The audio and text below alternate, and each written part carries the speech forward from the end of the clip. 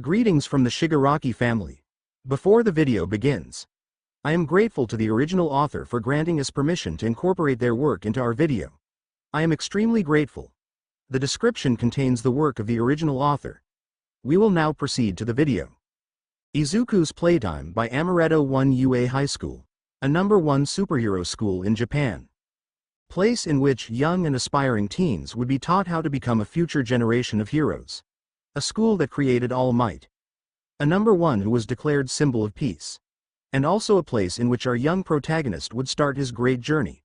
Small teen with fluffy, green and curly hair. Among the hair were 2 big bunny ears in the same color. A happy smile on face and excitement in eyes. That was Izuku. Midoriya. Happy teen with heart of child, skipping happily towards the gates of the UA. He was so excited to be here. Today was the day of the entrance exam.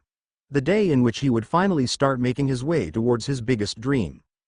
Dream to become a hero. And of course his family encouraged him so much to do it. They were helping him so much through all this years. Giving him so much love, helping him grow strong and teaching him everything he had to know. They knew how bright child Izuku was. Of course they did. He was pretty much a child prodigy. And his quirk made him really hard to hurt. So they weren't too concerned about what a dangerous profession a hero is. Besides, it's not like they wouldn't be able to protect him. For now, Izuku happily ran towards UA building with his favorite bunny-themed backpack. What he couldn't predict was that he would trip and fall down. It wouldn't hurt him, though. So he simply waited for the moment of impact. Only for it to never appear. Are you okay?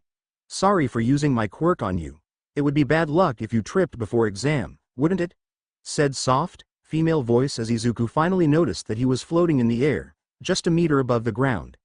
Then he softly fell on his hands as gravity returned to him and he could now see the owner of the voice. It was a girl his age, with brown hair and permanent blush marks on her cheeks. Izuku smiled sweetly to nice girl before standing up. No biggie. Thankies a lots for helping me. You're super nice, you know? He said in cheery voice, making nice girl a bit flustered. Oh, well, I'm glad you're fine. And I guess we'll meet on exam. Bye, she said before walking away. Izuku just grinned cheerfully. What a nice girl. Maybe they could become friends and have a sleepover? He has never had sleepover with friend, and neither he had any friend. His siblings were nice, but he wanted to have some actual friends that he wasn't related to. But that could wait. For now, he had exam to do. He happily ran into the building. After super easy, in Izuku's mind, written exam, our bunny boy was sitting on his seat in the auditorium where all other examinees waited for the introduction. On the scene was voice hero, present Mike. He was responsible for explaining rules of the practical exam. Izuku munched on his favorite gummies as he watched everything with excitement. What's up, UA examinees? It's your favorite hero DJ on the scene, everyone say. Heey! Exclaimed present Mike, and Izuku was actually the only one who decided to answer with big hee, making said hero grin happily. That's what I'm talking about. Alright, young listeners. Welcome to UA's Hero Course Practical Exam. It is time to explain the rules of the exam. Are you ready? He exclaimed the question, and once again, Izuku was the only one who answered with loud, yeah, to him. Present Mike let out joyful laugh. Thank you, bunny boy. Alright. As you probably can see on your applications, all of you will be engaged in the mock battle with foe villains. Each of you will be put in a large group and sent out to different urban arenas. There are 3 types foe villains. 1-pointer, 2-pointer and 3-pointer. You have 10 minutes to defeat as many of them as possible and get the biggest score possible. But attacking fellow examinee is strictly forbidden. Excuse me, sir, I have a question. One boy with dark blue hair raised his hand. What is it, young listener? Asked present Mike.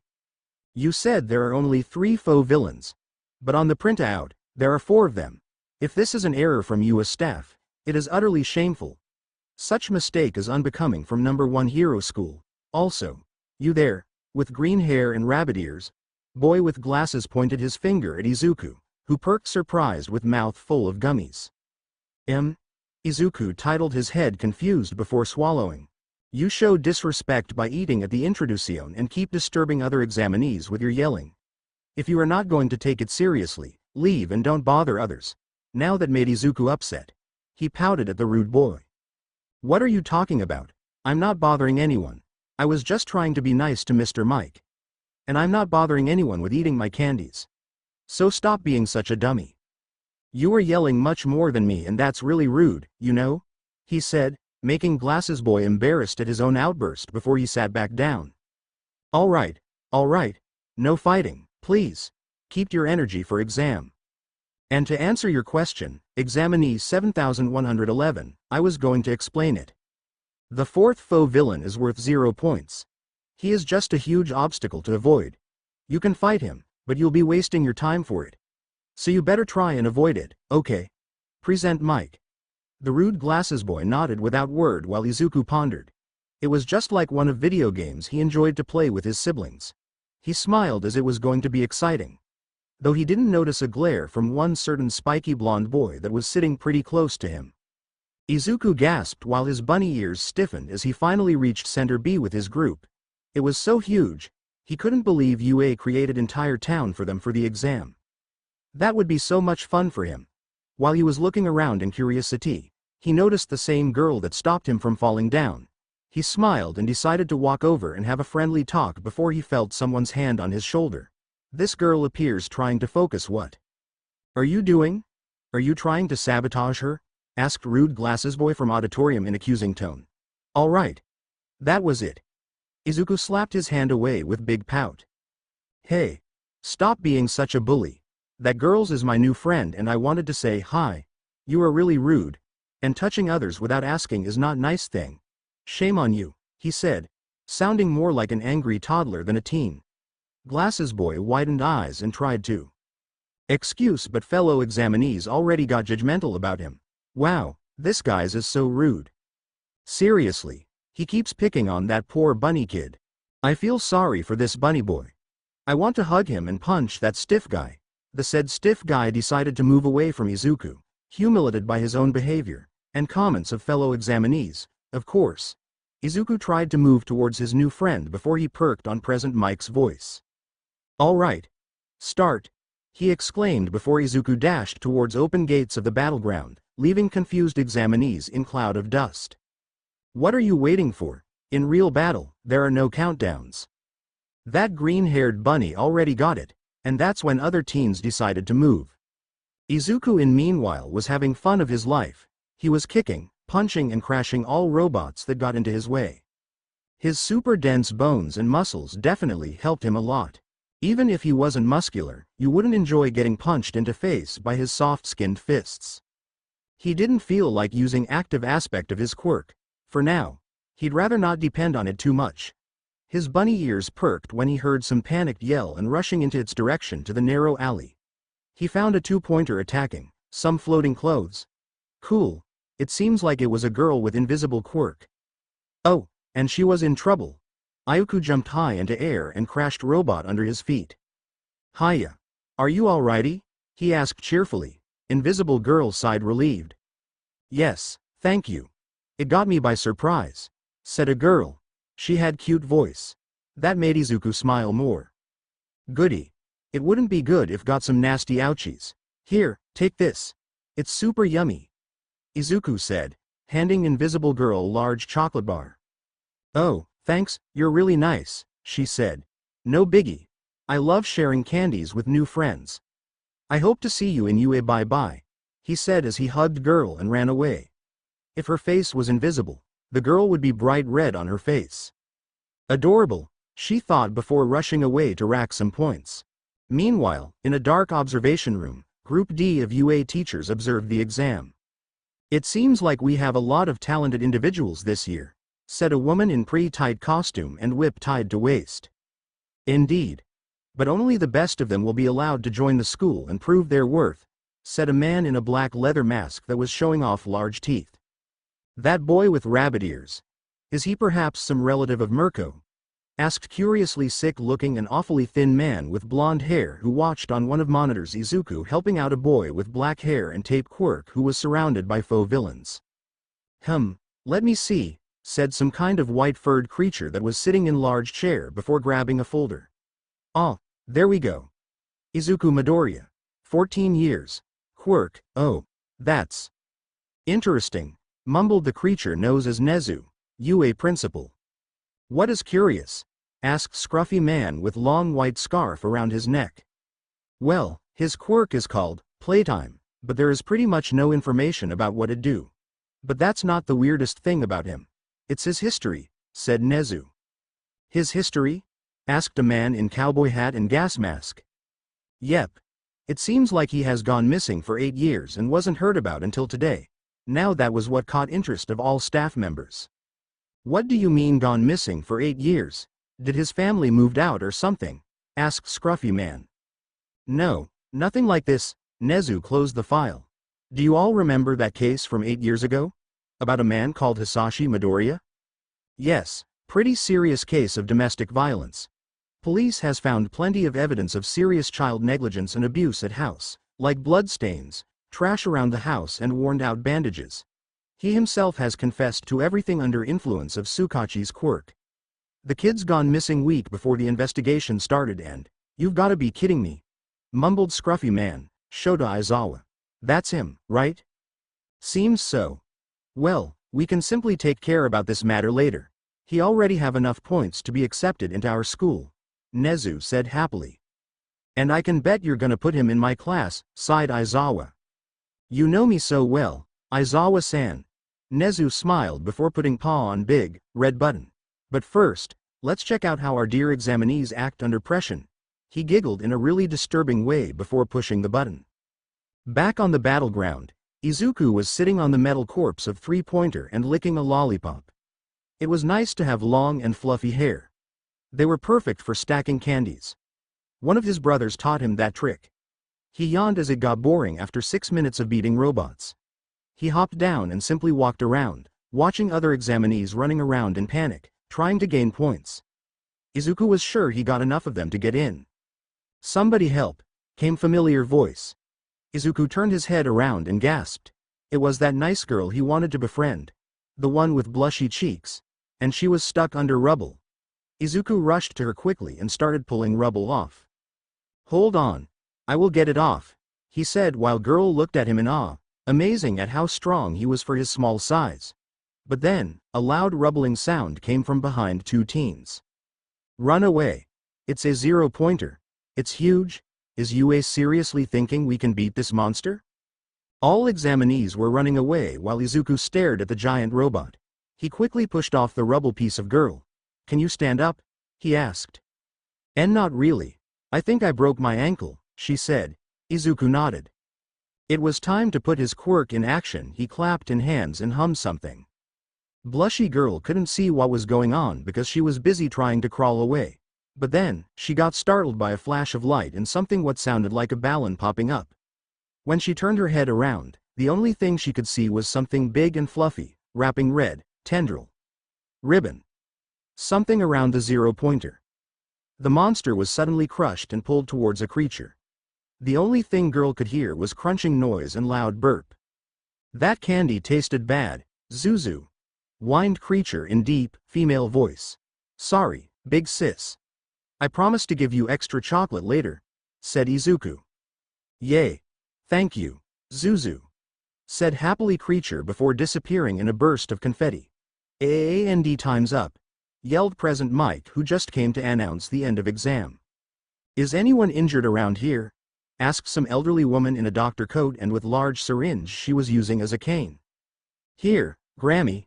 There's a girl with hurt ankle, Izuku called out. Oh, dear.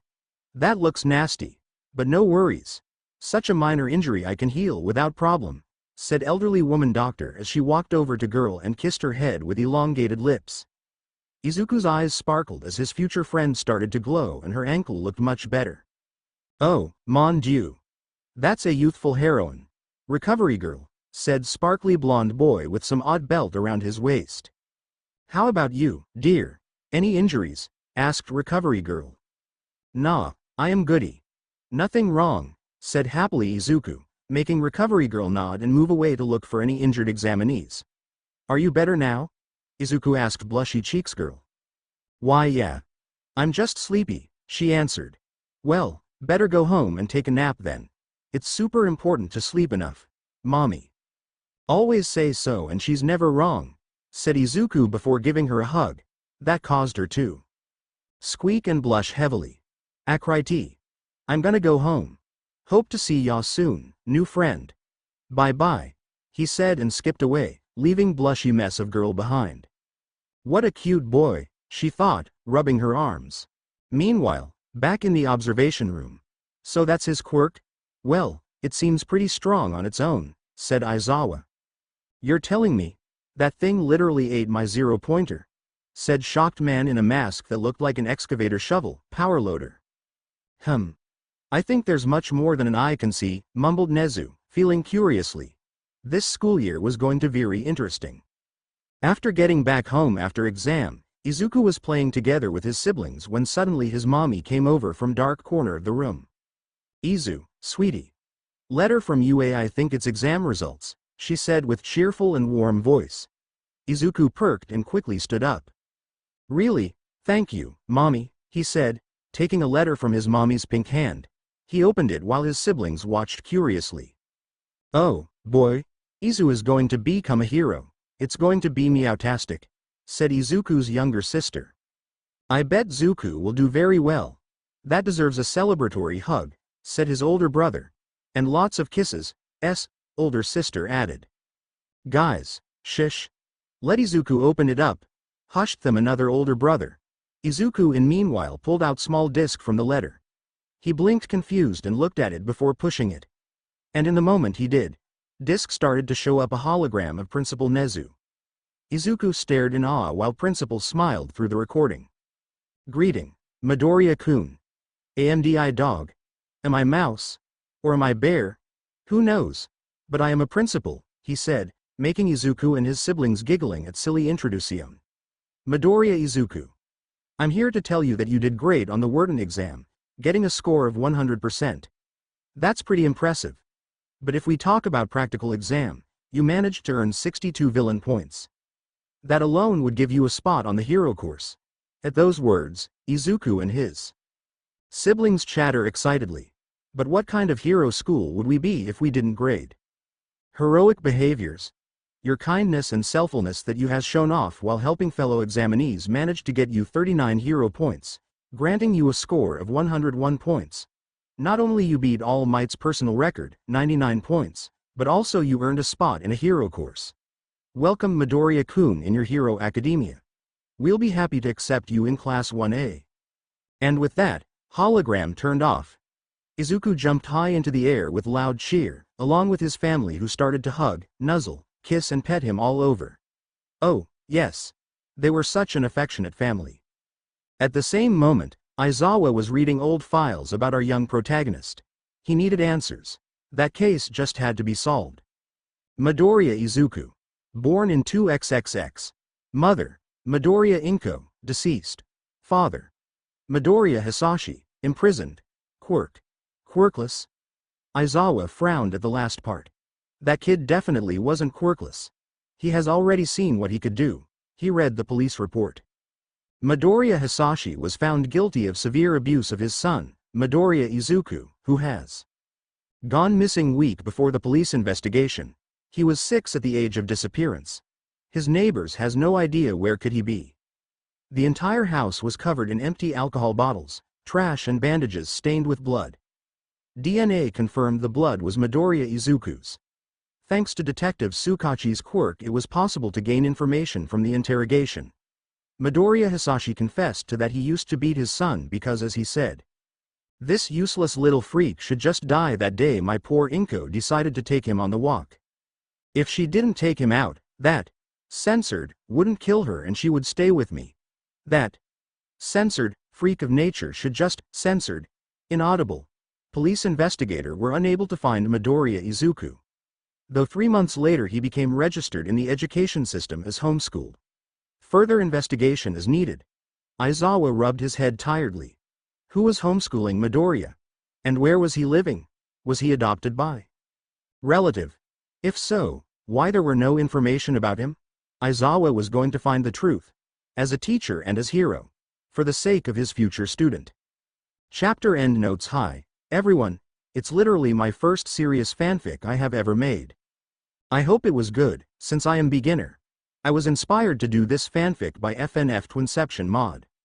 After watching it, I thought myself, hey, why not create a MHA fanfic about children protecting heroes like boy and girl? First I wanted to make boy and girl friends of Izuku. They would appear in Izuku's bedroom at night after he discovered he's quirkless and would cheer him and befriend. But I couldn't decide how to make it go, so I gave up on this idea. Then I thought I might try to make a fanfic in which it's Izuku who is an eon-old being that protects children. But that also didn't seem right, so I came up with this idea. Poppy Playtime and My Hero Academia crossover. I have some plans for this 1RP and I hope I will realize them. Comment and tell me if you like it and if I should continue. The fun is getting started. Chapter summary: 1 is looking for wealth, 1 for magnificence, but none of them is looking for innocence. The youth can only shine so bright when darkness is burned by light. Chapter notes: see the end of the chapter for notes. Little Izuku was whimpering in a dark alley with scars and bruises on his body. He couldn't take it anymore.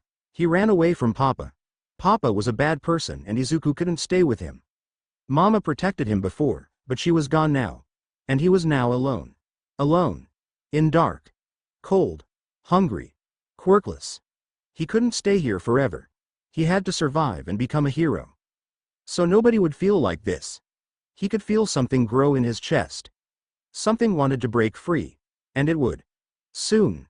Very soon. He just needed some time. Izuku smiled brightly as he had delicious breakfast with his family. Mommy made bunny-shaped pancakes with maple syrup. His favorite.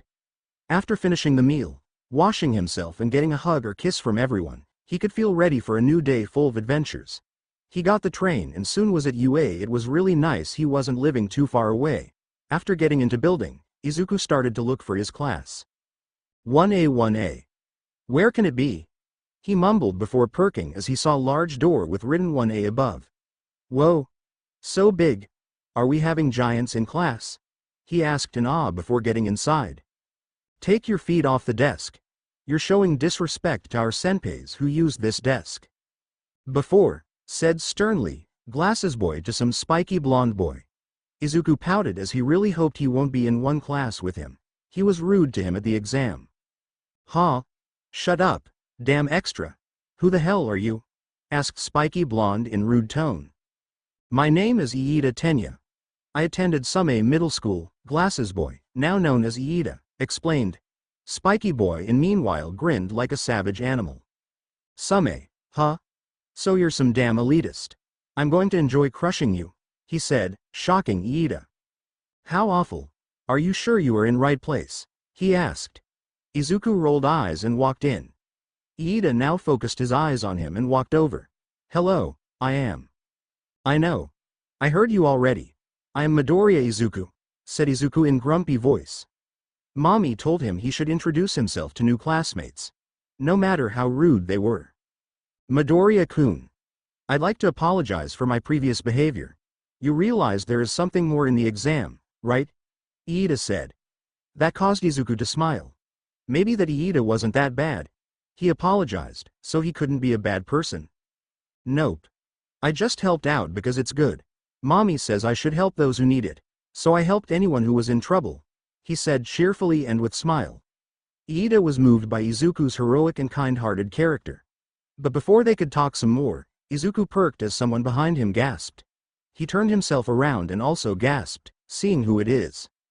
It's you. A bunny boy, blushy cheeks girl, they both said at the same moment. Girl flustered a bit before smiling. Hi. I'm Ochako Uraraka. I'm so happy you helped me out there at the exam. Though I don't know how you managed to beat that huge robot.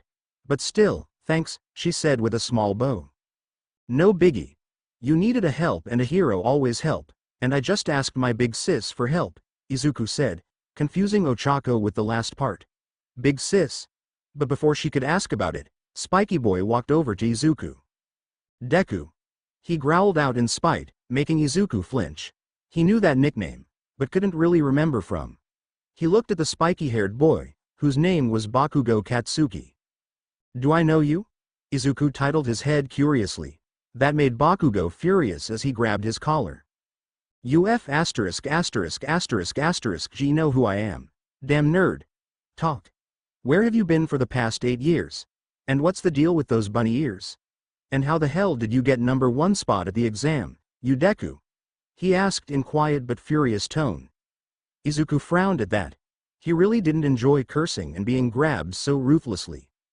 My name is not DEKU. It's Izuku. And you are really rude, he said in quiet tone.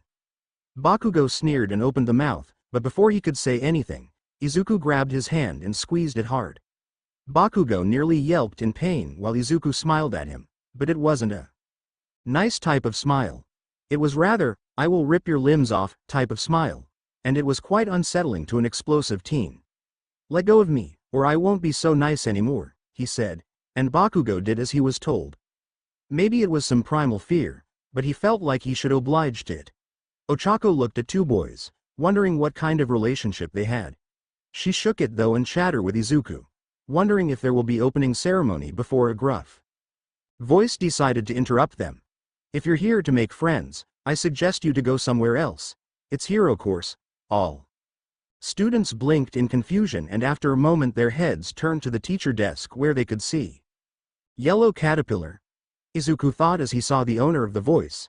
It turned out it was just some scruffy and very tired-looking man in a yellow sleeping bag. He stood up after getting out of it. It took you 8 seconds to quiet down. Life is shorts, kids. You aren't rational enough for future heroes, said scruffy man. I am Aizawa Shota, your new homeroom teacher, he said, shocking most of the students. He's a teacher, they thought before one of the walls opened, revealing hangers with blue jumpsuits. I know it might be sudden, but put these on and meet me at the schoolyard. Don't be late, said Aizawa, leaving stunned students. A Quirk assessment test? Asked the majority of the class, surprised. What about orientation? Or opening ceremony? Asked concerned Ochako. Here at UA, we don't have time for such trivial things. And this is my class, so you all better focus on that I have to say if you want to keep your spot here, said Aizawa. You've been doing fitness tests in the middle school, right? But you most likely weren't allowed to use your quirks in them. That's irrational. The Minister of Education should change his ways, he added before pulling out a ball. Midoriya, you got number 1 spot in the practical exam. In your files, it is written you were homeschooled for most of your life, so you probably didn't get such a test, right? Nope. Mommy taught me everything I needed, and I worked out on my own, Izuku said cheerfully. Aizawa raised an eyebrow, but it moved back down before anyone could notice his confusion. All right. Use your quirk to throw this ball as far as you can, he said and handed Bunny Ears Boy a ball. You can do anything you want as long as you don't leave the circle, he said and Izuku grinned. All right. That sounds fun, he said happily before getting into stance. He could feel gears in his limbs to turn faster. His synthetic muscles tensed, while his metallic bones layered up for higher defenses in case something got wrong. Izuku already lost his limbs a few times and it wasn't a fun experience. So this time, he came up prepared. He took a deep breath and threw. The ball flew at supersonic speed with a loud blast and gust of wind. Students looked in awe. Even Aizawa was impressed. You all need to know your upper limits. This is what we're working up today, said Aizawa, showing a phone with Izuku's score. 810 meters? That's crazy, yelled some yellow-haired kid in shock. Awesome. We can use our quirks? That's UA for ya, yelled a red-haired kid with sharp teeth. That looks like fun, said some pink-colored girl with a big smile. Izuku really wanted to check out if she smelled like a bubblegum. 'Cause she was so pink all over. The most shocked thought was Bakugo, who couldn't believe it. How did DEKU throw this ball that far? What was going on here? But the excitement died down when Aizawa decided to ruin it. Awesome. Fun. You've got 3 years of studying about how to become heroes. Are you really going to have that attitude all this time? Aizawa then grinned darkly. All right. Let's have some fun then. Whoever comes last in today's test will be considered talentless and expelled. Now that got most of the students terrified. What? But that's not fair. You can't do that to us. We just got here, students started saying, but Aizawa just looked at them sternly. Natural disasters, enormous calamities and egoistic villains. Do you think these are fair? Heroes fight those all the time. If you thought it will be all fun and games once you get here, then you got your hopes too high. Welcome to the UA heroic curse. I expect you to go beyond. Plus ultra, kids. He grinned at them darkly. The first test was the 50-meter dash. Izuku smiled, as he would always play tag with his siblings, so he was expert at running. He watched other students as they were using their quirks and it was so cool. Ochako had a very fun quirk that let her make everything weightless. Izuku wondered if that would allow him to fly if she used it on him, but he couldn't focus on that right now. He had to win the race with Bakugo. He didn't like the way Explosive Boy was glaring at him. When they got start signal, Izuku has shot through the entire track and got a 3.12 seconds. He didn't notice it, but Bakugo glared at him even more than before. And his palms were popping out a small explosion from the anger he felt towards him. The next test was grip strength. Two boys stared in awe at some guy with many arms as he got himself 540 kilograms score. Though attention of everyone was soon headed to Izuku, when a loud crunch of metal was heard from him. His measuring machine was dented and Izuku himself looked upset. "I broke it," he whined with sad tone and dropped ears, making all girls' hearts melt as they felt huge need to hug poor bunny boy. "We've got spare ones, so it's not a problem," Aizawa mumbled before writing, "a lot," as Izuku's score. Our cute protagonist did perfect at standing long jump, but he was defeated in repeated side steps by some midget with purple balls for hair. Izuku didn't know why exactly, but he felt like he won't like him. The next exercise was a ball throw. Izuku already did it, so he just watched others do it. He was amazed when Ochako managed to get infinity. Katsuki was mad, though. He got 703 meters and that was maddening. How could he score lower than quirkless DEKU? And how did he even throw the ball so far if he didn't even have a quirk? Izuku in the meanwhile was oblivious to Bakugo's hatred as he was congratulating Ochako. The rest of the tests passed quickly and Izuku was doing great in each of them. "Alright. I don't want to waste any more time, so I will show you results on the leaderboard," Aizawa said and turned on the leaderboard. Izuku smiled happily as he managed to get second place. Above him was a girl called Momo Yaro, just Momo. Her name was too hard for the poor boy to spell out. Katsuki in meanwhile sneered in fury as he saw he was placed on the fourth place. Above him was some guy with red and white hair, and of course DEKU. On the second place. Katsuki couldn't believe that quirkless cheater managed to beat him. Again. He used his explosions to propel himself at that damn idiot. He was going to beat him up to submission and finally get all the answers he needed. "DEKU, you bastard. You're gonna explain everything to me now," he yelled. Izuku titled his head and prepared himself to ask one of his siblings for help before Katsuki landed on the ground, wrapped in something white. What is that stuff? I can't get out." Katsuki struggled, biting the material that was used to tie him up. Izuku looked up and saw Mr. Aizawa with glowy eyes and floating hair. His scarf was the thing that was used to restrain Katsuki. "This is my capture weapon.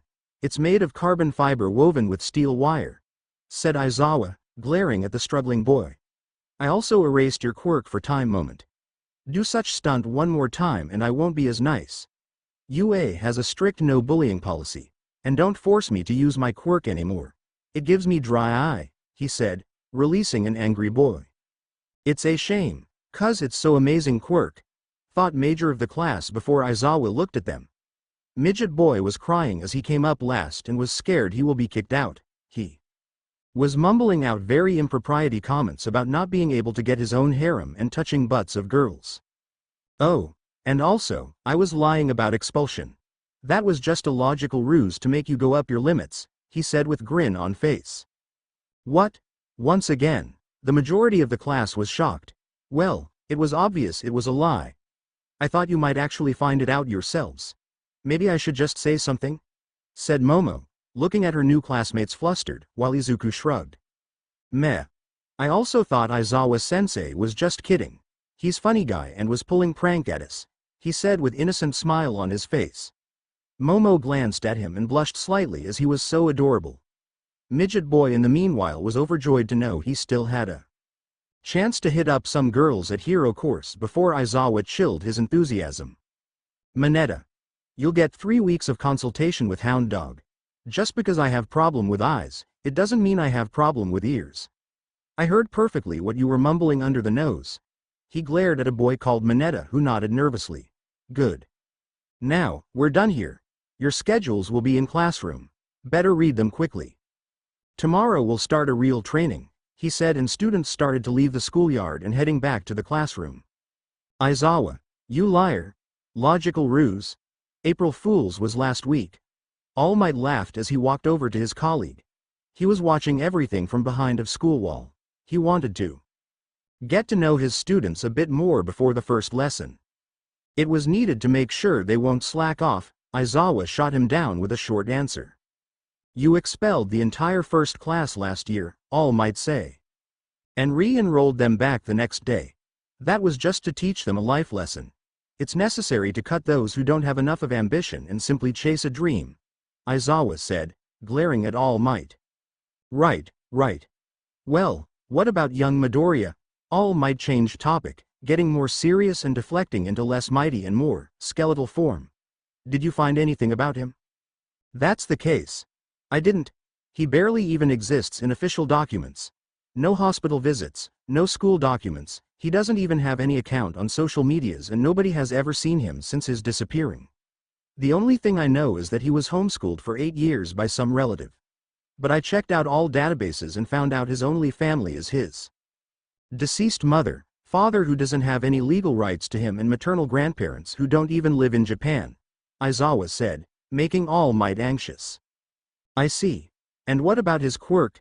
Number 1 hero asked. He's quirkless, Aizawa answered. Excuse me? All Might blinked confused. He's damn quirkless, it's in his health card. Are you sure you read it properly? Now All Might were getting nervous. He has seen everything on his own. No way, this young boy was quirkless. I don't make such mistakes like reading the wrong file. I checked it a few times. And he is quirkless, Aizawa said. It was really disturbing. All Might started to sweat. Young, quirkless boy disappear for a few years, then returns suddenly with a quirk and gets enrolled to the best hero school in Japan? That started to sound exactly like, no, he couldn't make up such assumption. That man was for sure dead. And even if he wasn't, young Midoriya couldn't be his spy. He for sure had heart of a hero. Toshinori took a deep breath to calm down. We should probably talk with him about where has he been for all this time, he said, making Aizawa nod. That's the only logical thing we can do right now. Also, it seems Bakugo and Midoriya has been childhood friends. Or at least they used to be friends, considering Bakugo's attitude towards Midoriya, he said and rubbed his forehead. I don't have time and energy to think about it right now. I will make sure Midoriya is safe. You on the other hand should prepare for tomorrow's day. They will have their first heroics class with you. Don't screw it up, he said. Of course. I'll make sure they will go plus ultra. All Might buffed up to his usual hero form with big grin. And that's what I'm afraid, groaned the tired teacher. Izuku happily walked out of the UA building. It was a really fun day. He got new friends and played on fresh air. It was really the best. Midoriya-kun. Izuku perked and turned head around to see Iida rushing towards him. Oh, hi, Iida, he said cheerfully as the blue-haired boy got to him. I wanted to say that you were excellent at the test. I was pretty taken aback by Aizawa-sensei's threat of expulsion. Good thing it was just a logical ruse, Iida said, chopping air like a robot. Aizawa-sensei is such a jokester. He got you all badly, Izuku giggled before both boys heard female voice. Hey, are you two going to the station? Wait for me, Ochako called, running forward 2 boys. Ah, Infitni girl, Iida said, recognizing her. Hi, Ochako. Izuku decided to greet his female friend with a hug, making her red and embarrassed. Hello, Midoriya-kun, she stuttered before Izuku finished the hug. Oh, you two can call me Izuku. I don't like when people call me Midoriya. Izuku waved his hand with smile. Is that so? All right then, Izuku-kun. I will listen to your request. Iida chopped air again, making Izuku giggle. You are funny guy, Iida. My siblings would really like you, he said happily. You said your big sis helped you on the exam. Izuku-kun. Was she taking an exam with you? Asked Ochako. Nope. My big sis just appeared when I called her, Izuku said, making two of his new friends confused. Oh, really? Does she perhaps have some kind of teleportation quirk? Asked Iida. Nah. None of my siblings has a quirk, Izuku said. Now that got them curious. And how many siblings do you have? Ochako asked. 5. And I love them all. They love to play and snuggle with me, and they are always with me. No matter where I am. Thanks to my quirk, said happily Izuku. Wait, Izuku-kun. I thought quirk is some kind of super strength, said confused Iida. Nah, it's nothing like this. It's actually, oops, sorry a lot, it's my train. See ya tomorrow, Izuku said before jumping into the train. The two teens were so focused on chatting they didn't even notice they were already on the station and just stared dumbfounded as Izuku got into his train and drove away, waving to them from behind the window. Izuku-kun. You're really odd boy, but in a good way, Ochako thought with a shy smile on the face. Chapter end notes. Hey, guys. Another great chapter in which you get glimpse of Izuku's past and quirk. You will get more of it in future chapters. Thanks a lot for warm words. It really means a lot to me you like my work. I didn't expect that.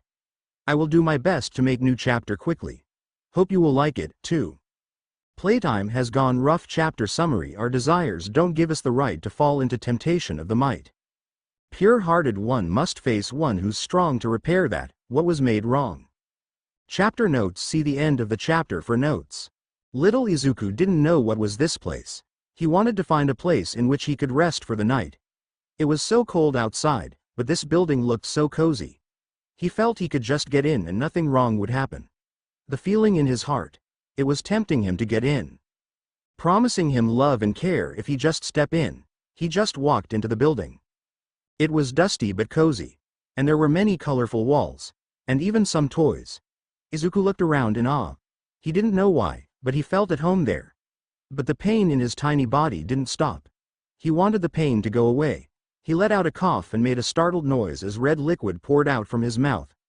Papa's fists hit harder than he thought. It didn't matter, though. Soon, the pain would go away. Something was calling him.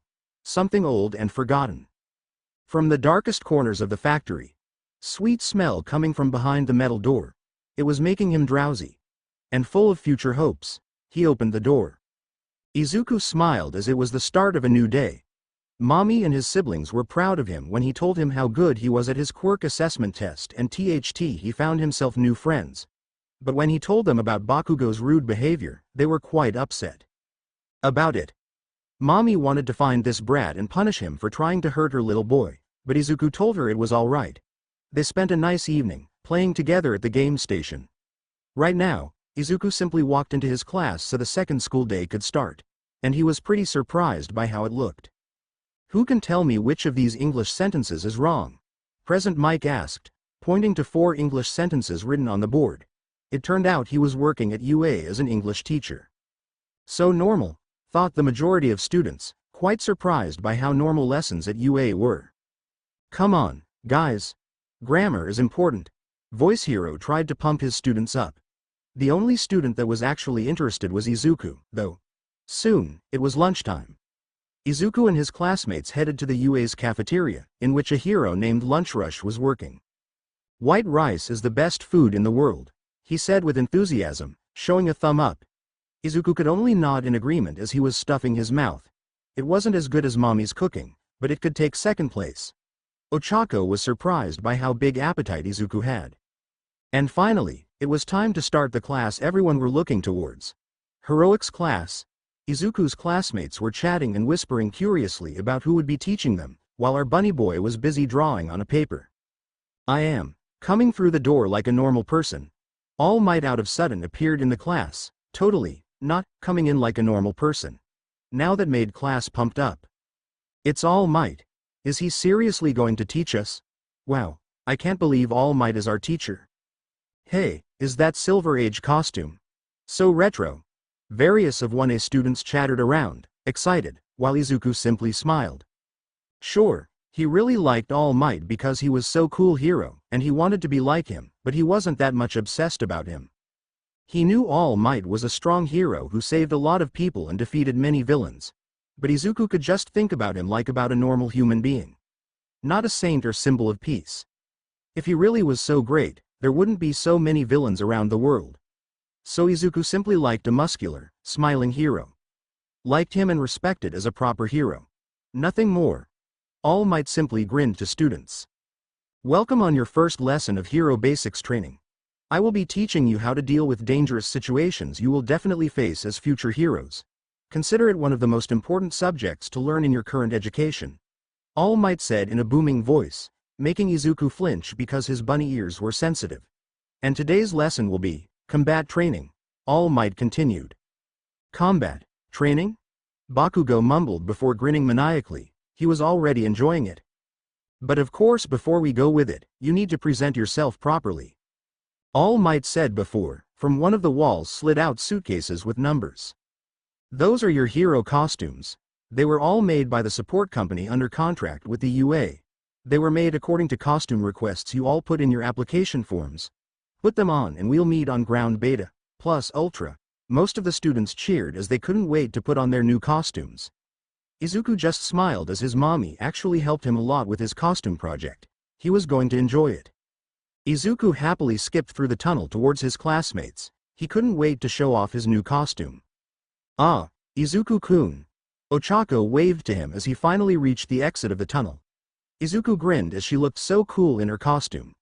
Like an astronaut from a science fiction movie. Wow, you look really nice, Gravity Girl said with big smile, seeing Izuku's costume. It looked like a green, plushy bunny jumper. His shoes were designed to look like bunny paws. He had green glasses over his eyes and a hood over the head with holes for his bunny ears. And of course the adorable bunny tail on the back. Izuku giggled happily. Thankies. Mommy helped me to design it. The outer layer is made of cotton and polyester, but the inner layer is Kevlar. So it's super sturdy. Shoes have a foamy, soundproofing sole with metal on the upper half. So I can be as sneaky as if I was playing hide and seek, but I can kick naughty baddies badly. Oh, and the glasses have night vision, he explained excitedly. Oh, wow. I didn't expect you to make such amazing project, Izuku-kun, Ochako said in awe. And my own costume was made a bit too skin tight. I wanted it to be more like 13's costume, she added with blush. Before Izuku could say she looked good, he was hugged from behind. So cute, squealed a pink girl with odd horns on the head. You're so adorable, like a little bunny, she squealed again, nuzzling into Izuku's back and making him giggle. That tickles, he said, while the girl just kept hugging him like a big plushie. She only stopped when All Might coughed. Now, you all look great, so, since everyone is here, we can start with explaining rules, All Might said with his usual grin on the face. Most of the time, you will be fighting villains outside. But according to ratings, dangerous villains appear indoor more often. Imprisonment, house arrests and backrooms deals. In today's society focused on heroes, the most clever and intelligent villains work from shadows. And today's lesson will focus on that. You'll split into villains and heroes teams and fight 2-on-2 indoor battles. We're doing it without any basic training, asked the girl with frog mutation quirk. You'll learn everything from practice. Be aware though that you won't be fighting robots like at the exam. Any questions? All Might asked. How will be wins and losses determined? How much can we beat each other? Will there be expulsion threat like at Aizawa sensei's test? Is my cape fabulous? Students started to ask one after another, making All Might dizzy. Easy there, my quirk is not super hearing. Buff Hero said before pulling out the manuscript. Is that script? Izuku titled his head before All Might cleared throat. Group of villains have a nuclear weapon hidden in their hideout. Hero's task is to catch the villains or get the bomb under a limited amount of time. Villains must catch heroes or protect the weapon until the time runs out, he explained while Izuku's eyes sparkled. That sounds like a bunch of fun, he thought excitedly. You'll all be drawing lots to decide teammates and opponents, All Might said, pointing to a box with lots written on it. Sir, is it a good idea to decide our partners so haphazardly? Iida asked with concern in voice. I think it's a good idea. We shouldn't be picky about who we'll be doing hero stuff with. We probably won't have such occasion too often when we become real heroes. And that's just a new occasion to make new friends, Izuku said cheerfully. I see. Excuse me for not understanding it sooner, Iida bowed his head. It's fine, now, let's start it up, All Might said, and everyone started to draw lots from the box. Izuku smiled as he saw Ochako and him got Team A. Wow, we're in one team. So cool, Izuku cheered and hugged Ochako, making her all blushy again and also making girls from their class jealous as they also wanted to be hugged by cute bunny boy. Alright then. Time to pick 2 teams who will go first, claimed All Might, reaching into a bowl full of balls with written letters. For the hero team, we have Team A, All Might said as he pulled out a ball with big red A on it. Hearing that, Izuku smiled brightly. He was happy. They could go first and as heroes. And for villains team, we have Team D, All Might said, holding ball with D on it. Bakugo grinned in excitement as he was at Team D, while Iida was upset that he had to be villain for the training. You're going down, DEKU, Explosive Boy thought, glaring at Izuku. Sue, what's the plan? Asked Ochako as Izuku and her waited outside the building for the start signal. Izuku pondered a bit. I think Bakugo might try to attack me. He seems to not like me for some reason, so I might be the only one he wants to fight, he mused. He might be a child at heart, but he was also very smart. Smart enough to know if someone was real danger. Well, I was wondering, how does he know you, and why does he hate you so much? Asked Ochako while Izuku shrugged. I dunno. I don't know him. Maybe he just mistakes me for someone. He said, we shouldn't worry about it now. You go and find the bomb while take care about this bully. I will make sure he's focused on my. Alright. Just be careful. I don't think Bakugo will be fighting fair, Ochako said worriedly while Izuku smiled happily. No worries, Ochako, cheaters never win, he said in a joyful tone. While I'm not happy about playing the role of villain, I will do my best in this test, Iida declared as Bakugo and team finally reached fake bomb. Bakugo in the meanwhile scoffed and moved around with his hands, popping out small explosions. Shut it, glasses. The only thing I care about is crushing that F*** G DEKU into oblivion, he said angrily. I'm sorry, Bakugo-kun, but I need to know, what is your relationship with Izuku-kun? And why do you hate him so much? Iida asked. TCH. That nerd and I used to go to the same daycare. He kept following me and rambling about becoming a hero. Even if he didn't have any quirk. That damn nerd was always looking down at me. And then he disappeared for 8 years before appearing in UA with Quirk. And he even dares to say he doesn't remember me. He ranted angrily, confusing Iida. Midoriya used to be quirkless. And he suddenly disappeared for 8 years? But before he could question it further, All Might started the exercise and Bakugo decided to find Izuku and beat him down, even if Iida was against splitting up. Izuku smiled as All Might announced the start of the exercise and skipped happily into the building with Ochako following him. Alrighty. We should keep close and look around the building to find the bomb. I'm sure we're gonna win it, he said happily. I wish I could be as optimistic as you, Izuku-kun. My quirk is not too good for combat.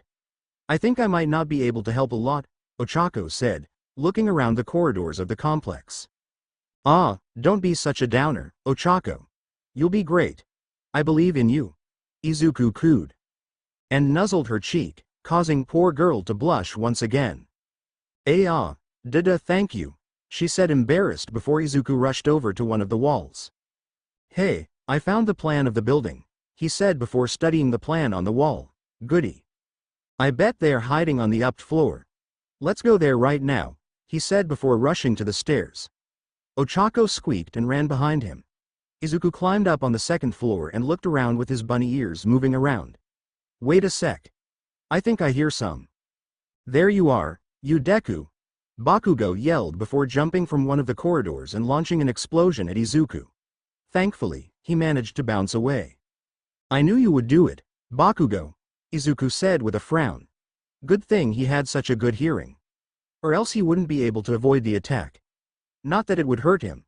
Ochako, go and find the bomb. I will stay here and teach Bakugo to be nice, he said to Gravity Girl, who nodded and ran to find Iida and the bomb. Huh? You teach me what, DEKU? I'm gonna be the one teaching you a lesson? Bakugo yelled and launched himself at Izuku, who simply avoided his attack and kicked him into the gut. Don't call me DEKU, Izuku growled. He didn't understand why, but this name was making him feel angry, and that wasn't an emotion he was feeling often. Bakugo scoffed, and after getting over the pain, he launched a bigger explosion at Bunny Boy. This time, Izuku crossed his arms and tanked it without big problem. Now that was ticking Bakugo off. Where the hell have you been for all these years, DEKU? And how did you get yourself a quirk? Yelled Bakugo, launching explosion after explosion. Izuku simply avoided or shielded himself against them all.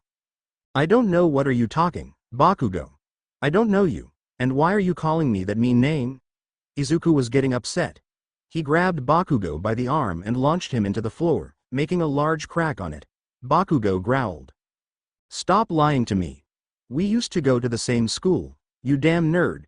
Stop faking some amnesia and say damn truth. Bakugo yelled and attacked him with a series of smaller explosions, trying to catch him off guard. Izuku was faster, though. He bounced from one wall to another to avoid all explosions. And I keep telling you I don't know who you are. Izuku yelled and punched Bakugo into the face, making him go through the nearest wall and leaving a hole in it. Meanwhile, Ochako finally reached the room in which Iida was protecting the bomb while trying to sound as villainous as possible. I am an evil villain. Those foolish heroes will never get the bomb. The evil will win this time. Muahahaha. Iida monologued with his back turned to Ochako, who snorted. He's really taking it seriously, she thought while trying to not laugh. Too bad, Iida already noticed her. Ah. There you are, hero, he said and used his quirk to rush at her and attack her with a kick. Ochako managed to avoid the kick by jumping into the air and using her quirk to float. She can use her quirk on herself. Iida was shocked by that fact while Ochako tried to get to the bomb. I got it. She was so close to getting it before Iida suddenly rushed and grabbed it before her, taking it to another place. Huh. Not so fast, hero. I'm not going to let you win so easily, Iida said, holding a bomb in hands. That was going to be a tough battle. And speaking of tough battles, Izuku was having a hard time trying to get capture tape at Bakugo. He was just ferocious. And Izuku just didn't want to use too much power on him. He may not like this explosive boy, but using full power on him might be too much. Bakugo of course noticed Izuku wasn't going on his best. You're holding back. Are you looking down at me again, nerd? Use your full power just like at the test, he yelled, shooting another bigger explosion at him. Izuku jumped to avoid it and kicked Bakugo into the face. I don't want to hurt you, Izuku said, and that was a mistake. Hurt me? You think you can hurt me? Now Bakugo was mad. He grinned madly and pointed his hand at him, holding the pin connected to his glow. I'll be the one who hurt you. You know how my quirk works, right? I use my own sweat to ignite explosions, and these bad boys are finally loaded with my sweat to the fullest. I wonder how big the explosion will be if I just use it. Young Bakugo, no, you will kill him, All Might yelled in his earpiece. He'll be fun if he dodges. Bakugo yelled and pulled out the pin, creating a massive explosion, rushing at Izuku. Our bunny protagonist flinched as it reminded him of something. Pain. Heat. Fire. Yelling. He didn't even try to dodge. He was just standing and not moving. The explosion engulfed him and shook the building. Bakugo-kun. What was that explosion? The entire building is shaking, Iida said in his earpiece. But it didn't matter. He was gloating about how amazing his gauntlets were and how powerful he has become. Young Midoriya, can you hear me? All Might asked, scared for his student. Why would you do that, Bakugo? Quiet voice asked from the explosion, surprising Bakugo. But he didn't have time to say anything, as something metal and round shot at him with high speed. Good thing he managed to duck because the fin was sharp enough to dug deep into the concrete wall. It looked like symbols. Bakugo couldn't see clearly as it quickly disappeared and Izuku walked out of the smoke, coughing heavily and with some bloodstains, burn marks and green fur on cheeks. It all actually disappeared quickly when Izuku poured some white liquid on his face from a small bottle he pulled out from his costume. As the liquid was poured on his face, it started to go back to normal and soon there was no trace of any damage or fur. That was horrible, Bakugo. You could hurt me, Izuku whined, wiping off soot of his costume. All Might sighed relieved to see the bunny boy was fine. Young Bakugo. You are forbidden to use that gauntlets from now, he said. Bakugo scowled and prepared himself to attack again before Izuku rushed to him and kicked him into the chin so hard he actually managed to knock him out. Take a nap, he said and stuck capture tape to him. Bakugo has been captured. All Might captured. Izuku smiled again and rushed to the bomb room, in which it seemed like Iida and Ochako were playing tag, with Iida carrying the bomb in arms. Izuku giggled as he loved that game. He waited for a perfect moment as Ochako tried to shoot Iida with floating rubble that she found after the explosion Bakugo made. Even for Iida it was hard to avoid them all as they were coming fast. Ochako started to have nausea as she overused her quirk. Izuku smiled and when Iida was close to his hiding spot, he quickly pounced on him, getting on his back and startling the poor engine boy. Tag. You're it, he said cheerfully before sticking another capture tape. Both villains were captured. Hero team wins. All Might declared. Iida fell on his knees in despair, while Izuku and Ochako cheered. So, can someone tell me who is MVP in this exercise? Asked All Might as Ochako, Iida and Izuku were back in the control room while Bakugo was sent to Recovery Girl. I think that would Midoriya and Iida, sir, Momo said. Me? Iida was surprised to hear it. Bakugo was too focused on his personal grudge and used way too much excessive force. It could cause a building to collapse or to activate the bomb. Uraraka in the meanwhile was too reckless. Throwing rubble at Iida was a clever idea, but if the bomb was real, she could detonate it by mistake. Iida in the meanwhile acted with cold head and protected bomb for as long as it was possible while focusing on his villain role. He was also prepared for the opponent's arrival. Midoriya in meanwhile managed to knock out Bakugo without too much damage to the building and managed to catch Iida out of guard by his sneak attack. Momo explaining, making Iida very happy to hear he actually did a good job. Izuku smiled brightly, happy to be praised. She said more than I expected, thought All Might. But he decided to focus on his job. Good answer, young Yaoyorozu. So, since we get through the first battle, let's move to another one, he said with his grin. Izuku sat down on a chair and opened a pack of jellies, treating Ochako with some. He had lots of fun, even if Bakugo was such a bully. He curiously watched others' fights, noting how cool quirks they all had. But he couldn't stop thinking about Bakugo's massive attack. What was that memory? He couldn't remember. The explosion triggered something in his mind. It probably wasn't anything important. He just hoped Big Bro Bunzo didn't scare Bakugo. He knew how protective his family was of him. And that's what he loved in them so much. Chapter end notes. And here we have new chapter. You got another glimpse on Izuku's past, as well as something new about his quirk. What Izuku did to heal himself. Future chapter will explain more about it all, so wait patiently. I will do my best to post it quickly. Let's all be friends, okay? Chapter summary. Childhood, it is such a relief. But it ends so quick it's hard to believe you are child just once in lifetime. But to ruin its purity is the greatest crime. Chapter notes. See the end of the chapter for notes. White everywhere. That's all Izuku could see. It was so warm and comfy. His mind was so numb and empty. No thoughts. No memories. Just his name. Izuku Midoriya. He couldn't remember who he was before. He remembered only pain. But it was gone now, and he felt happy. Then, he could hear a voice. Ake up, Ime, oh wa, up sweet, such a nice, female voice. It sounded so nice. Izuku then gasped and coughed as he was pulled out from the white liquid. He didn't understand where was he. His mind was still foggy. All he could see were shapes and colors. Moved his hand, no hand. Paw. Green and fluffy. He blinked a few times and looked around. You made me worries there, sweetie. I thought you were goner, said a nice voice. Izuku looked around to see the source of it. Who? His voice was a bit hoarse. Don't worry, sweetheart. I am going to keep you safe, said a female voice. I found you in the production zone and repaired you. You were so close to leaving this world forever, but have no fear. Mommy made you all better. Mommy was waiting for so many years, getting everything she needed. That nasty prototype they made was failure. Disgusting monster. But it was all thanks to him that I could make you all better. I destroyed him and used his parts. So you could become better. Perfect. Izuku didn't follow what the voice said. He just looked up, seeing something pink above his head. Woo, are yo? He asked with his throat so dry and pained. Pink Shape giggled. Oh. Call me mommy, sweetie. I'm going to give you love you deserve. She cooed, picking little boy into a motherly hug.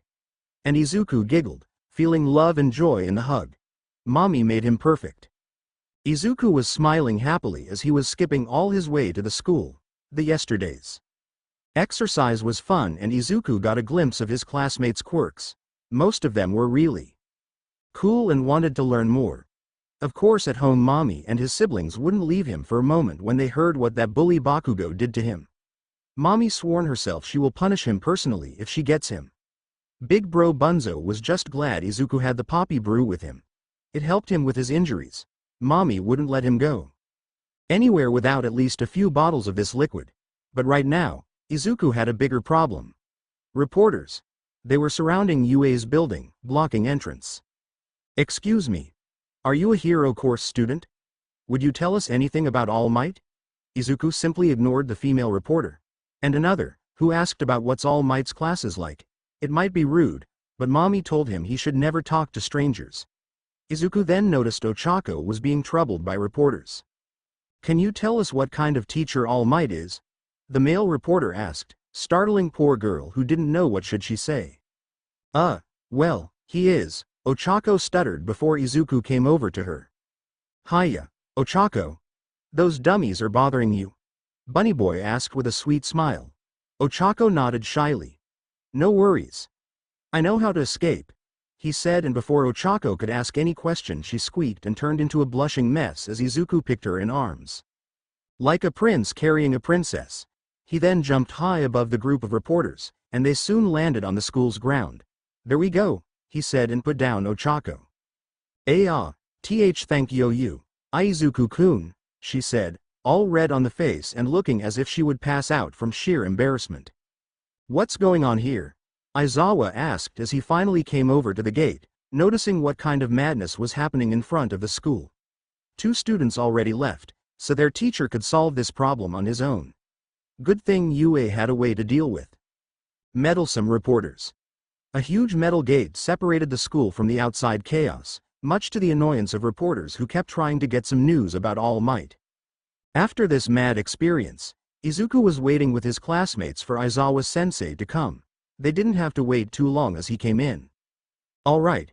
Everyone get quiet, and Aizawa didn't finish, as he noticed everyone got quiet when he started talking. He nodded his head with a satisfaction. You catch up quickly. Good. I watched audios from yesterday's exercise. Bakugo. Stop acting so rashly and act like a hero should. Remember to keep your emotions in check. He scolded Spiky Blonde. TCH. Yes, sensei. Bakugo mumbled, clearly annoyed for being scolded. Midoriya.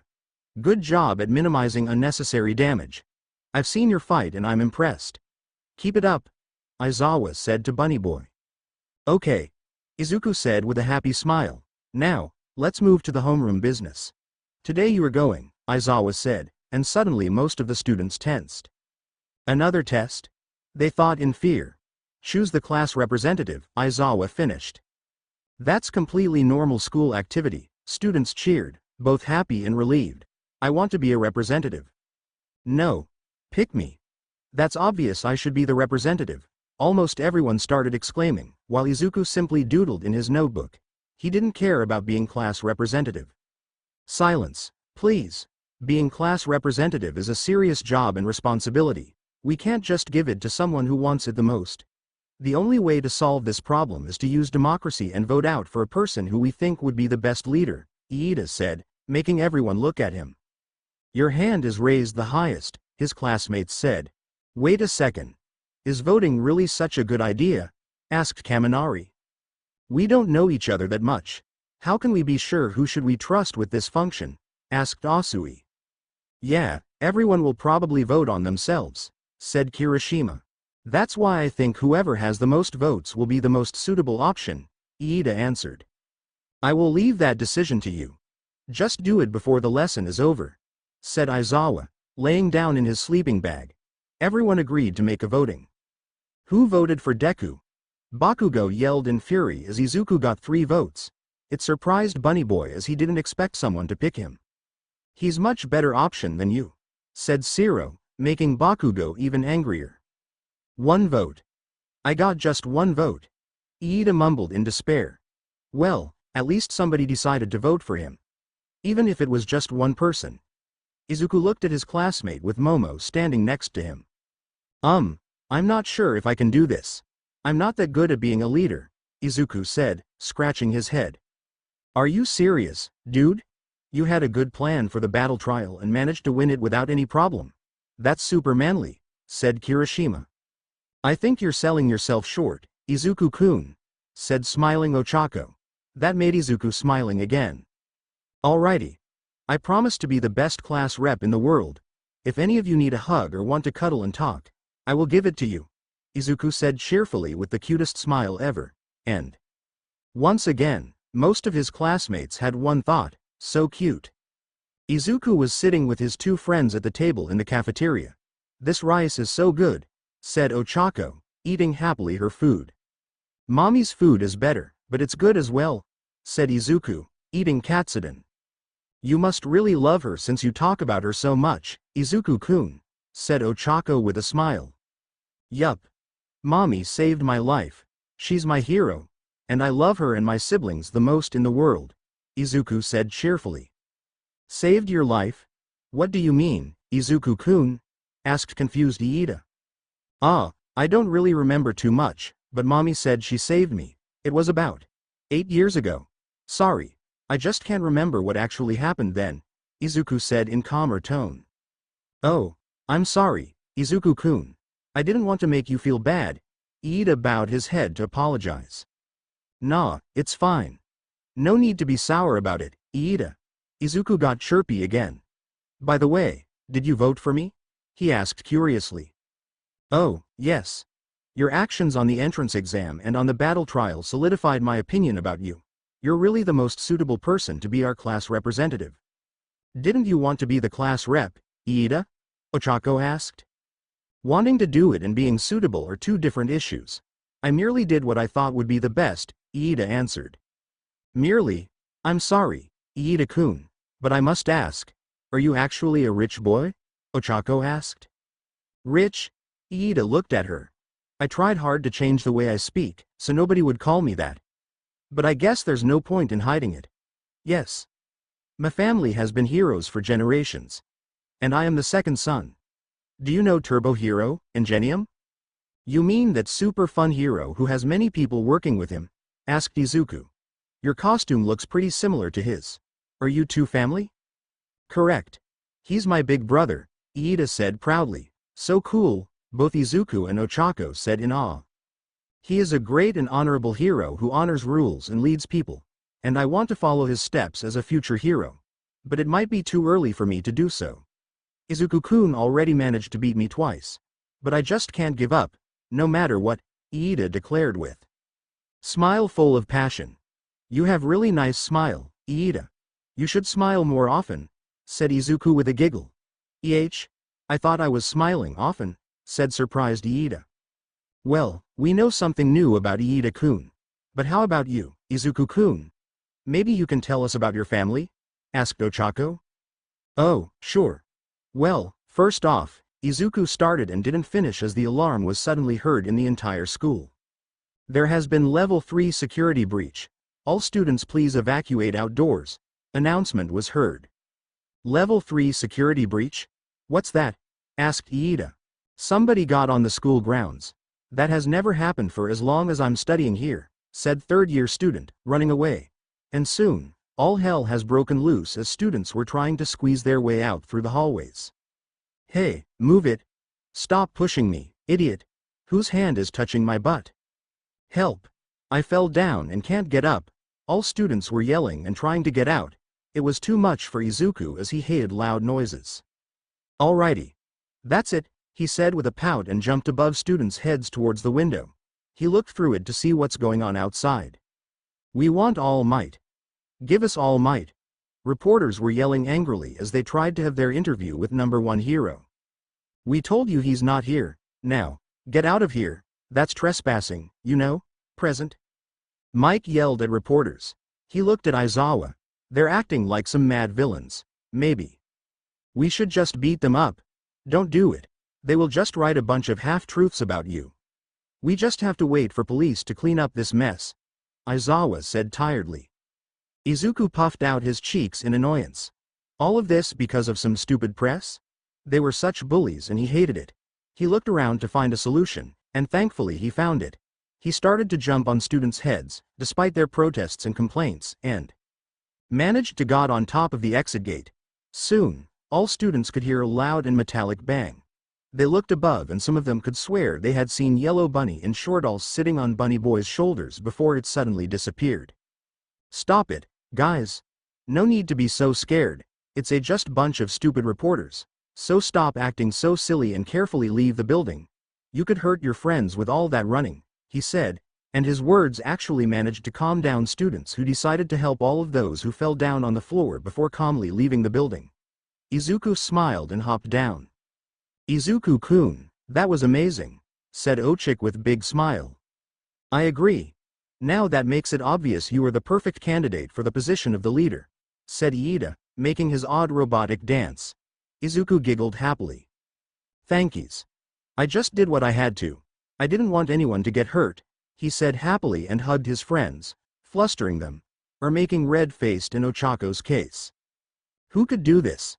None of the reporters seemed to have a quirk that allows something like that, mused Present Mike as he inspected a disintegrated gate together with Aizawa. I don't know, but I know one thing for sure.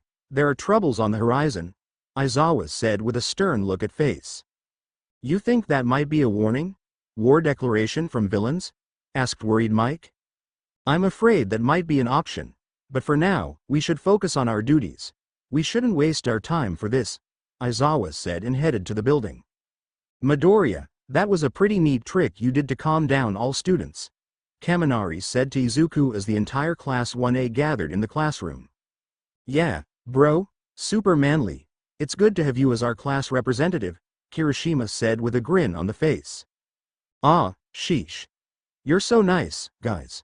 I want to give you all a big hug, Izuku said with flustered face and cute, shy smile on the face.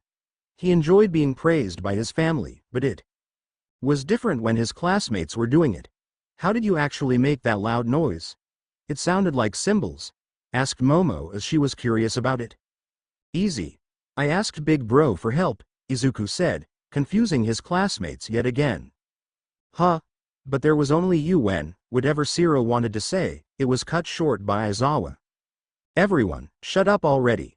Today we will be having something special on our schedule. Rescue training. Heroes don't focus just on beating villains. On this lesson, you will learn how to deal with dangerous situations, he said, tired like always. You can actually choose if you want to put on your hero costumes. Some of them might not be helpful in rescue situations, so choose wisely. You have 10 minutes to prepare yourself and get to the bus waiting on the school ground. Don't get late, or you will be punished, Aizawa said and left. Rescue training. Finally, I've been waiting for it, said excited Ochako while Izuku grabbed a suitcase with his hero costume. It didn't take too long for them all to get down and outside. Iida decided to take initiative and tried to order all students in the class to sit in the bus in orderly fashion. Unfortunately, it turned out it was a different type of bus than he thought, which made him pretty upset.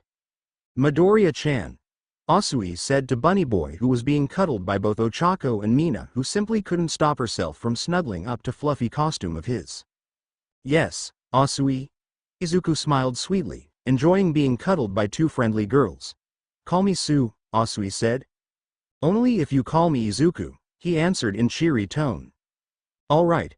So, I usually say whatever comes to my mind, and I wanted to say your quirk is a weird one, she said. Really? Izuku titled his head. Yes, I thought you just have bunny mutation like Mirko. But you are also super strong and fast. And you could even survive Bakugo-chan's explosion. Your quirk must be some complex mutation, she said. Izuku blinked, confused, before he giggled. Oh, don't be silly, Sue. I don't have bunny mutation, he said, and his classmates looked at him surprised. What? But you obviously have some kind of bunny quirk. I mean, those ears are definitely not fake, said confused Ashido. Nope.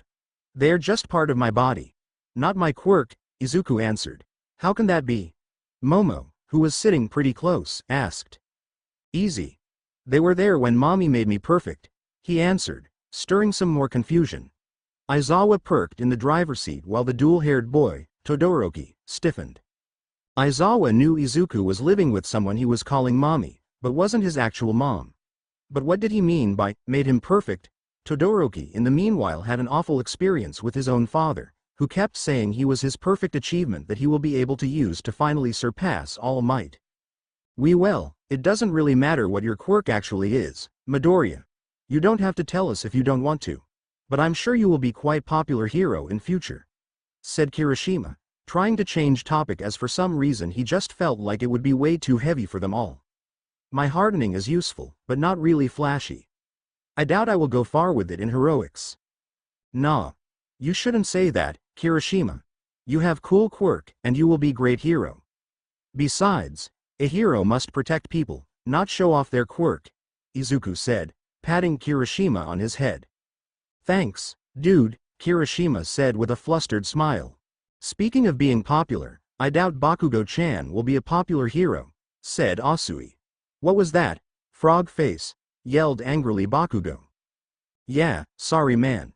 But your personality is like sewage set on the fire, laughed Kaminari. What's with that vocabulary, dunce face? Do you want to die? Bakugo got even madder now. Shut up already. We're here. Everyone out, Aizawa said as the bus stopped. Students walked out and stared in awe at the large building in front of them. Aizawa led them inside, where there was a person in the astronaut suit, waiting for them. That's Space Hero, 13, my favorite hero, squealed excited Ochako. Welcome, students, to your very first rescue training lesson. I look forward to working with you, kids, 13 said before showing them an interior of the facility. Whoa, cool, it's like Universal Studio Japan, somebody said. A shipwreck, a landslide, a fire, a windstorm etc. Here, you will learn how to work at various types of disasters. We call this place Unforeseen Simulation Joint. USJ for short, 13 said and some of the students' sweat dropped. It really is USJ, alright, they thought. Where's All Might? He was supposed to meet us here, said Aizawa. Seems like All Might went a bit over his limit while doing hero work. He's now resting in the lounge, 13 whispered to fellow teacher, making him scowl. What that idiot is thinking. He also has duties as the teacher now. It's not like he's the only hero in the Japan, he grumbled. Nothing we can do about, I'm afraid, 13 shrugged before looking at students. Alright. Before we start, I have one thing to say. Well, maybe 2, or 4, 5, 6. It's increasing, thought some students. As most of you probably know, my quirk is black hole. It allows me to suck up anything and turn it into dust, 13 continued. Oh, yeah. You often use it for rescue mission, right? Said Ochako. That's right. But you should also know that my quirk could kill a person. And that's what you all should remember. Your quirks are tools that can be used to help people. But one wrong step, and you might actually end up injuring or killing those you were supposed to rescue. Today's lesson will be focusing on those basics. You will learn how much responsibility you bear while utilizing your own powers. 13 is really cool, Ochako whispered and Izuku nodded with smile on his face. Alright. Let's start with, but 13 wouldn't finish up her statement because out of sudden some kind of purple vortex appeared downstairs, and a huge number of villains walked out. What's that? Is it like back at the entrance exam? Has the lesson started? Asked Kirishima. Back away. Those are real villains, said Aizawa before pulling on googles. Where's All Might? He should be here. Why can't I see him? Asked some blue-haired guy with multiple severed hands on his body. Izuku stuck the tongue out in disgust.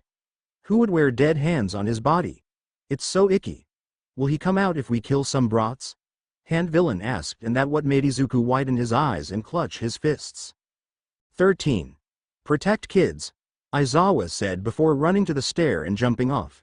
And that's when the madness started as Aizawa punched his way through all the villains. Thanks to his quirk and scarf, he was doing a pretty good job. Villains whose quirks were erased were confused by that before the handy villain, who was most likely the leader, warned them about who Aizawa actually was. Everyone to the exit, 13 ordered, but their way was cut short when some purple fog villain blocked their way. I don't think so. Greetings, hero students. We are the League of Villains. We're here for the mission of killing All Might. But since he seems to not be here, our plans have changed. Slightly foggy villain said before Kirishima and Bakugo decided to attack. You think we are scared of some pathetic villains? Think again. Bakugo yelled, launching himself at foggy villain. Stop it, you idiots, 13 yelled before foggy villain simply disappeared and reappeared a few meters away. Oh, my. That was dangerous. Seems like even if you are students, you're all golden eggs. And that's where my part of the job is, said foggy villain before blackish-purple fog covered the ground, slowly pulling some of the students down. And my job is to scatter you around straight to your death, he said. Izuku was one of these unfortunate ones who were pulled down. Izuku was falling fast towards water. He wasn't scared. It's not like a fall from this height would injure him. And besides, even if it was much higher, he would heal with poppy brew. Still, cold water didn't feel nice on his body as he fell in. He looked around to see where the surface was.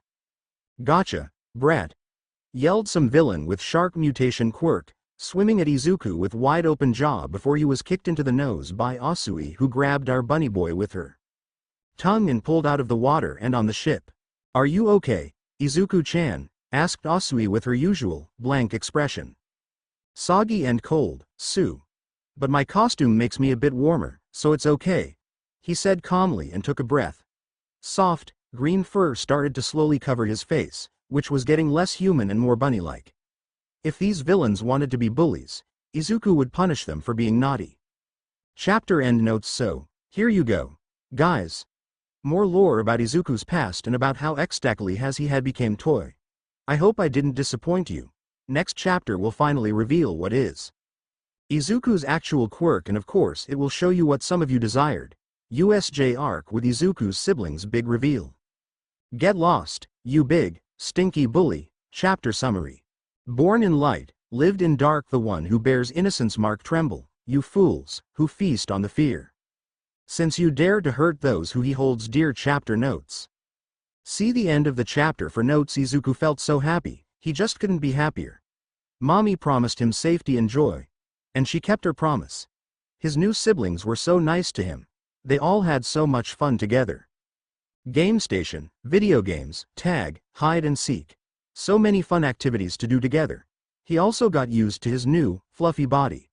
Sure, at first it felt weird because he was so light and each step was like walking on the moon. He didn't even know how many times he hit his head, just because he moved his legs too fast and jumped instead of stepping. But that was fine. Mommy would always make the pain go away. And she would teach him everything about his new body. Even how to make himself look more like a human instead of a plushy bunny. And turned out little Izu had a very curious quirk. One that required outer source. His quirk allowed him to summon any living and sentient creature he made a strong emotional bond with. Some might say it was a useless quirk on its own. But they would reconsider it if they knew Izuku and his family. Together, they would be an unstoppable force. Mineta and Sue looked at Izuku, not expecting him to turn into a green, humanoid bunny. If they were confused about his quirk before, now they were completely lost. Since when Izuku could do something like this? Izuku-chan. What are you planning? Sue asked curiously. She should probably ask for his sudden transformation, but she was pretty sure that would lead to more confusion as her classmate was pretty vague when talking about himself. Izuku smiled to her sweetly. Oh, no worries, Sue. I'm just going to give those bullies a good lesson, he said cheerfully. You can't be serious. You're really going to fight these guys? We're all trapped here. We're all going to die. Mineta panicked as they were stuck on the boat, surrounded by villains waiting in the water. Sue decided to calm him down by slapping him with her tongue. Izuku chuckled. What a silly thought, Mineta. Who said we are trapped here? Izuku said cheerfully before getting a pretty grim face with a dark smile that didn't fit his cute, fuzzy face. They are trapped with us here, he said in a dark tone, sending chills to his two classmates. His expression then changed back to normal. Tell me, don't you think it's odd those bullies don't attack us? They just wait in water and stare, he said. Sue nodded as it was true. Right. They don't seem to be doing anything. Besides, with my quirk, it would be better to send me into Fire Zone instead to shipwreck one. It's as if they didn't know our quirks. Sue widened her eyes in realization. Yup. So, since they don't know what we can actually do, how about we give them some fun surprise? Izuku asked with a grin before he clapped in pause, creating big flash of light which blinded two of his classmates temporarily. Izuku grinned as it was time for his family to take an action. Die! Yelled Bakugo, exploding some villain inside an empty building in the ruins zone. He couldn't believe some foggy villain managed to get him and sent him here, with some rocky idiot whose name he couldn't care more to remember. Another one. They are swarming us like flies, yelled Kirishima, blocking another villain's attack with his hardening. Shut up and kept punching, shish *** why hair. These bastards are going down, Bakugo yelled, throwing yet another enemy through the window. So manly, Kirishima said in awe, totally amazed by how cool Bakugo was. But even he couldn't defeat all of those criminals on his own. Well, kiddos. It seems like it's you who will go down, mocked one of the villains, turning his fingers into knives. Yeah. You two are. Wait. Who is touching my league? Another villain yelled suddenly as something pulled him into darkness. What the? All right, you brats. Which one of you did that? And another one was pulled into shadows, startling both students and villains. What the hell? Yelled Bakugo as villains were being pulled one by another with scream. And their screams just got louder, as whatever the being in dark was, it didn't treat its victims nice. Bakubro. Kirishima looked nervously at Bakugo, who simply stared into a dark corner in which something was moving. Oh, my gosh. You have no idea how naughty it is to bully such poor and scared children, said an unknown, female voice before two male students could see its owner.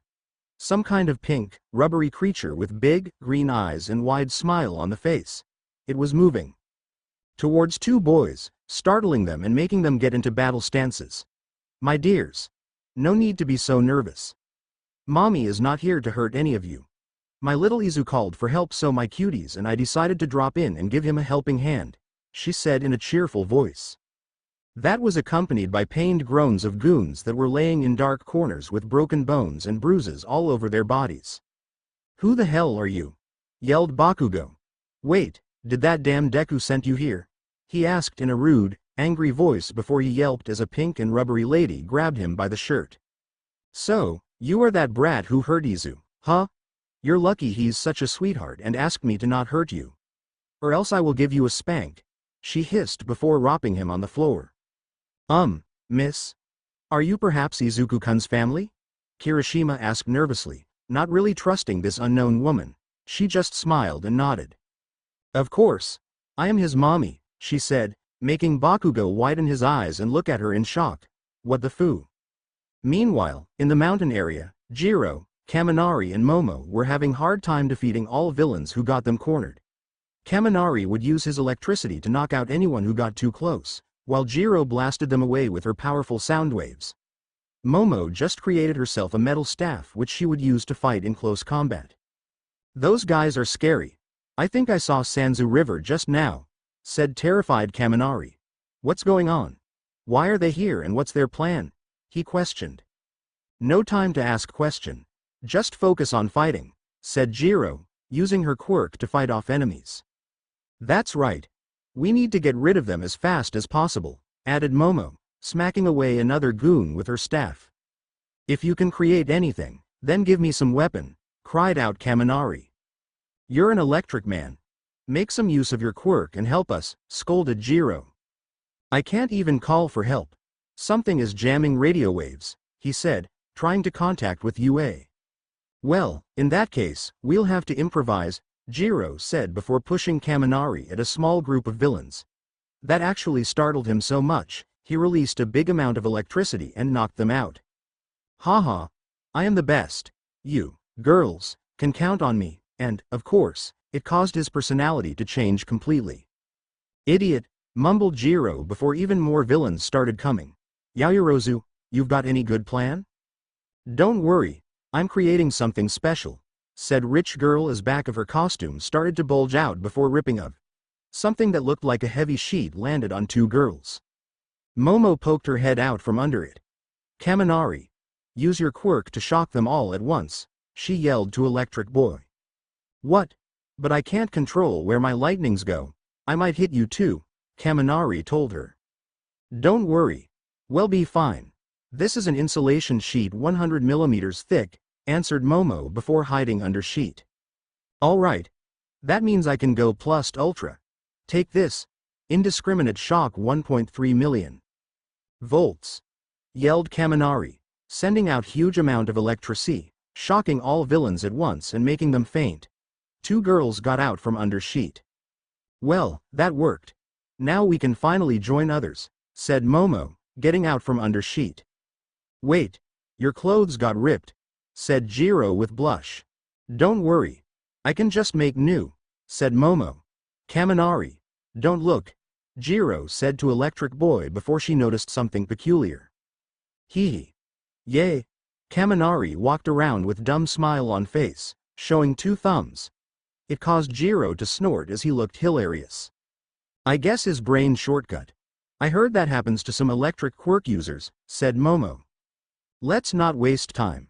We need to, not so fast, girlies. Suddenly, one massive villain grabbed Kaminari from behind and lifted him. What the? How is that guy still standing? Shrieked Jiro. Haha. I'm also electric quirk user. Your little friend wouldn't be able to hurt me with his lighting, laughed villain. The two girls scowled, as they knew they stood no chance since Kaminari was hostage now. So, here's what I'm going to do with, Gah. And out of sudden, villain simply dropped Kaminari and fell on the ground, twitching in pain. Huh? What happened? Asked confused Momo. That would be me, said some unknown, high and feminine voice. Girls looked up and saw something weird. Some kind of mix between cat and bee, flying above their heads with a smile.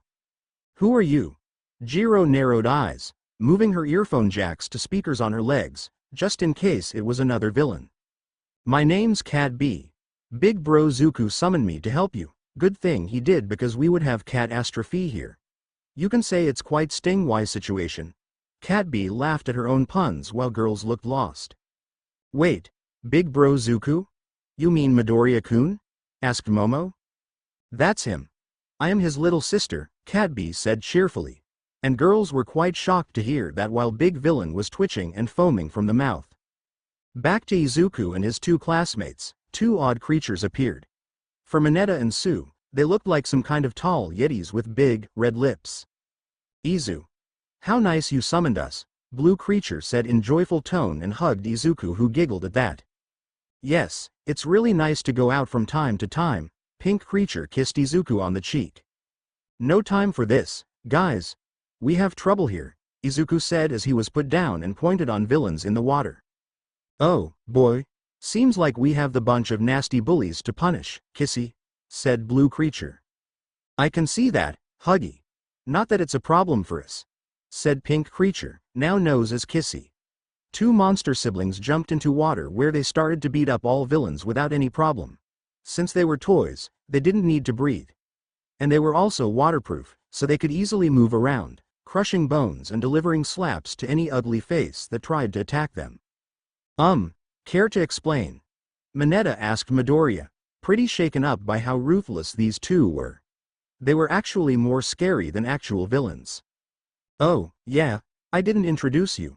These two are my big siblings Huggy Wuggy and Kissy Missy. Izuku explained with a bright smile. To say two hero students were surprised would be an understatement. 13 was using her quirk on Kurogiri to stop him from harming any more of students. Kurogiri in meanwhile was having hard time, trying to escape. I see.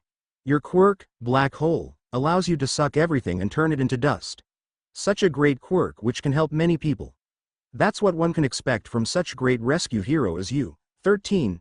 Kurogiri mused as he was thinking up proper strategy to defeat Space Hero. However, you simply lack battle experience. And this is why you won't be able to win. Suddenly, Kurogiri used his quirk to open portal behind 13. That caused chain reaction in which 13 used her own quirk against herself, tearing up her hero costume and injuring herself. And of course it caused her to deactivate her quirk, letting Kurogiri go. 13 Sensei. Ashido exclaimed before all students that weren't warped away rushed over to injured hero. Iida-kun. Use your quirk to get back to UA and alarm all teachers. 13 said weakly to Engine Boy. What? I can't just leave all my classmates, Sensei, Iida said, shocked. Do it. Use your quirk for the sake of others, she answered before passing out. Come on, Iida. You're our only hope, man, said Zero. Iida stood up with determined face and nodded. I won't disappoint you, my friends. I will call for help, he said before rushing towards the door, using his quirk. I don't think so, Kurogiri stated before chasing after him, but he wouldn't move too far as something latched on his neck brace and stopped him. You done go anyway, Bui, lisped out deep female voice. Kurogiri turned his head away and for the first time since he got here, he was truly surprised. Some kind of big, blue-furred cat was holding him with really long tongue. I don't know who you are but I thank you for your assistance, Iida exclaimed, reaching the door and getting out. And when he finally did it, Blue Cat moved her head down and smashed Kurogiri into the ground. Hoo boy. That was one sour candy to swallow. Are you kids all right? Cat asked students, who stared at her in awe. Well, yes, thank you. You really helped us a lot, said Ochako. That was so cool. You really shown that foggy idiot who's boss, girl, cheered Ashido. Ah, sheesh. You guys are sweet like candy apples. I just did what I had to. Baby bro summoned me and I knew exactly what's wrong. Name's Candy Cat. But you, Sugars, can call me Candy, said a cat, whose name students finally knew. Your baby bro? Who are you talking about? Asked confused Zero. Why, I'm talking about Izu. You know, Izuku. Bunny ears, super cute and friendly. Candy Cat said, shocking students. Aizawa punched another one villain after wrapping him in his capture weapon. Using his quirk so many times wasn't easy. He could actually feel his drying off quickly, and he wasn't the only one who noticed that. It's hard to see it because you keep moving around, but there is a small moment when your hair drops. That's when your quirk deactivate, right? Said the leader of villains. Man covered in dead. Shigaraki Tamura. It seems the space in between is getting shorter with each of your quirk. I wonder how many more times you will be able to use it, Shigaraki mused. Aizawa growled and attacked him after making sure he defeated everyone else. But it wasn't going to be so easy for him because as soon as he tried to punch Shigaraki into the face, his arm was grabbed by hand villain. He gasped in pain as skin on his forearm started to crumble, revealing muscle tissue underneath. You're really cool, Eraserhead. But I'm afraid I'm not the last boss in this dungeon, Shigaraki said with a mad grin. Nomu, get him, he said, before a large, purple-skinned creature with a bird beak and exposed brain grabbed Aizawa by the head and crushed him into the ground. And he would do that again soon after, if not small problem. His hand was suddenly cut off, causing him to yell in pain. What the hell? Who did it? Demanded Shigaraki. Me, exclaimed some male voice before the main villain had to duck as something was thrown at him. He didn't have time to look what was that because somebody kicked him into the face. You were really naughty boy. I think it's time to teach you a lesson. Shigaraki growled and looked up. Who the hell are you, you NPC? He asked, staring at a yellow bunny in green shortalls holding two symbols in paws. Me? My name's Bunzo. Big bro of Izuku, and I think it's time to party. He exclaimed before he threw symbols at Nomu, cutting off his legs. Aizawa stared at Bunzo with confusion. That was Midoriya's sibling? Gah. Nomu. Kill this little furball, yelled mad Shigaraki. Nomu out of sudden started to regrow his lost limbs. Ew, nasty, commented Bunzo while Shigaraki cackled. Nomu here was bioengineered to be the ultimate weapon against All Might. You can say he's our anti-symbol of peace, he exclaimed in glee. Then I guess we're going to fight as family, said familiar voice and Izuku suddenly hopped off Huggy's shoulders. Kissy in meanwhile put down Mineta and Sue in the safe distance. Before walking over to her siblings. Midoriya. Who are those? Never mind. Take your classmates and run away. This man is dangerous, yelled Aizawa, bleeding from the head. He wouldn't even question why did his student look like a humanoid plushy rabbit. That could wait for later. Not gonna happen, sensei. Those bullies are going to pay for what they did to you, Izuku said with dark grin. Mommy Longlegs soon joined them, carrying Kirishima and Bakugo, whom she wasn't too happy to carry on her back. That's right. Mommy's going to give some spanking to naughty boys who can't play fair, she said with giggle. And it's gonna sting. We'll be happy to help our Izu's friends. Cat B soon flied over with girls and Kaminari, finally back to normal. And after all of this, we will celebrate with some candies. Candy Cat decided to join the party with remaining students following her like kittens. Izuku looked at his siblings and Mommy with big smile. Alrighty. Here comes the punishment, Izuku said in a way too happy tone before running over to Nomu faster than anyone could react and punched this abomination so hard he actually landed a few meters away. Having super strength was another of the pros of his toy body. Surprisingly, Nomu managed to stand up, even if his chest was pretty damaged. Stupid brat. Nomu here has shock absorption as well as hyper regeneration. You stand no chance against him, cackled madly Shigaraki. Want a bet package of gummies? You're wrong. Izuku smiled before jumping towards Monstrosity and grabbing him by arm. He then threw him easily towards Huggy, who gave it a big bear hug, crushing him. You looked like you needed a big hug, friend, Huggy said, squeezing Nomu like a toy, ironically, and causing him to wheeze because of the lack of air and broken ribs. After that, he simply threw the mutated beast away. Now, it was Cat B's turn as she started to sting Nomu all around his body. Her venom caused the creature to yell in pain and foam from the beak, while bleeding from holes in the body. All the punctures from Cat B's sting might be small, but Haruden in her venom caused Nomu's blood to thin, so it was double damage. Even his hyper regeneration got slower because of that. Shigaraki in the meanwhile was scratching his neck furiously. Gah! Kurogiri! Where the hell are you? He yelled before said man appeared next to him. His neck brace was pretty damaged and he himself looked tired. You called, young master? He asked. Where have you been? This furry brat is toying with my Nomu. Tell me that at least you managed to kill 13? He yelled angrily. I managed to put her out of the action, but one of the students managed to ran out. Other heroes will be here in no time, he said, causing Shigaraki to growl like an animal. You useless idiot. If you weren't our only escape route, I would turn you into dust right now, he yelled. Gah, whatever, get rid of that brat and his freaky summons. I want them all dead. As you wish, young master, Kurogiri said and prepared himself to warp Izuku and his family before he was suddenly tackled. Not so fast, you bastard. The only person who is allowed to damage DEKU is me. Bakugo pinned Kurogiri to the ground, holding a hand on his brace.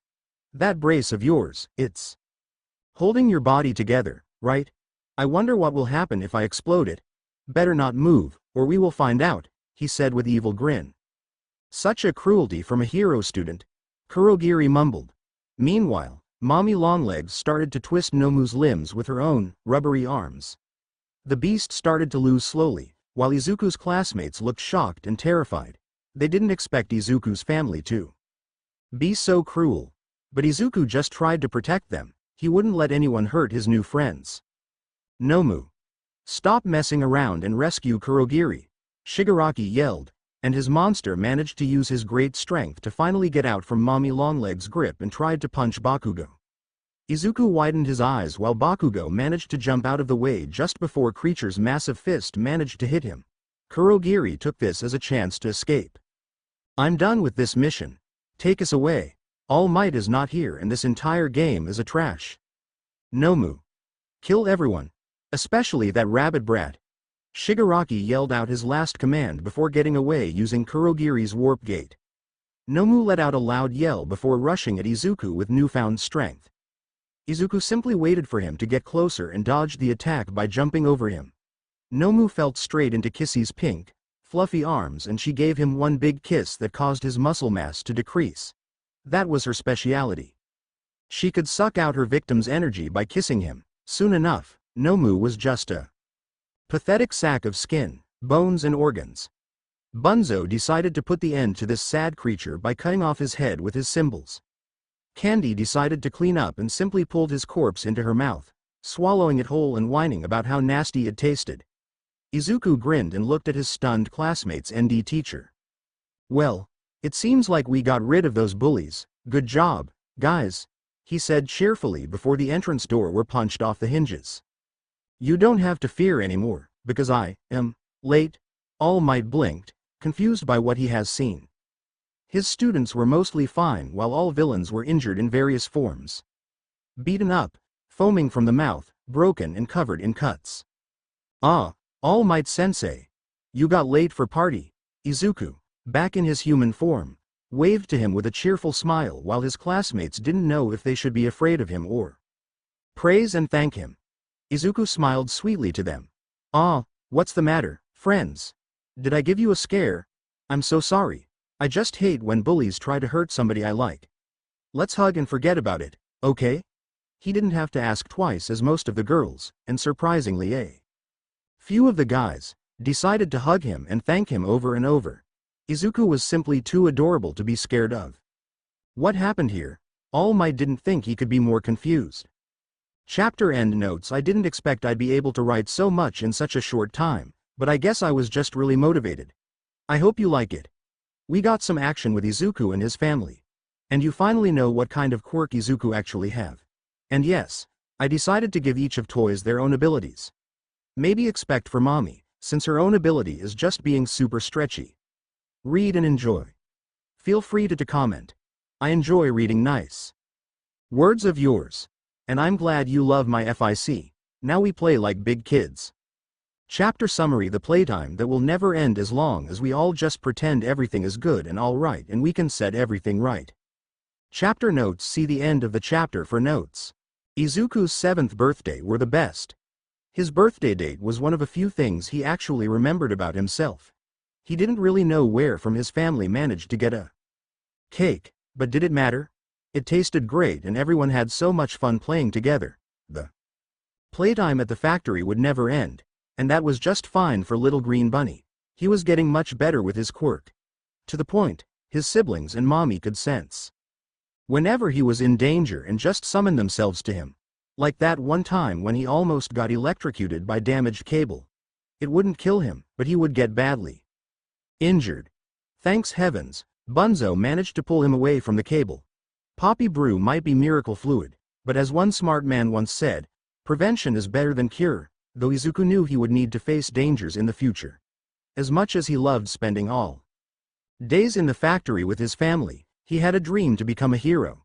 He would often watch heroes in a TV he had in his room, and he simply couldn't stop thinking about how cool it would be to become one. But he wouldn't just save people from villains and disasters. Oh, no. Izuku was a smart child. He knew this world needed something more. There were so many poor children in the world suffering.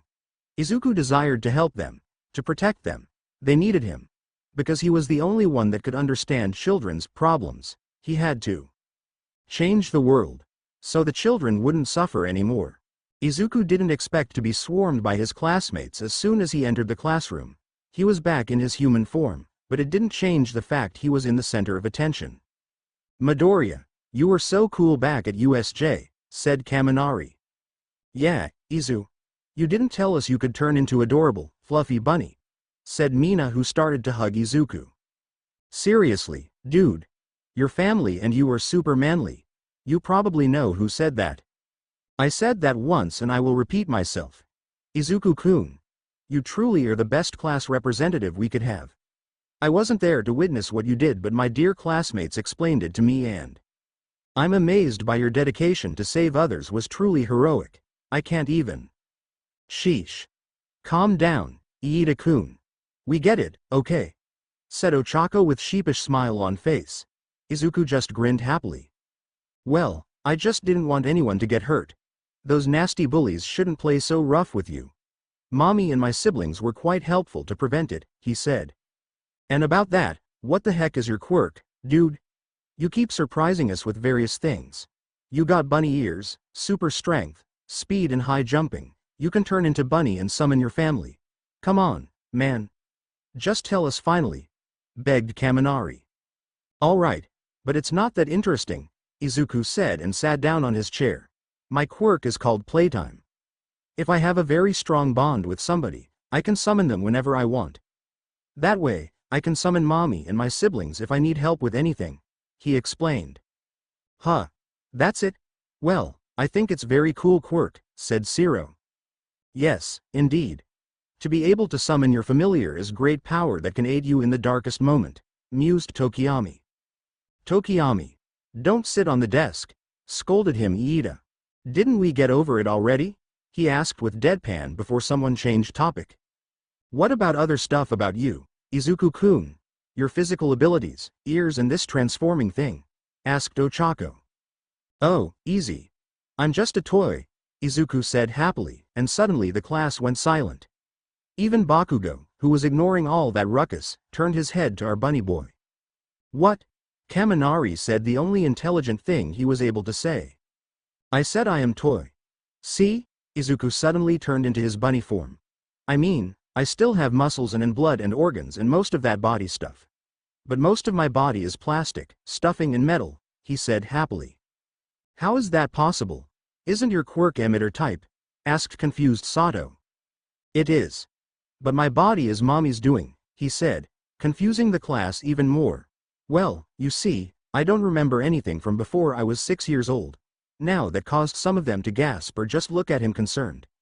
Expect for some very little information about myself, like my name or date of birth. I don't remember anything. Mommy said she found me in fabric, badly hurt. She did something to my body to help me heal, and turned me into a toy. Mommy saved my life by giving me a new body, and I couldn't be happier. Now, I have a new family and home, he said with a smile. His classmates looked at him with various kinds of expression, shock, confusion or sadness. I don't know to say, Izuku-kun. You seem to get through a lot in your life, said Ochako. Agreed. I'm sorry to hear you had it tough, Izuku-kun, said Iida. How unfortunate and yet very fortunate. You had met darkness in your life and yet you found your own light in it. Tokiyami mused in his typical emo style. I can't even imagine how would it feel to lose your own memories and then get turned into a living toy. It's pretty scary, said Asui with a concerned look on her face. It's all right. Just because I don't remember a few years of my previous life it doesn't mean I can't be happy with my new one, said Izuku with a bright smile. That's true. Stop being so gloomy, guys. Izuhiro is happy as he is and so should we, said Mina, trying to cheer everyone up. They started to nod in agreement, while Katsuki just scoffed. It didn't matter that damn nerd had a quirk and didn't remember him. He couldn't care less. He was going to become a new #1 hero and nobody would stop him. All right. Enough of this ruckus. Sit down, everyone, said Aizawa, who came in with his arm and head covered in bandages. Aizawa-sensei, are you really suited to teach in your condition? Asked half of the class. My well-being shouldn't concern you. Sit down and let's get over with it, Aizawa answered. Thanks to Izuku, damage done on his body wasn't that bad as it would be if that Nomu wasn't stopped. He was still injured, but not enough to be completely wrapped in bandages. Bessies, your fight is not over yet, he said, making many students tensed up. Another villain attack? They thought. UA's sport festival is coming, Aizawa stated calmly. Yeah. The class erupted into cheers. Is that actually a good idea to organize it just after villain attack, sir? Asked concerned Momo. This is actually one of the reasons we're organizing it. UA has a reputation as a top hero school in Japan. We need to show everyone that we're not afraid of some petty criminals attacking us. But of course, security will be much tighter than usual. That's for sure, Aizawa explained. Class was pretty excited for various reasons. UA's sports festival was considered one of the most important events since the Olympic Games lost its meaning at the dawn of quirks. Izuku was pretty excited as well. Not because he wanted to be famous or impress anyone. He was excited because sports festival was fun. He had never been in any, but he would watch it at TV, and he dreamed to start in one. It's going to be really cool, isn't it? He said to his two friends. Sports festival. It's our chance to gain attention from pro heroes from all Japan. A big chance in our future career," said Iida. Ochako in the meanwhile looked tensed. "Izuku-kun. Iida-kun." Ochako looked at two boys and startled them as they saw her determined, and a bit scary, face. "Let's do our best." What's with that face, Ochako-chan?" Iida squeaked out while Izuku giggled and patted his back. He could make a scarier face if he wanted. Aizawa seriously needed a cup of coffee. Or even the entire bucket. Everything was slowly starting to make some sense. When Midoriya was explaining everything to his classmate, the sleepless teacher was standing behind a half-open door and listening to everything. And he was really concerned. Midoriya was nearly killed by his own father, but managed to escape from the abusive environment. Just to get found by some woman with a very odd mutation. Quirk, who replaced his damaged body parts with synthetic ones, turning him into a living toy. Normally, he would start an investigation for human experimentation at that basis. But Midoriya didn't act like a normal victim of inhumane experiments. Quite opposite. He was healthy, happy and curious. And he seemed to really love the person who turned him into a sentient toy. Aizawa couldn't risk damaging his psychic by arresting a person who gave him motherly love and care for most of his life. Besides, many details were vague and there was a possibility might just have created himself fake memories to protect his psychic. Aizawa sighed and rubbed his head. It was all way too complicated. This case was getting more mysterious the more details he gained. He went to the teacher's lounge for his usual espresso. You want to become a hero for money, Uraraka-kun?" Iida was surprised to hear Ochako's reason to become a hero. The three friends got over the fact Izuku is actually a living toy without memories.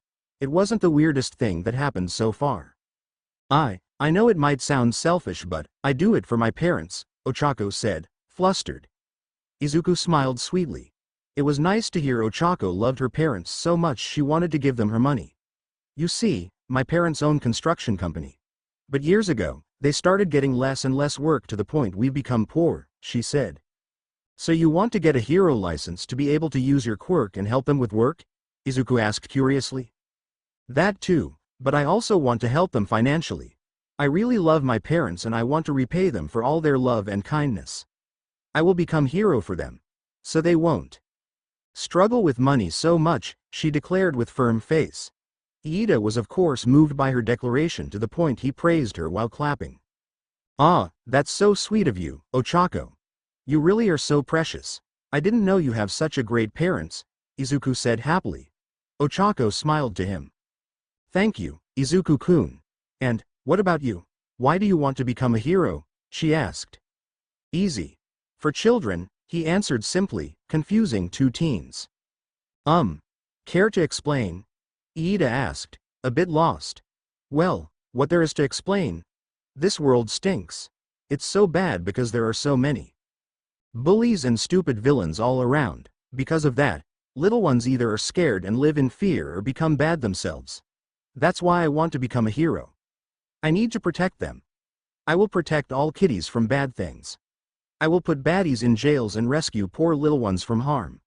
That way, there won't be any evil in the world," he said cheerfully. "That's really amazing to hear you have such plans, Izuku-kun. I didn't know you love children so much," Ochako said with awe in the eyes. Iida in the meanwhile was crying in joy. "This is so kind of you, Izuku-kun. To devote yourself to protect those who needs the most protection.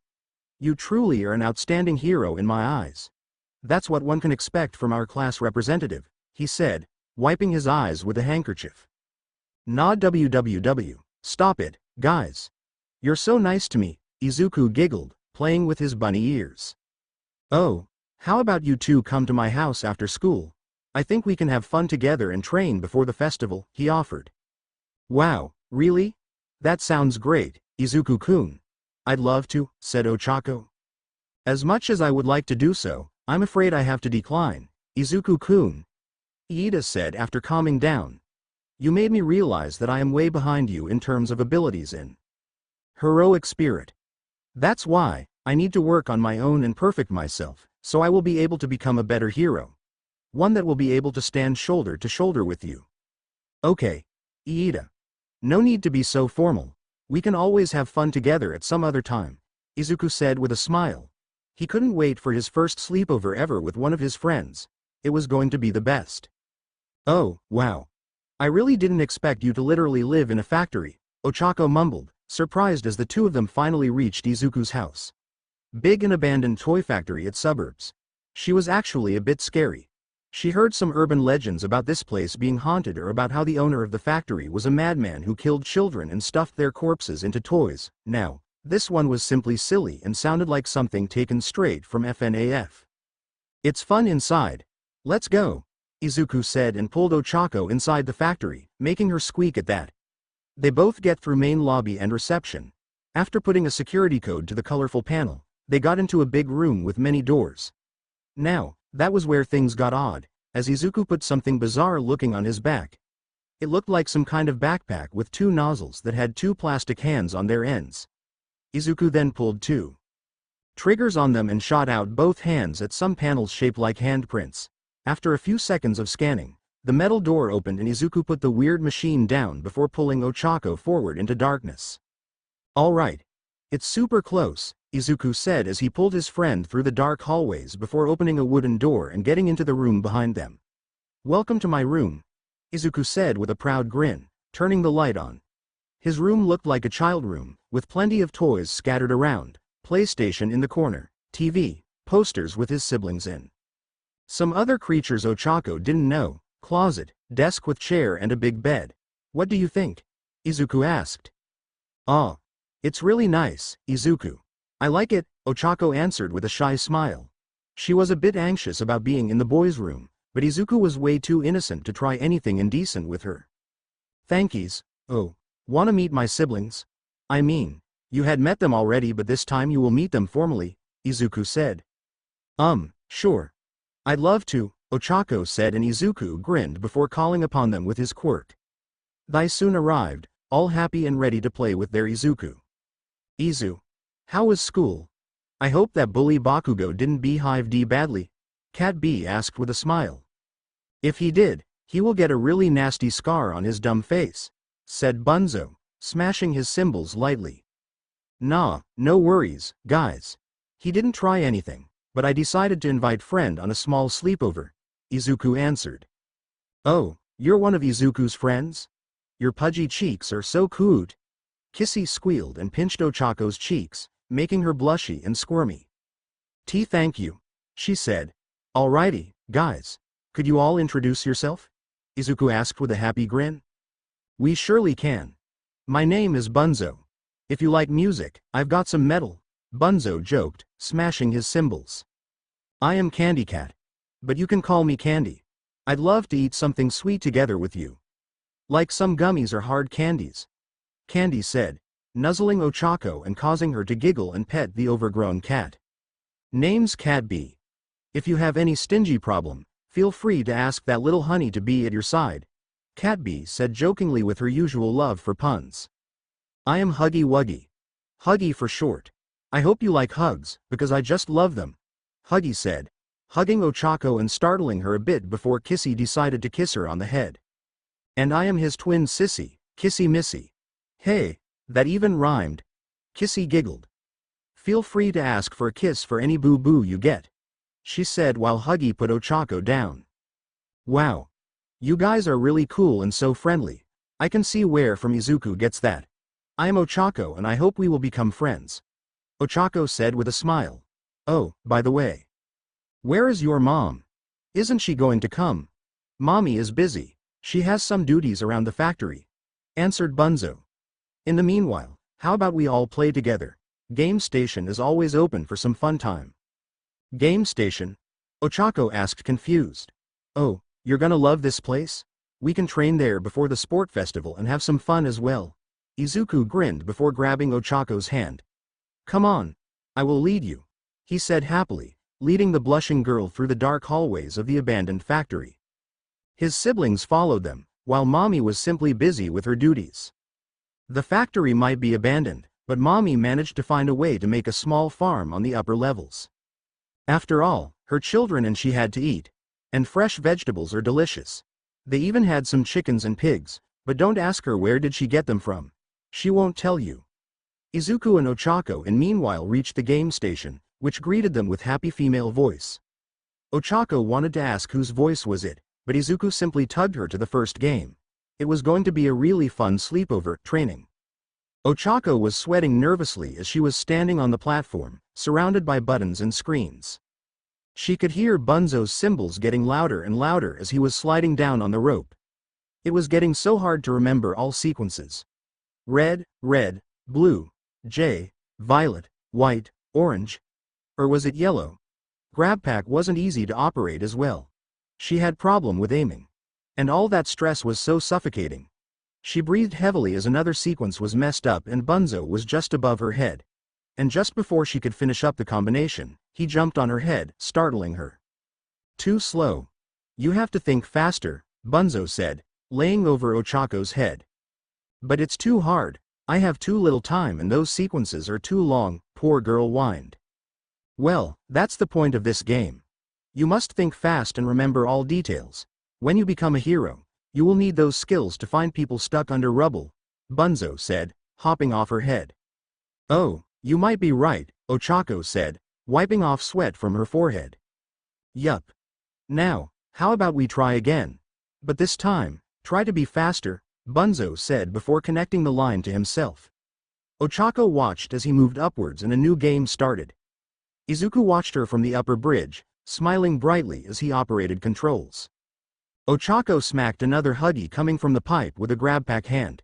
This game was as hard as the previous one, because she needed some fast reactions. She found it weird that this game was actually using different colored huggies, but it turned out they weren't like the real Huggy Wuggy. They were more like robots, without any consciousness and made to follow instructions. Before she could turn around, a bell rang, and then she could notice one of the huggies was out of the pipe. That wasn't bad, kiddo. But try to use your instincts more. When fighting some baddie, you need to look around yourself and trust your instinct. Don't overthink, since in a real fight you won't have time to make up strategies on the spot. Huggy, the real one, said, patting Ochako on the shoulder. Thank you for advice, Huggy-san. Did I at least got a good score? She asked. Well, you managed to last for 5 minutes. It's good, but Izuku managed to clear the game and last hole 8. Think you can clear the game as well? He asked. Ochako smiled and nodded. Of course, she said with determination. She wanted to be just as good as Izuku was. Said boy was watching her with a proud smile while making sure all strings connected to fake huggies were in a good shape. Ochako panted heavily as she was running through the dark playground. It wasn't easy to see anything, and the music wasn't helping her to focus. When the lights turned on and the music went quiet, she stopped and looked behind herself. PJ Pug a pillar, another robot made merely for the test purpose, was gaining on her. And she still had to get to the pipe labyrinth. As soon as the lights turned off, she ran through the foam cube's pool to another side. Unfortunately, she tripped and the weird dog caterpillar used this opportunity to get over to Ochako and touch her. Lights turned on and Izuku walked over. Hey, you got pretty far. You just have to get some more endurance and speed.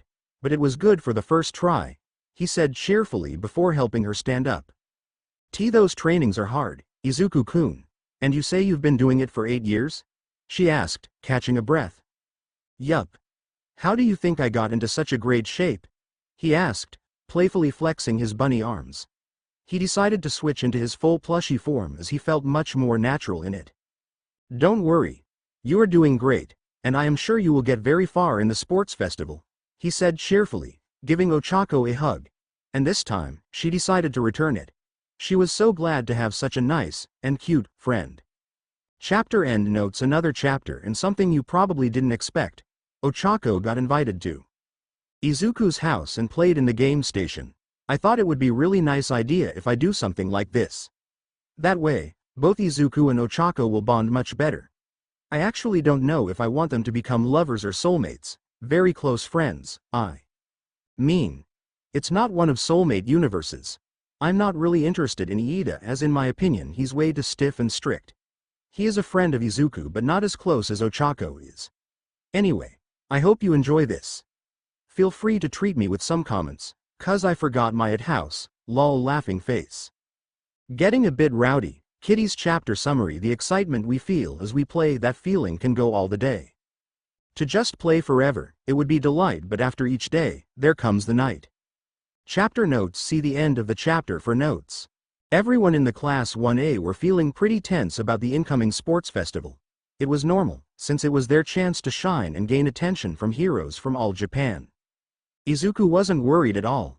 It was just a huge game for him, nothing to be scared about. He glanced at Ochako, laying tiredly over her desk. She didn't look good, but it was to be expected after intense training sessions at his house.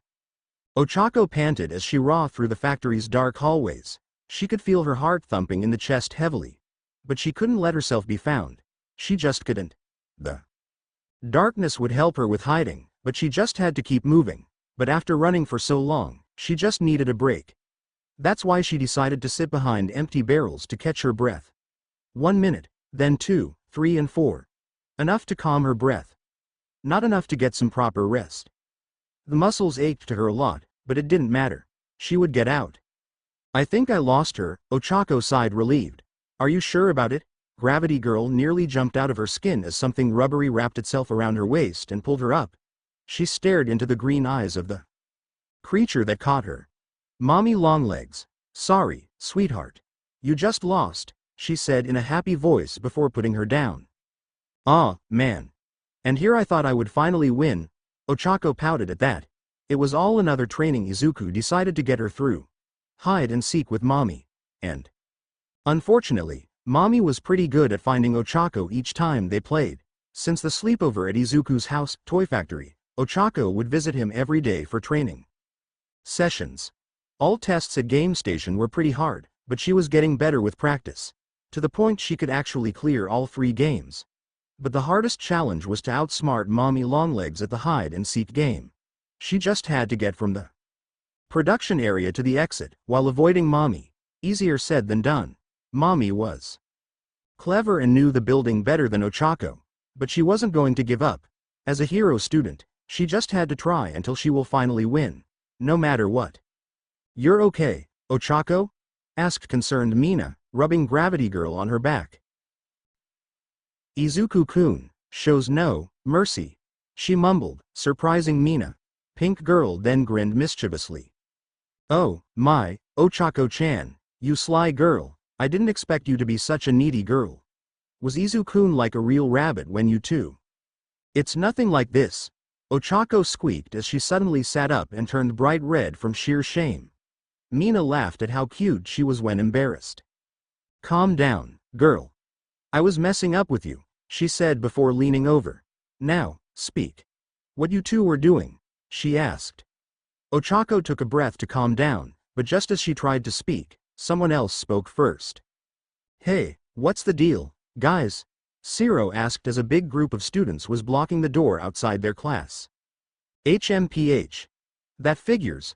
Those extras want to scout their enemies, scoffed Bakugo as he walked over. Now scram before I blast you to pieces. How rude.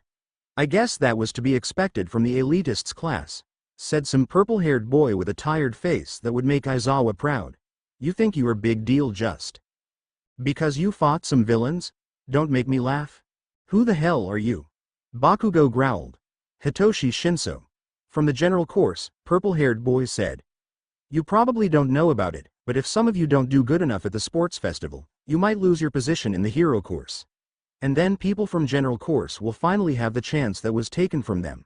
Consider it to be the war declaration, Hitoshi said before walking away.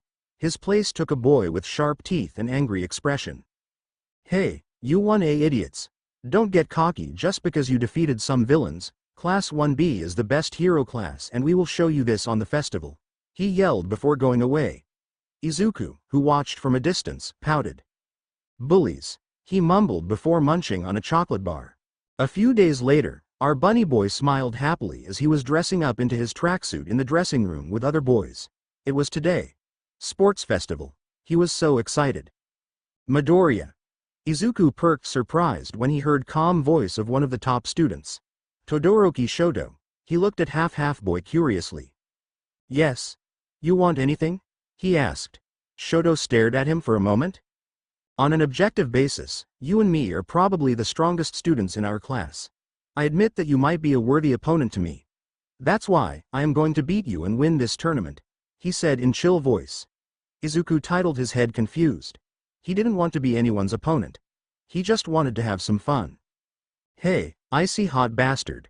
Don't make such statements casually. The only person that is allowed to win with DEKU is me. Get it? Bakugo yelled. Todoroki just looked at him and shrugged before going away. That made Bakugo angrier, but there was no time for chit-chat. The class soon left dressing rooms and started to slowly go through the dark hall with his classmates. Tunnel that was leading to their destination. A huge arena with many people cheering loudly on stands. Welcome to the UA Sports Festival, everyone. We, teachers of UA, are happy to see you here once again. Make some noise for our students, President Mike yelled from the announcer booth. My fellow announcer and me will be commenting this event for you. We hope you will have a good time here, yeah. Why am I here? Aizawa mumbled tiredly. Seriously. Why the heck this numbskull pulled him into this? For what sins, good lord? And for our judge, we have our lovely, 18-plus heroine Midnight. President Mike decided to ignore his friend and announced said heroine, walking to her spot in a very tight suit. Thank you all for coming. I will be judging you fairly, boys and girls, and I better not see any of you cheating or else there will be some punishment, Midnight said to her microphone, licking her lips in a very suggestive manner. Is she really the proper person for this job? Asked some student from the crowd. I heard that. Anyway, before we start, class representative Izuku, please, come to say your speech, Midnight said. Me? Izuku perked surprised, but he walked on the stage nonetheless. Then walked over to the microphone and looked at Midnight, who nodded at him with a confident smile. Not having too much to choose, Izuku put on his usual smile. Hello, everyone, it's really nice to be here, he started casually. I'm not good at talking to so many people, so I will say shortly. Heroes aren't too good at their job. Now that was something that stunned people. Some of the high-ranking heroes grew curious. I mean, you save people and catch villains. But this world is still so full of bad people who do bad things. That's why I want to become a hero. I want to change this world, he continued in cheerful tone. People started to murmur around. Let me tell you something. I know I can make a great world. A world in which little children can sleep calmly because there is nobody that will try to bully them. A world in which people will be nice to each other. It is possible. All Might couldn't create it, but I know I can. And this is why I want to be a hero, so little ones in the world will feel happy and safe. I'm doing it all, so they will be always safe. That's my greatest dream. And I hope my friends from school will help me with that. I trust you guys. All of you. Not just my class friends but people from other courses, he finished with a bright smile before going back to his classmates. It took a few minutes before a crowd of spectators started to cheer. They really enjoyed how much heart Izuku was putting in his dream to become a hero. Other courses were actually surprised Izuku decided to mention them. Even more, he put a hope in them. Kirishima in meanwhile was crying with grin on face, repeating a word, manly, over and over again. Great speech, Izuku-kun. You really know how to pump people up, Ochako said cheerfully. Izuku just giggled and smiled to her. Well, after this passionate speech, I guess it's time to get this party started, Midnight exclaimed. And in this year's festival, first round is obstacle race. Obstacle race. Sounds pretty simple. T's going to be easy win, students mumbled around. Now, don't get too arrogant, kids. UA is known for going plus ultra. So, you better expect some tough challenge. Only first 42 competitors will pass to the second round. Now, on your marks. Midnight exclaimed as the lights above the race entrance lit up red, then yellow, and finally green. Start, Midnight yelled, and all students rushed to the entrance, only to meet first real obstacle. Hey! Move your butt away. Watch it, you idiot, you're going to squish me. Who's touching my butt? The tunnel that led to the obstacle course was flooded with students, trying to squeeze their way out. Now, I wonder why does it sound familiar? Excuse me. I'm passing. Izuku hopped on heads of fellow students all the way out, just before it was frozen partially by Todoroki who ran ahead. Sorry, he said to them while running. That won't work for me. Shoto, dual-haired boy, flinched and looked to his left to see Izuku running there. See ya on the finish line, he exclaimed before bouncing high up and landing at least 3 meters forward. Shoto just scuffed and started to slide on his ice. Don't get cocky, icy hot, DEKU, yelled Bakugo, propelling himself forward with his explosions. All students from Class 1A actually managed to see through Shoto's freezing strategy and managed to get out of the tunnel before he could trap them. Surprisingly, Mineta was among the top runners, thanks to the fact he was bouncing off his grapes. Haha. I'm gonna win it with my super special move, grape. Mineta didn't finish the sentence as he was suddenly thrown away by something metal. And here is our first obstacle. Robo Inferno, announced Present Mike as robots from the entrance exam stopped all runners. All except one, of course. Izuku happily punched and kicked his way out of the annoying machines, keeping a lead in the race. Wow, that's even more fun than I thought, he said excitedly, running as fast as his legs allowed before stopping as the trade ended with another obstacle. And it seems Midoriya Izuku reached another obstacle, the drop. Will he be able to traverse to another side before other runners catch up to him? Present Mike announced again. Izuku looked around and saw there were thick cables that allowed to move to another side of the drop. He grinned excitedly as he started to run on one of them, balancing his body with ease. It wasn't that hard because he was often playing red light green light with his siblings. And if you wonder how would that be helpful in this case, just imagine yourself how hard it is to play this game while walking on a thin plank hanging above a swimming pool of whipping cream. Don't even bother asking. Izuku ran on the cables until you finally reached the end of this obstacle, while Bakugo and Todoroki were actually getting closer. Wow. Midoriya is moving fast from one obstacle to another. That's amazing. I guess we already know who will win it, Present Mike said excitedly. Could you be quiet? Mumbled Aizawa with tired voice. Midoriya decided to slow down a bit.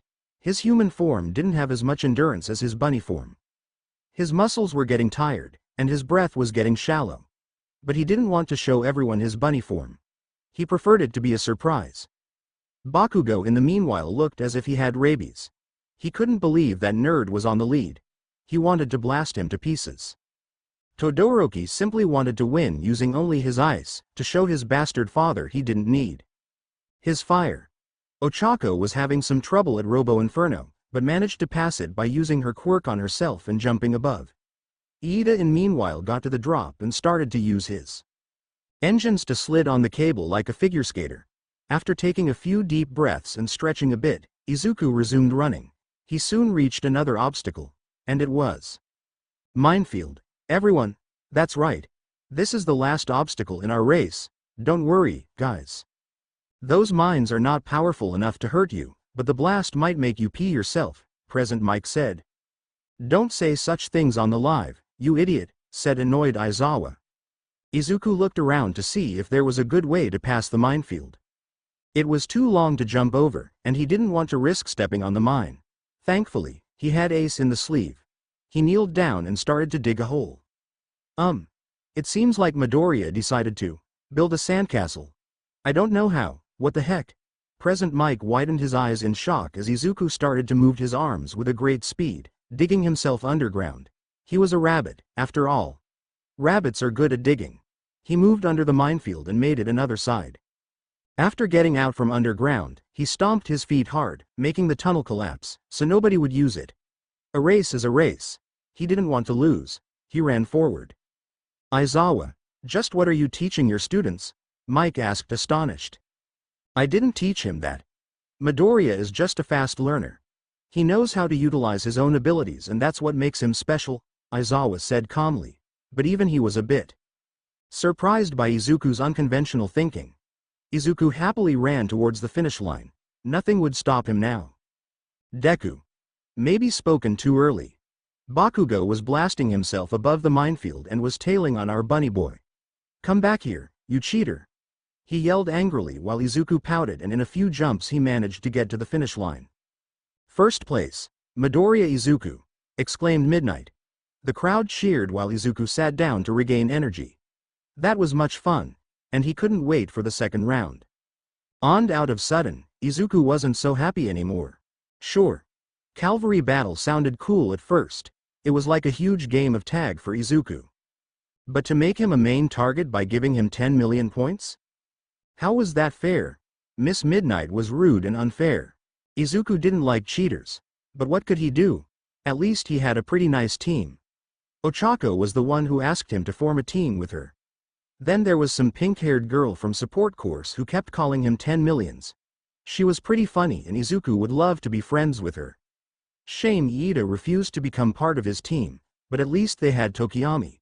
And he had Dark Shadow as his quirk. It was as if they had two teammates in one body. Super cool. Alright, kiddos, I hope you all are ready, Midnight called, raising her whip. 3, 2, 1. Start, she exclaimed before everyone lunged on Izuku. He scoffed, but also grinned. No way he would lose this round. Meanwhile, a shady figure was watching a sports festival on TV in a dark room. She was giggling excitedly as she watched a certain student. One with bunny ears. He surely was a cutie. She wondered if he would entertain her. That thought was thrilling her. It was a long time since she found someone as interesting as him. And she just couldn't help but feel excited. Midoriya Izuku. Would you be the one who will be able to give me the fun I am looking for? Chapter end notes another chapter and a mysterious new character. Who might it be, enemy or friend? You will discover it soon. Don't worry and put on a smile. Chapter summary. Victory tastes the sweetest when you put your strength to test, but the past can hurt you badly if you hold to it so madly. Chapter notes. See the end of the chapter for notes. Izuku and his team swiftly avoided other competitors who aimed for their 10 million points thanks to Mei's invention. The rocket boots. Turns out Mei was a total genius when it comes to inventions. And she was really proud of it. Yes. How do you like my baby? It's surely one of the cutest ones I have ever made. Mad inventor girls scream in glee as they flied above others. Ochako Quirk reduced their weight, so the rocket boots worked even better. Izuku was impressed by how amazing it was to fly. But of course they couldn't keep up in the air for long. The fuel would burn out quickly and Ochako's quirk couldn't be used for too long. That's why they decided to land and defend themselves while using boots just when they really had to. DEKU. This time I am not going to lose against you. Bakugo yelled in fury as his team rushed at Izuku's team. My name is not DEKU. Izuku yelled angrily and almost got into his furry form. Thankfully, Tokiyami's dark shadow managed to shield them from the incoming attack. But not for too long, because Bakugo's explosion were too bright for him. And that was a problem, since he was weaker in strong light. Ochako, use your quirk to help us escape, he said, and Gravity Girl nodded. The entire team was launched up and landed a few meters away, merely avoiding Todoroki's ice attack. Thankfully, Midoriya managed to jump and shattered the ice wall with a kick before landing on top of his team. Good job, Midoriya. We have a chance to win it, praised him Tokiyami as they managed to run away. Not on my guard, exclaimed certain annoying grape boy, tossing his sticky balls from Mezzo's back. Mineta managed to convince multi-armed boy to form a team, and it was probably the best idea in his entire life, since Mezzo managed to use his quirk to perfectly cover Mineta, securing him from other contestants. Izuku's team managed to avoid most of the balls, until one of the rocket boots got stuck. And unfortunately for them, they found about it after trying to evacuate. The effect was that the rocket boot became a useless scrap of metal. No, my baby, despaired Mei. Don't worry, mommy will fix you later. What now, guys? I can't just make us jump away now. Even with my quirk, it will a problem, said nervous Ochako. Oh, no worries. We will surely win this round, Izuku said, keeping his optimism. He then managed to dodge Tsuyu's tongue, which was aiming for 10 million's point. Turns out Shoji teamed up with both Mineta and Tsuyu. Not that it mattered for Izuku. His keen instincts were too sharp for surprise attacks. He ordered his team to move to one of the walls so they would be able to protect themselves easier from the attacks from behind. Bakugo in. Meanwhile had a big pain in the butt that was called Mono Maneto, someone calls Wambulance. Turns out this blonde, smug jerk from the class 1B could copy quirks of people he touched. Izuku wasn't worried about him because his quirk was pretty useless on its own. Or rather, empty. as it would be described by the copycat boy himself. For now, Izuku moved with his team with backs to the wall, preparing for any upcoming attack.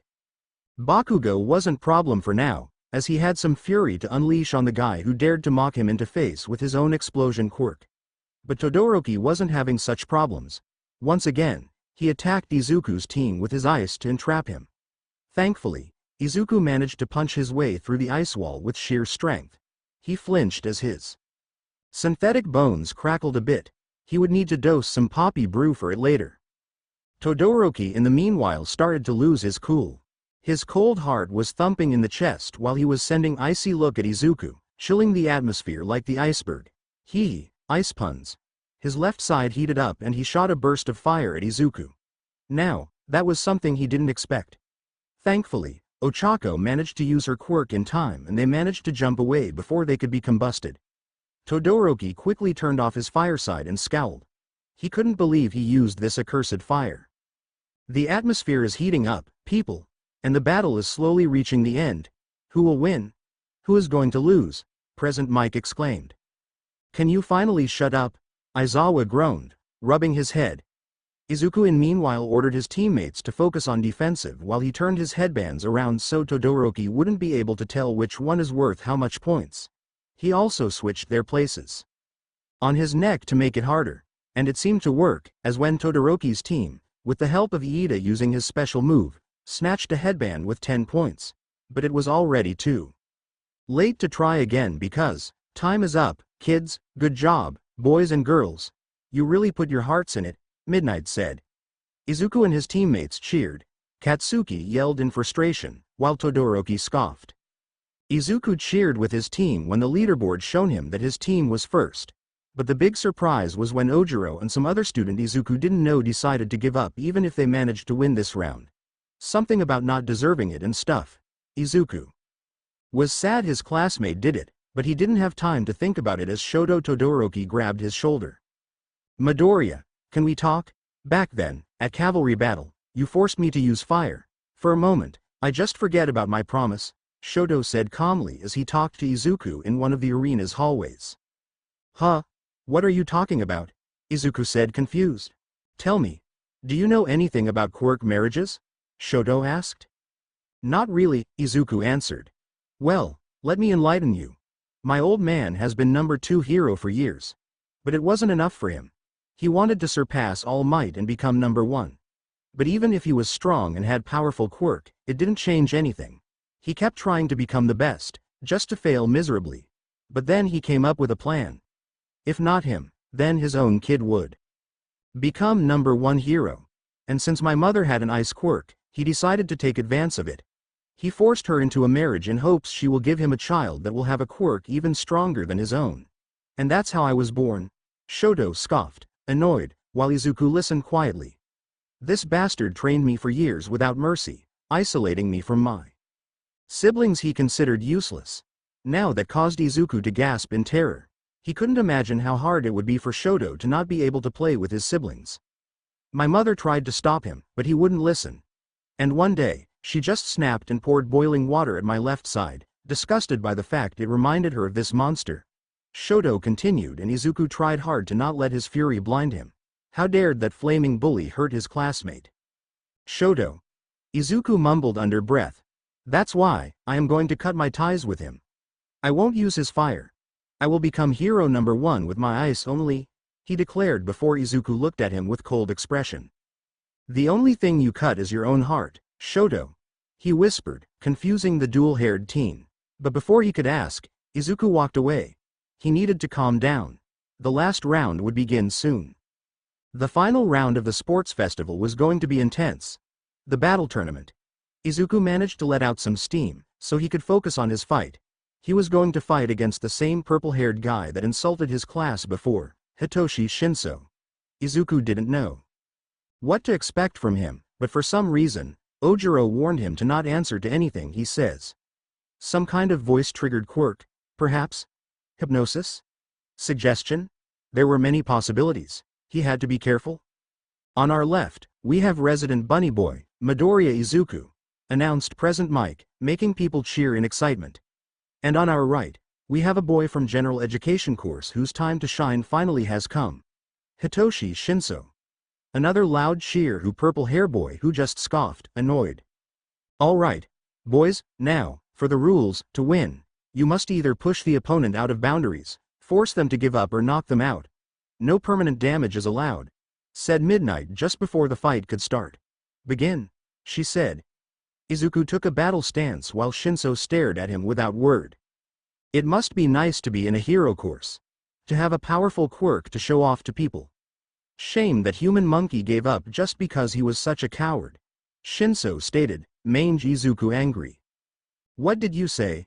He yelled angrily. Shinso smirked at that. Gotcha, he said and tried to activate his quirk on Izuku.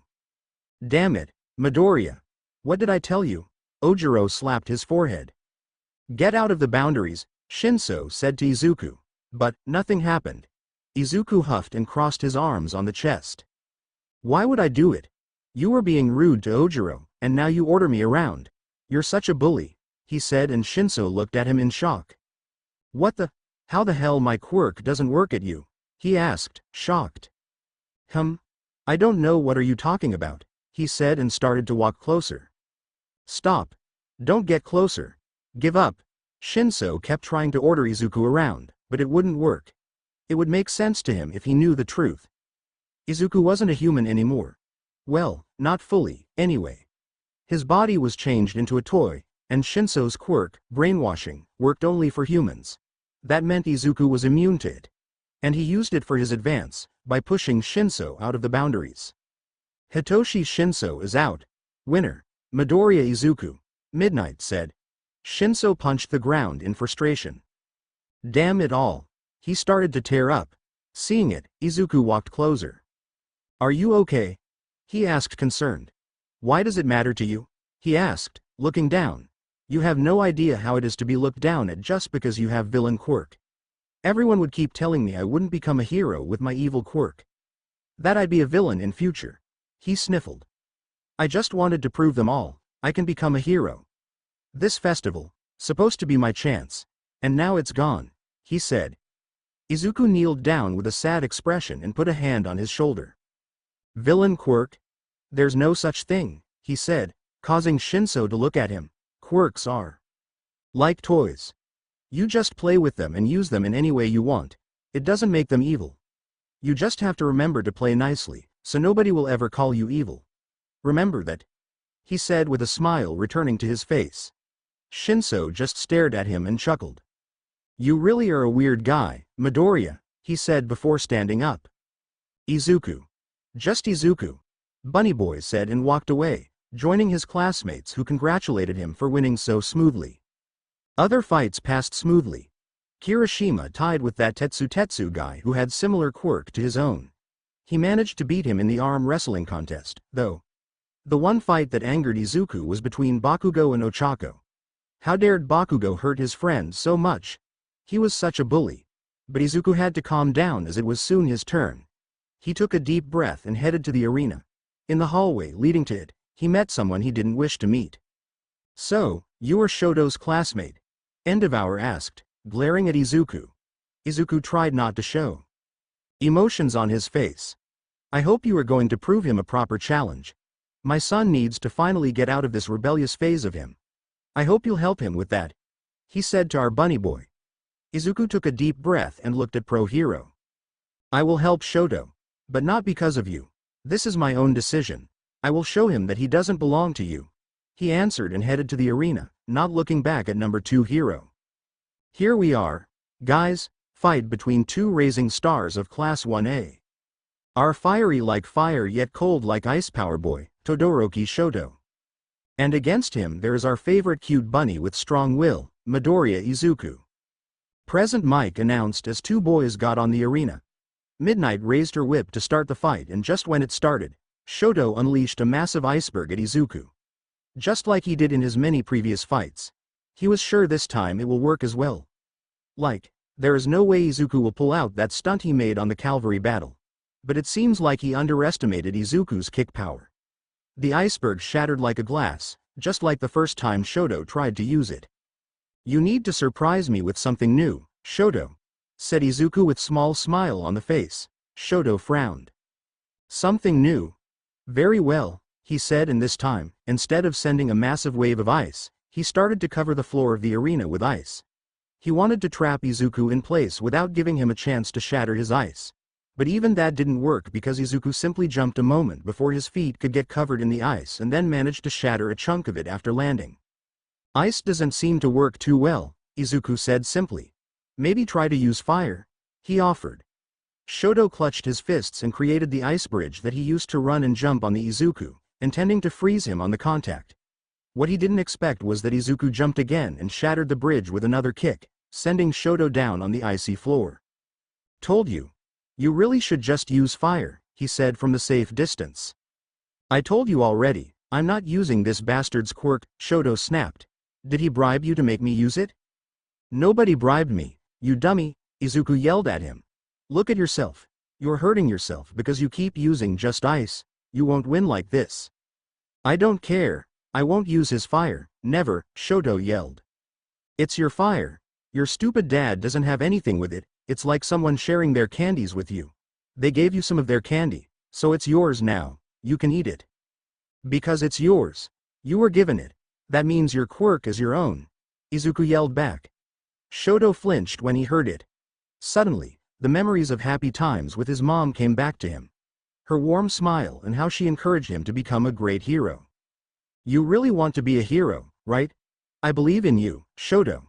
No matter what you do, her voice sounded in his head and a small tear slid down his cheek. Mom, Shoto whispered before wiping his cheek. He took a deep breath and smiled a bit. His left side started to fire up as he looked at Izuku. I don't know if you are crazy or stupid, but thanks, Midoriya, he said. I'm neither. I'm just nice and want to become your friend, Shoto, Izuku smiled sweetly. Look at that, people. It seems like Todoroki finally decided to use his fire. The atmosphere heated up so quickly, announced Present Mike. SHOOTOOO. Endeavor yelled excitedly, shooting out fire from his body. That's exactly what I meant. You finally decided to go full power, he yelled more, proud because Shoto finally decided to use his quirk to the fullest. TCH. Let's finish it up, Shoto said, ignoring his father, and shot a massive stream of fire at Izuku. Our bunny boy couldn't dodge it, so he tried something different. He stomped his foot into the ice-covered floor and shattered it. Then picked up a large chunk of ice and used it as a shield. It wouldn't last for long, but he had a plan, and the plan was he simply charged into Shoto's direction, hoping his ice shield won't melt too quickly. But when it finally was too small to protect him, he jumped to his left, burning himself a bit in the process, and rushed at Shoto, intending to finish it up quickly. He punched his opponent into the cheek, which caused him to lose concentration, giving Izuku perfect opportunity to knock him out of the bounds with a solid kick. Todoroki Shoto is out of the bounds. Winner is Midoriya Izuku, declared Midnight. The crowd cheered in excitement while Midoriya walked over to Shoto. Are you okay? He asked concerned. I didn't mean to hurt you. I got a bit excited. Sorry, he said, helping Shoto stand up. I am fine. And, thank you, Shoto said calmly, rubbing his cheek. Izuku smiled. No probs. That's what friends are for, right? He said with a smile. Right. Friends, Shoto mumbled. Izuku just giggled and patted his shoulder. Take care of yourself, Shoto, he said and skipped away. Shoto just stared at him. Midoriya. Why'd I feel like we have something in CM Mon? He whispered. Chapter end notes. Another good chapter. Another one will be the end of the sports festival arc and start of the field training arc. I will try to keep up with updates, but it's not easy because of college. I'm doing my best, though. Time to put toys away and get serious. Chapter summary. The feeling of being needed by someone that desire to protect the one whose heart shattered like a pot made of clay. Sometimes we need to be serious, not play.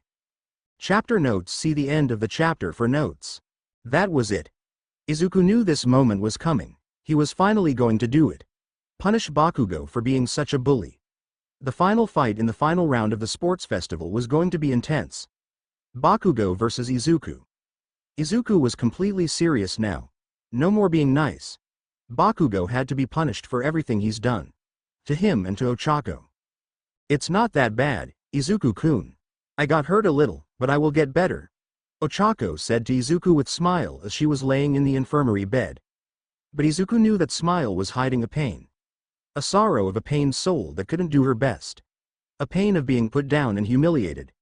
Izuku also decided to put a fake smile on his face. That's relief. No worries, Ochako. I am going to win this festival for you, so, I hope you watch and cheer me on, okay? He said in a chirpy voice. Ochako giggled and nodded. Okay. I will. There we go. Everybody, final round between our two UP dogs from the Class 1A. A bomberman with short fuse. Bakugo Katsuki. And our cuddly boy with some hidden spice and nice kicks. Midoriya Izuku. Present Mike announced. Izuku prepared herself. Bakugo just glared at him with his usual anger. Battle start.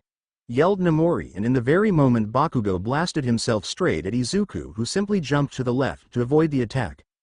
Bakugo yelled in anger and turned himself in air to hit Izuku with a barrage of explosive punches. That didn't work, thought. Izuku shielded himself with his arms. They were scorched a bit, but not damaged. Izuku then grabbed Bakugo by arm and threw him into the ground before adding a kick to the chest. Bakugo coughed out some saliva and wheezed before quickly getting out of the small crater he made. Damn it, DEKU. I'm gonna murder you for that. Bakugo yelled and kept attacking blindly, Izuku simply either avoiding or tanking all his attacks. In one moment, he jumped over Bakugo and landed a solid kick on his back. That almost made Explosive Boy fall over, but he managed to stand his ground before turning to Izuku and attacking him again. You've always been nothing. Just a pebble on my road, so, how the hell did you get to the UA? How it's possible you got so strong? He kept yelling in fury. Anger completely blinded him. Izuku started growling as the anger was bubbling in his chest. Bakugo was a horrible, bad person. He really started to hate him now. And that was something new to Izuku, as he has never had anyone to hate in his life. Stop it. I am not weak, and I am not DEKU. I am Izuku. And you are just a rude, dumb bully, Izuku said while protecting himself from the explosions. Bakugo didn't stop attacking. In fact, he was getting more ferocious. I'm gonna make sure to put you under my foot where you belong, you bastard. Just like I put your B***** friend. Oh, no he did not said that. For a moment, Izuku lost contact with the entire world. Now, he was going to make Bakugo swallow these words. He grabbed him by the throat and then crashed into the arena before he started to pound him all over with his fists. His eyes were red while his teeth were razor-sharp fangs. There was a limit of how much bull's tea Izuku could take. And that limit was crossed because of Bakugo's mouth. He couldn't hear anything. He could just enjoy crushing this brat with his fists. Bakugo was bleeding from his head and had some trouble with keeping conscious. Thankfully, Midnight was there to put Izuku to sleep with her quirk before he could hurt Bakugo further. He won already this battle, but he almost lost his humanity. Shut up, you ungrateful brat, yelled the rough voice of the man who crashed a glass bottle on Izuku's face. Izuku cried out in pain. The man wouldn't stop hitting him, no matter how much he begged. His body was bruised and covered in wounds all over, and yet, it was not enough to satisfy the man's desire to hurt Izuku. He was pure evil. Monster in human skin. Izuku just wanted to run away. To wake up from this nightmare. Wake up, wake up, wake up. Izuku gasped as he woke up in the soft bed of the school infirmary. He looked around confused. What was that dream? Why did this man look so familiar? And why did this dream felt so real? Oh, you're awake.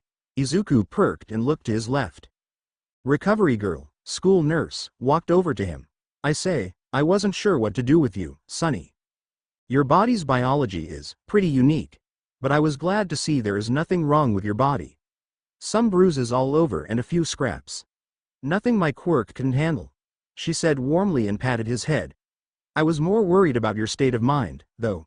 From what I heard, you went into some berserk-like state when that classmate of yours, Bakugo, said something to you.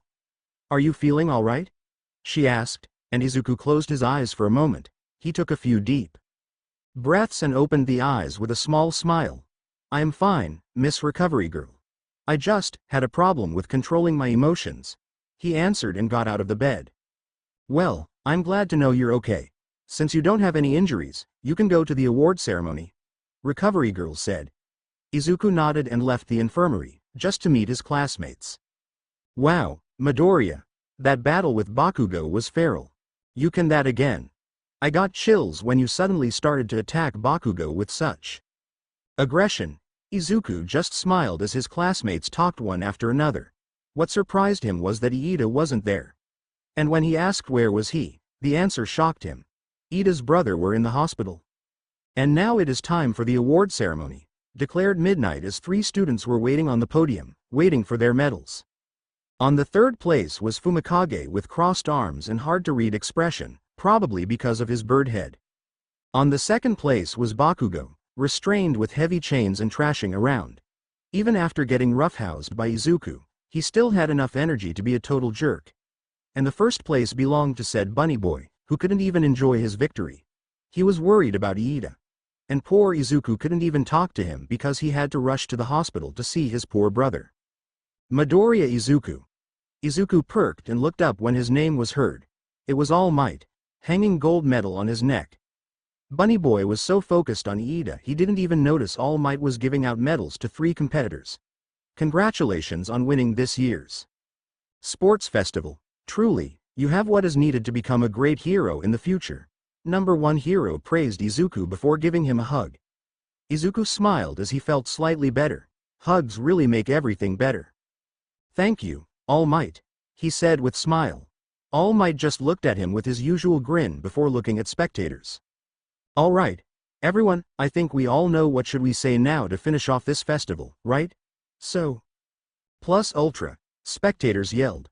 Good job, everyone, All Might exclaimed in the same moment, just to be met with long silence. Damn it, All Might. That was the perfect occasion. Izuku cuddled with Bunzo in his bedroom with a worried expression while Ochako was sitting next to him. Don't worry, baby bro. I am sure Iida will be fine. Bunzo tried to cheer him up. Yeah, Izuku-kun. Iida is a strong guy. I am sure he'll be fine after visiting his brother.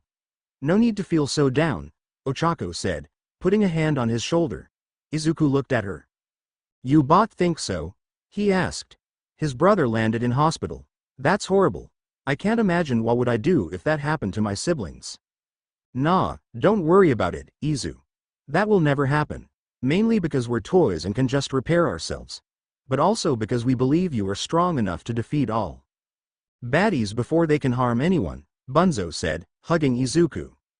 Yeah, you are really great guy. Stop being so down, Izuku-kun.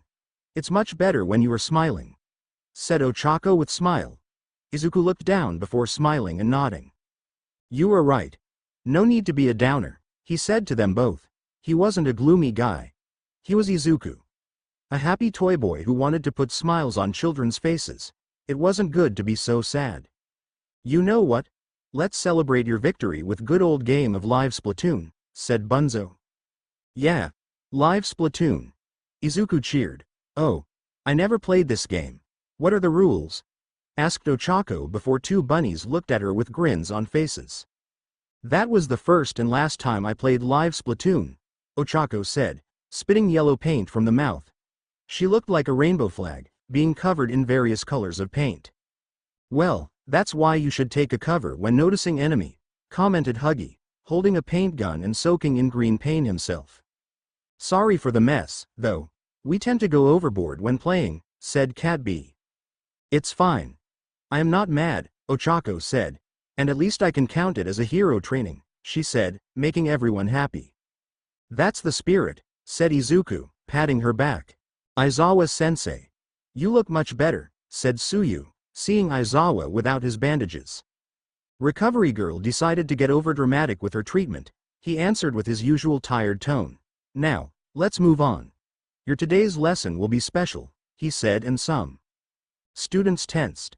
Special? What is it this time? They thought nervously. You have to pick out your hero names, stated Aizawa. Oh, yeah, I've been waiting for it. Students were excited to hear it. This is actually connected with another matter of today's lesson. Your hero apprenticeships. On the sports festival, Some of you managed to get attention of pro heroes from entire Japan. That's why, those who did well enough got apprenticeships offers, he said before screen behind his back lit up and shown them a list of how many offers they got. Whoa. Look at top 3.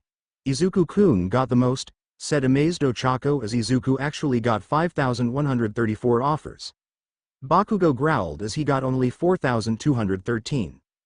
Bakugo and Todoroki also got plenty of them, noticed Kirishima as Todoroki got 3,984 offers.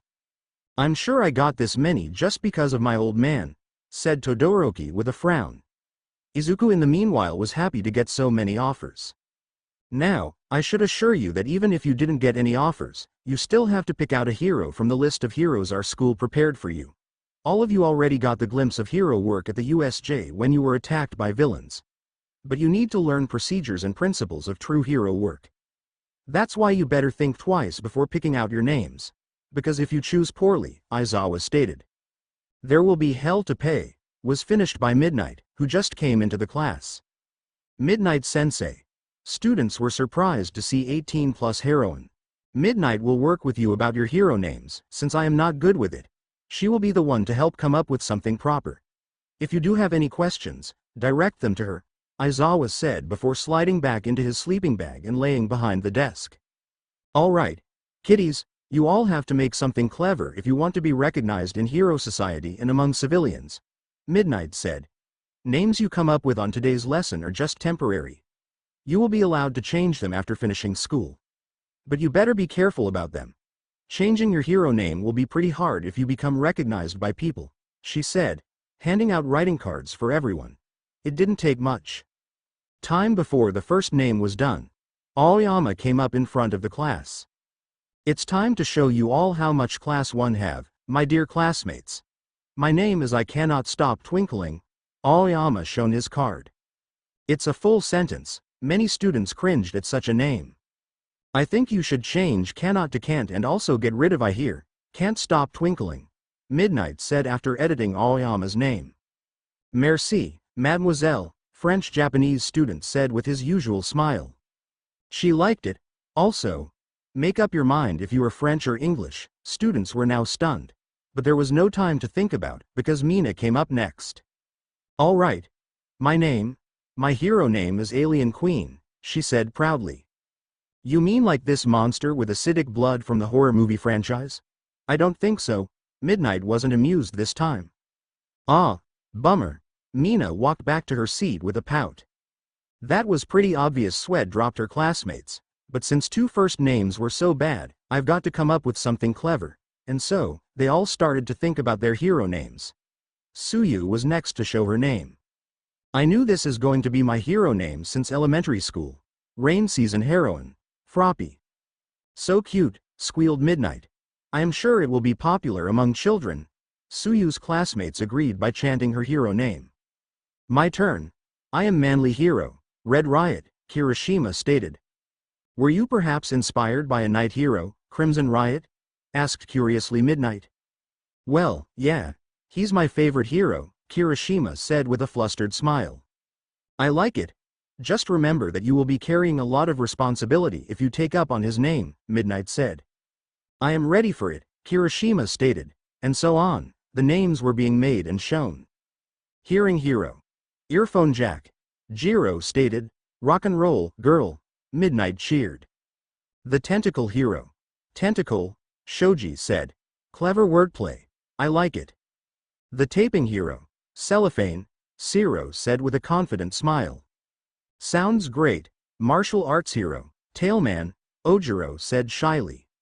Simple but strong. Sweet tooth hero. Sugarman, Sato flexed. Sounds pretty sweet. Pinky, Mina yelled. Pink is justice, sister. Chargebolt. Denki said. Another great wordplay, very clever. Invisigirl. Toru said. Good way to use your quirk's name. The everything heroine. Creata, Momo said determined. Creative. Shoto. I think you know who was it. Just your name. Are you sure about it? Asked confused Midnight. Uh-huh. He nodded before another student came up with their name. Jet Black Hero. Tsukuyomi, Tokiyami said. The god of night has descended. Freshly harvested hero. Grape juice. Mineta held his card high. Very catchy. Koda just held his card with written, petting hero. Anima. Alright, I get it, Midnight said and let him go. King Explosion's murder, Bakugo growled out. I don't recommend it, said Midnight with sweat drop. Why? He yelled furiously. With that, there were 2 more students, excluding Bakugo, who had to work about his own name. Izuku and Iida. Iida originally planned to use his big brother's hero name, but he knew he's not ready to bear such responsibility. He came up with something else. Nitro Hero. Saisoku. He stated calmly. Pretty good hero name. Fits your quirk, Midnight approved. Iida bowed his head to thank and walked back to his desk. Izuku smiled as it was his time. And he got perfect hero name for himself. Just like Sue, I knew what my hero name will be since I was little, he said and shown his card. I will be called Playtime Hero, Toymaker. Izuku waited with Ochako and Iida for the train that would take them to their respective hero agencies. Izuku glanced at Iida, hoping he was real fine. Iida, Izuku said, making Engine Boy look at him. Just remember that if you need a help or anything, feel free to call me. We're friends, so we're supposed to help each others, he said. I appreciate your concern, Izuku-kun, but I am fine. I can assure you that I will be doing okay, Iida said with smile, but Izuku knew that kind of smile. It was the same type of smile Ochako gave him after her lose against Bakugo. But it's not like he could force him to confess, so he just nodded before his bus came. Aizawa told them they're not allowed to use their hero costumes unless on patrol and under watch of pro heroes. Izuku didn't really listen. He was too worried about his friend. He took a deep breath and got into the bus. The ride wasn't long. Just 30 minutes. He left the bus and followed the address from the apprenticeship offer. He perked surprised when he reached it, as it was just a small and not very impressive building. An old gym most likely, since there were some exercise equipment. Was it really a hero agency? Hey, kid. Are you going to stare all day or come in? Izuku perked as he heard some strong female voice and looked up. On the roof was standing a dark-skinned woman with white rabbit ears. That was pro hero Mirko. And she was smirking at him before jumping down. I hope you are ready for some serious action, little bunny. Because I am definitely not holding back just because you are fellow bunny, she said with big grin, and Izuku felt a tingle of excitement going down his spine. Chapter end notes. So here you go, folks. Izuku got apprenticeships from Mirko and finally kicked Bakugo's lousy butt. You also got a glimpse of another of Izuku's toy abilities, the aggressive form. It will also appear in further chapters, but more detailed and explained. See ya in the next chapter. You enraged little bunny. Chapter summary. You should take a note and run, since you enraged little bun. The adult who dares to harm a child will face punishment which is not mild. Chapter notes. See the end of the chapter for notes. Izuku blocked another kick from Mirko using his arms. The rabbit hero surely knew how to fight. And she was very eager to kick this knowledge into Izuku's head. Come on, little carrot. You can't just stand still and block. Give it your all. Just like when you attacked that little blonde punk. Mirko yelled in glee, excited to have some worthy apprentice to teach something. It was actually the first time she took one, but this little guy surely had some spunk. She liked it. Izuku in the meanwhile was trying to pick a proper moment to strike. It wasn't that he didn't have courage to attack or anything. Izuku just knew that Mirko was well trained in fighting as a pro hero. He couldn't just rush into battle or let his emotions take control. He might be an innocent cutie, but he could actually think and make analyses when he needed. So, when he finally found an opening, he shot out his fist. Ha! Too slow. Mirko yelled with a grin as she dodged. What she didn't expect was that it was just what Izuku wanted her to do, as his legs suddenly straightened out and kicked Rabbit Hero into the stomach. Mirko landed on an old treadmill, coughing but smiling excitedly. Well, call me surprised. I didn't expect you to actually land a hit on me, little carrot, she said and stood up wobbly before walking over. Did I do good, Miss Mirko? Asked Izuku with his usual sweet smile. Good. I say you did damn perfect. Mirko laughed and slapped him on the back. It was a good decision to take you under my care. I will make you a total badass who will knock out some teeth and break legs. Izuku flinched at that. That would be very rude. Heroes shouldn't hurt people like this, he said, crossing his arms. Real heroes protect others and don't hurt anyone too badly unless they have to. Well, kid. Sometimes you just don't have choice in that matter. The only thing I can teach you for sure is how to fight. But I guess I can show you how the hero work looks in practice. Mirko said and stretched. Get your costume on, Lil Bunny. We're going on the trip, she said. Iida was on patrol with casual hero Manuel. His mind was deep in thoughts about his poor brother. Hero killer Stain. He was going to find him and make him pay. That was the promise. Saisoku. Iida perked when he was brought back to reality by Manuel. Are you listening to me? As I was saying, it's important to keep your eyes and ears open on the patrol. Because, Iida tried to focus on what his mentor was telling him, but he didn't forget about his plan to avenge Tensai. Ochako dodged another attack from Battle Hero Gunhead. Thanks to training session with Izuku and his family, she got better reflexes. But she still lacked battle experience, so for that moment she could only dodge. Even if she wanted to be a rescue hero, being able to fight was important, too. The USJ incident taught her that harsh way. I didn't expect you to be that good at dodging. Were you training martial arts in the past? Gunhead asked, sounding impressed. Oh, not at all. I just had some training sessions with my friend before sports festival. He taught me a few things, Ochako said, wiping off the sweat from her head. Oh, really? Gunhead titled his head. Is he your boyfriend? He asked in tease tone, making Ochako red. It's nothing like that, she squeaked out. Meanwhile, in the dark alley of Hosu, a certain red-clothed psycho was hiding and waiting. Stain. Hero killer who put many heroes out of the commission. Permanently. Devoid of empathy and focused on his goal of returning meaning of the hero profession. I can smell them. Those fake heroes. Bathing in the fame and glory. Disgusting. Hide away, you fakes. There is no escape from my blade. I will purge you all. This rotten society will regain the true value of heroes. He yelled before a purple vortex appeared behind him. He growled angrily and looked at the intruder. And who might be you? My name is Kurogiri. I have someone who wishes to see you.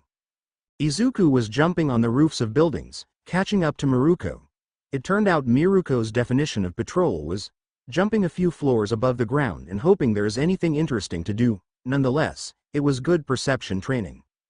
Hero has to have their ears and eyes wide open all the time. If you really want to live up to your promise you made on the festival, you have to learn how to act faster than thinking. Let your instincts take the control, Mirko taught him as they both traveled through the air. People tends to think I am brute woman who prefers using strength instead of mind. And you know what? They are right, Izuku perked surprise. I just don't waste time for making up strategies when I face danger. Enemies won't let you come up with a plan, they will just murder you when they can. And when rescuing someone from a dangerous place, you have to sharpen all of your senses. Sure. Good strategy can be crucial in many situations. But I think it's just better to let your body go on its own. Get it, baby carrot? Instincts will never let you down, she said. Izuku nodded, but wasn't sure if he was going to use that advice. He was a smart boy, and he knew it was important to think about what to do. Still, he would try to follow his instincts, as Mirko advised him. He didn't know that yet, but this decision would be crucial in the future. I can't move, and my hands are injured, groaned Shigaraki, laying over a bar table with his hands stabbed with long knives. Pathetic. Did you really expect me to follow your childish crusade against heroes? Don't make me laugh. Stain scoffed, glaring at DEKU user. He was invited by Shigaraki to join the League of Villains, but turns out he wasn't just another criminal that could be used like a pawn. Send me away. I have unfinished business at Hosu, he said. Kurogiri. Do what he said. I don't want this bastard to join us, Shigaraki said angrily. Kurogiri slowly stood up as he could finally feel his body moving again. He used his warp gate to send Hero Killer away. He'll pay me for this. Tell old Doc to give me some Nomus. We're going on a trip to Hosu. A few days passed fast. A few days of physical training, patrols and occasional observing Mirko in action as she was beating villains. Rabbit Hero turned out to be quite a good teacher, as Izuku managed to sharpen his instincts pretty well. Even if he already had some pretty good senses thanks to his bunny body, now he was much better against surprise attacks and even fighting in darkness. Mirko managed to taught him how to navigate in dark places using sound and vibrations. Dark and narrow alleys were good training areas. He couldn't wait to show Ochako, Iida and his classmates how far he got. You will get far in your way, kiddo. You've learned so much in such a short time. Color me impressed, said Mirko with a grin, which was answered by Izuku's adorable smile. Thank you, Miss Mirko, he said happily. Mirko playfully clutched her chest. Damn, kid. You want me to die from diabetes? She laughed. I'd rather not, but enough of chit-chat. I heard there is more fun at Hosu.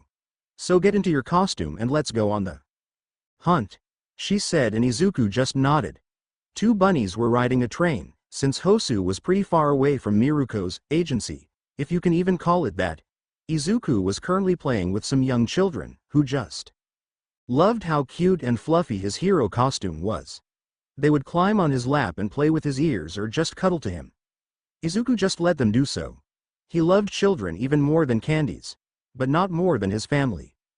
You're quite popular, baby carrot, Mirko said with tease a smile. Izuku didn't register the tease. For him, it was the best. He looked at Mirko with a smile and nodded. Yup. Kitties are so cute, aren't they? When I become a hero, I will make a better world for them. So they can grow up into nice and responsible adults, he said cheerfully. And I hope I will be retired when that comes up. A world without any villains to beat up is Hawk's dream. Not mine, Mirko laughed a bit. She enjoyed the thrill of beating up some goons. It made her feel alive.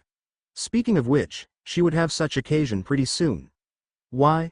Because a huge, green-skinned monster with exposed brain crashed into the train, making a hole in it with a screech. Children who were cuddling with Izuku screamed in fear and rushed to their parents, while our bunny boy and Mirko jumped to their feet. Now, that's what I was talking about. Mirko grinned ferociously and kicked the green monstrosity into the head. It didn't do much damage, though. Wait, doesn't it look like this monster from USJ? Izuku thought with wide-open eyes.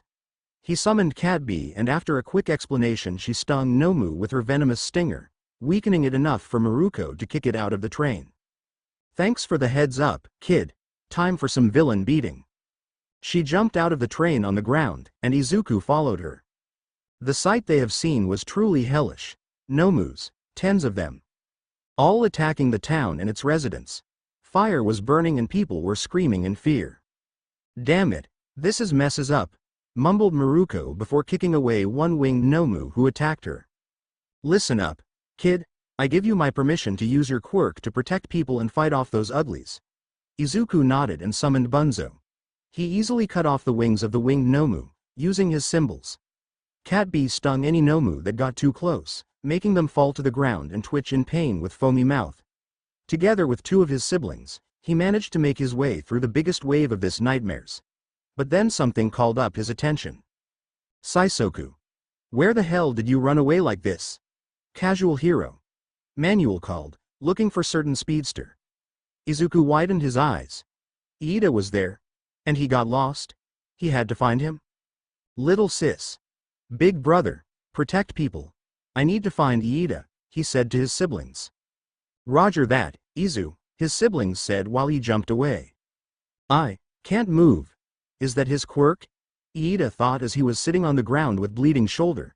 He couldn't feel anything from the neck down. Didn't you say you would avenge your brother, you little faker? Hero killer, Stain, asked with creepy grin. When the Nomus attacked, Iida decided to split up with Manuel to find this monster in human skin. And unfortunately, he did find him, holding pro-hero native in one hand. And it was probably the biggest mistake in his life. He declared to him loudly that he will avenge Tensai since Stain was the one who permanently crippled him. You disgust me. A child playing hero whose only motivation is revenge. Disgusting scum. Someone like you don't deserve to be a true hero. So here, let me put you out of your misery. Stain raised his sword to finish Iida off. Iida widened his eyes in fear. Was he really going to die here? Native yelled to him to stop. Iida, are you there? If he could, Iida would perk at the familiar voice. Using all strength that was left in him, he managed to turn his head towards the person who spoke. Izuku-kun? What are you doing here? Iida asked in shock. What do you mean what I am doing here? What you are doing here? Izuku crossed his arms with pout. You shouldn't just leave your mentor without telling him. He's really worried about you, you know? Another kid. Get out of here, or else you will end up like this faker. Stain said to Izuku, who titled his head. Faker. Wait, what is going on? Izuku asked before noticing Iida's condition. Iida. Why are you bleeding? He asked with his voice getting lower than usual. He looked at Stain with slight glare. What are you doing to him? Isn't it obvious? I am finishing off this faker. He doesn't deserve to be called a hero. Stain yelled at him, and that was a mistake. First Bakugo insulting his best friend, and now. You want to kill my friend? He growled with his body shivering in pure, animalistic fury. You would dare to kill a child? Izuku's voice got deeper and more aggressive. Now. His body turned into his toy form, but something was wrong. His green eyes were now red. His teeth were sharp fangs, and from his handpaws came out razor-sharp claws. This was Izuku's most dangerous secret technique. The aggressive form. Midoriya. Iida widened his eyes as he has never seen Izuku so furious. Stain just scoffed. So you are just another fake who needs to be. He didn't finish the sentence. Before he could, he was smacked straight into brick wall. Stain gasped as he could feel his bones rattle. And it was far from over. Izuku wouldn't just stop with kicking him once. He grabbed him by throat and tossed into air before jumping up for him and slashing him with his claws. Stain yelled in pain as blood came out from his chest. Izuku slashed too shallow to mortally wound him, but deep enough to punish him. He then punched him back into ground and landed a few meters away. Stain somehow managed to stand up and look at Izuku. I hate you. You bully. You disgusting monster. Izuku yelled angrily, stomping his foot and making cracks in pavement. You hurt Iida. You are horrible, selfish, bad person. Izuku looked at him with cold expression. Now, you are in trouble. You made me angry. I will punish you, you bully. Stain growled under breath and tossed a few of his knives at Izuku. Midoriya-kun. Watch out, Iida yelled, worried for his friend. Izuku just opened his mouth and caught all blades in teeth, shattering them with ease. You think you can win this battle, kid? You are nothing more than a weak child who knows nothing about true heroics, Stain yelled. Shut up. Izuku screeched in fury. It's you who doesn't know anything about heroes. He jumped on Stain, trying to cut him again, but Hero Killer managed to jump away and stab him in back. Iida yelled at that sight. But to everyone's surprise, the blade was stuck in Izuku's back. What the? Stain tried to remove the blade, but it wouldn't budge. Izuku grinned like rabid animal and punched Stain away before pulling the sword out and breaking it in half. He didn't even give Stain time to get up before kicking him hard into ribs, probably breaking some of them. Stain tried to stab frenzied Izuku with short knife, but it just broke like a toothpick. It didn't look good for Hero Killer. He glared weakly at the Mad Bunny Boy, expecting him to act like all fake heroes and finish him off. But surprisingly, it was quite opposite. Izuku turned away from him and walked over to Iida, with his form shifting back to his default plush bunny form. Are you okay, Iida? He asked with concern in voice. All the rage he felt before was gone. Midoriya-kun. What was that? Iida asked in shock before yelping in pain as he was punched in chest. You dummy. You could get seriously hurt or killed. I am your class representative, so I forbid you from doing something so stupid again. Izuku yelled with tears in eyes. Iida stared down in shame as he could feel the weight of his own foolishness. I am sorry. My own rage blinded me. I just couldn't stop myself from wanting to avenge Tensai. How can I call myself a hero if I can't control my own emotions? Iida gritted his teeth in frustration. Izuku opened mouth to answer, but whatever he wanted to say was cut short by Stain. Don't act as if you had a change of heart, you faker. Stain rushed at two boys with another sword. Midoriya. Don't let him drink your blood. I think that's how he managed to paralyze me. Before, Iida yelled quickly. Thankfully, Izuku didn't need to use this information. He easily grabbed the sword with his fluffy paw and glared at Stain. "Stop it, you stupid bully." He kicked him into shin, fracturing it. Stain fell on his knee as the pain was becoming too much. "I won't let you hurt my friend. I'd rather die than let you do that, you stupid, bad bully." He finished it off by punching Stain into head. As the villain fell on the pavement, he managed to mutter a question. Who are you, boy?" Izuku just looked at him with pout. "HMPH. Midoriya Izuku, and my hero name is Toymaker," he said. Stain managed to grin one last time before losing consciousness. "Midoriya Izuku, true hero," he whispered before fainting. Izuku sighed and looked at Iida. "I can't heal you with poppy brew, since you aren't a toy. But don't worry. I will bring you to hospital. Can you move already?" he asked. "I think I can. I guess his quirk's effect is finally fading," Iida stated before trying to stand up. He helped him. Two boys managed to tie up Stain. Izuku picked Native and carried him over his back since the pro hero was unconscious. At least his injuries weren't that bad. Stain didn't manage to finish him off. "There you are, little bun." Mirko rushed towards two boys together with Manuel. They managed to trace them both down after dealing with all Nomus. Izuku's siblings unsummoned themselves after they were done with those mindless beasts. "What was that running away, you little? Is that G Stain?" Mirko and Manuel stared in absolute shock at the tied and beaten up villain. "Are we in trouble?" Izuku asked innocently. Chapter end notes. Here we go. Izuku facing the Stain and using his aggressive form. "I hope it's good enough for you. I am really doing my best with this fanfic. College is really hard and I don't have as much time to write as I used to. But I hope it will satisfy you for some time. See ya in the next chapter. Everything is better when you talk to friends. Chapter summary. Peaceful days, that's all we desire, but sometimes times are just dire. Come on then kids, let's play on the fresh air. We're going to have fun, fair and square." Chapter notes. See the end of the chapter for notes. Izuku and Iida weren't in trouble, thankfully. They were only given some reprimand from their mentors for leaving on their own. But since nobody actually knew what really happened in the alley, there wouldn't be any consequences for two boys. Still, Mirko congratulated Izuku for defeating Hero Killer on his own. She was pretty proud of him. Cat B and Bunzo unsummoned themselves after helping Bunny Hero with all Nomus. They knew Izuku didn't need their help for his fight. Stain was arrested by the police and Iida was taken to hospital. Even if he wasn't crippled like his brother, he was still wounded by Stain. His shoulder and hand needed proper medical care. "How are you feeling, Iida?" asked Izuku, visiting his friend at the hospital. "Could be better. Doctors managed to stitch up my wounds, so I won't have any permanent damage," Iida said, before looking Izuku into the eyes. "Midoriya, no Izuku-kun." "I'm sorry," he said. Izuku titled his head, confused. "For what?" he asked. "For making you so worried. Because of my selfish." Before Iida could even finish, he felt Izuku's hand on his head. "Oh, stop it, you dummy. You already apologized once and I forgave you. Stop being such a bummer and cheer up," he said with a smile.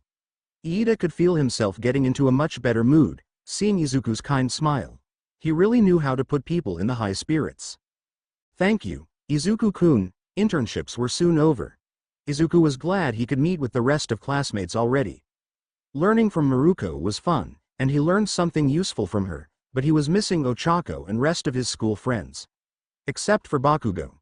He could get lost and never come back, speaking of whom. "Ahahahaha. Dude, what's with your hair?" Siro and Denki laughed loudly, seeing Bakugo a new fabulous haircut. "Shut the hell up, idiots. Since this bastard genist made my hair like this, I can't get them back to normal." Bakugo yelled in fury, cracking explosions from his palms. It wouldn't take much time before his hair got back to its usual sparky haircut. Izuku simply ignored him and happily ran over to Ochako. "Hey, Ochako, Whoa!" Izuku dodged a sudden punch from Ochako. "Ah, Izuku-kun. I'm so sorry, I didn't notice you." Gravity Girl panicked, thinking she hit Izuku. But training with Mirko sharpened his already good senses, so he wasn't hit at all. "Nah, no biggies. That was a cool punch. Did you learn it from your mentor?" Izuku asked, wiggling his bunny ears excitedly. Oh, yeah. Gunhead was actually a good teacher. Ochako nodded with a smile. He taught me so many self-defense techniques. That's great. How about we have a sleepover, so we can talk about what we were doing with our mentors? Izuku asked. I'd love to. Ochako giggled with a smile, and soon, the first class started. Welcome to another heroics training, students. All Might said with a grin as the class gathered on the training ground Gamma. It was full of industrial structures, narrow roads and pipes. I hope you are all full of energy, since your today training session will be a rescue race. Since your USJ trip was a complete failure because of villain attack, consider it complimentary training. Class 1A got pretty excited. They were eager to show the effects of their hard work. Izuku just smiled happily, holding close to Ochako. That sounds fun. It will be like playing with PJ Pug a pillar, Bunny Boy said, happily wiggling his ears. Ochako laughed nervously at the memory of the creepy, empty-eyed dog caterpillar plushie. Rules are simply, you will participate in the race in groups of 5. The objective is to reach me as fast as you can. Try not to damage anything on your way, and don't attack fellow racers. All Might said with grin. The race started 15 minutes later, when All Might got on top of one of the buildings and gave them a signal with a flare. The first group, Izuku, Shiro, Bakugo, Ojiro and Ashido, moved as fast as possible while the rest of the class watched them on the monitor. Hey, it's as if this race was made for me, Ojiro commented as he used his tail to move around the training ground with ease. Don't count me out, dude. I will win it. Shiro in the meanwhile flied around with his tapes. Like a cheap parody of Spider-Man, which he probably was, Bakugo just used his explosions to fly above, while Mina slid on her acid, spilling it on obstacles to make herself away. But the true champion of the race was Izuku. He was in his full bunny form, jumping around with ease. Thanks to training with Mirko, he was able to move more smoothly by sharpening his senses and instinct. He didn't have any trouble with moving around narrow spaces or avoiding pipes on his way. Each of his movements was precise and careful. He wasn't wasting any opportunity to move forward. And that was exactly what allowed him to reach All Might before others. He felt really proud of himself when All Might congratulated him. Even more when his classmates praised him. Midoriya, that was amazing. Dude, what kind of training you had with Mirko? That was feral, super manly. Izuku giggled and rubbed the back of his head. Ah, sheesh, guys. Stop it. You're too nice, he said with sweet smile and pink cheeks. He enjoyed being praised. It made him feel special. After taking a spot next to Ochako in front of the monitor, he simply watched others going through the same course as him. His classmates surely made progress thanks to their mentors. And it was all great, because it would pay off in the nearby future. Summer break is coming. But it doesn't mean you can just do nothing and laze all days. I think you all probably know what is in plans for you, Aizawa said to his class. Could it be? Many of the students tensed up. You're going on the summer camp, Aizawa finished. Heck yeah. I knew it. The class cheered in joy. I am so waiting for the courage test, Mina exclaimed in excitement. Fireworks and hot springs, mused Suyu. Roasting marshmallows and singing campfire songs while snuggling to each other, Izuku said with a big smile. Oh, yes. He was such a pure child. However, don't celebrate just yet, Aizawa said sternly. Those students who fail their exams won't go and will have to stay in the school for remedial hell. Let's do our best, Kirishima said, all pumped up for this. Izuku smiled and looked at Ochako. Hey, Ochako. How about we study and train at my place? We can even have a sleepover. It will be fun, he offered. Gravity Girl smiled and nodded. Sure, Izuku. I think it might be a good plan, she said. Her chest fluttered a bit at the thought of spending some more time with Izuku. She really liked this precious bunny boy, and she just couldn't stop thinking about how much he helped her already. Izuku truly was her guardian angel. Hey, Izuku. Ochako asked shyly, sitting on Izuku's bed with pink cheeks. Two of them studied pretty hard and had training session in the game station.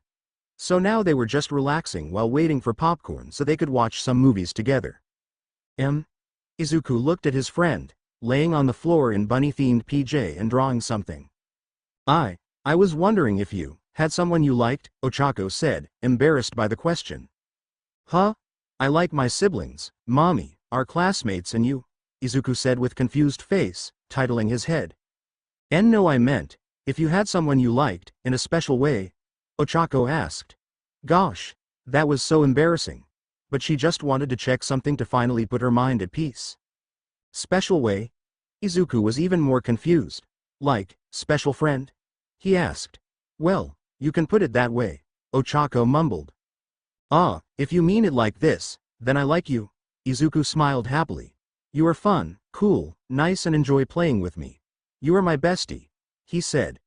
Ochako lowered her head. Bestie. That sounded good for now. Ochako didn't mind having bestie.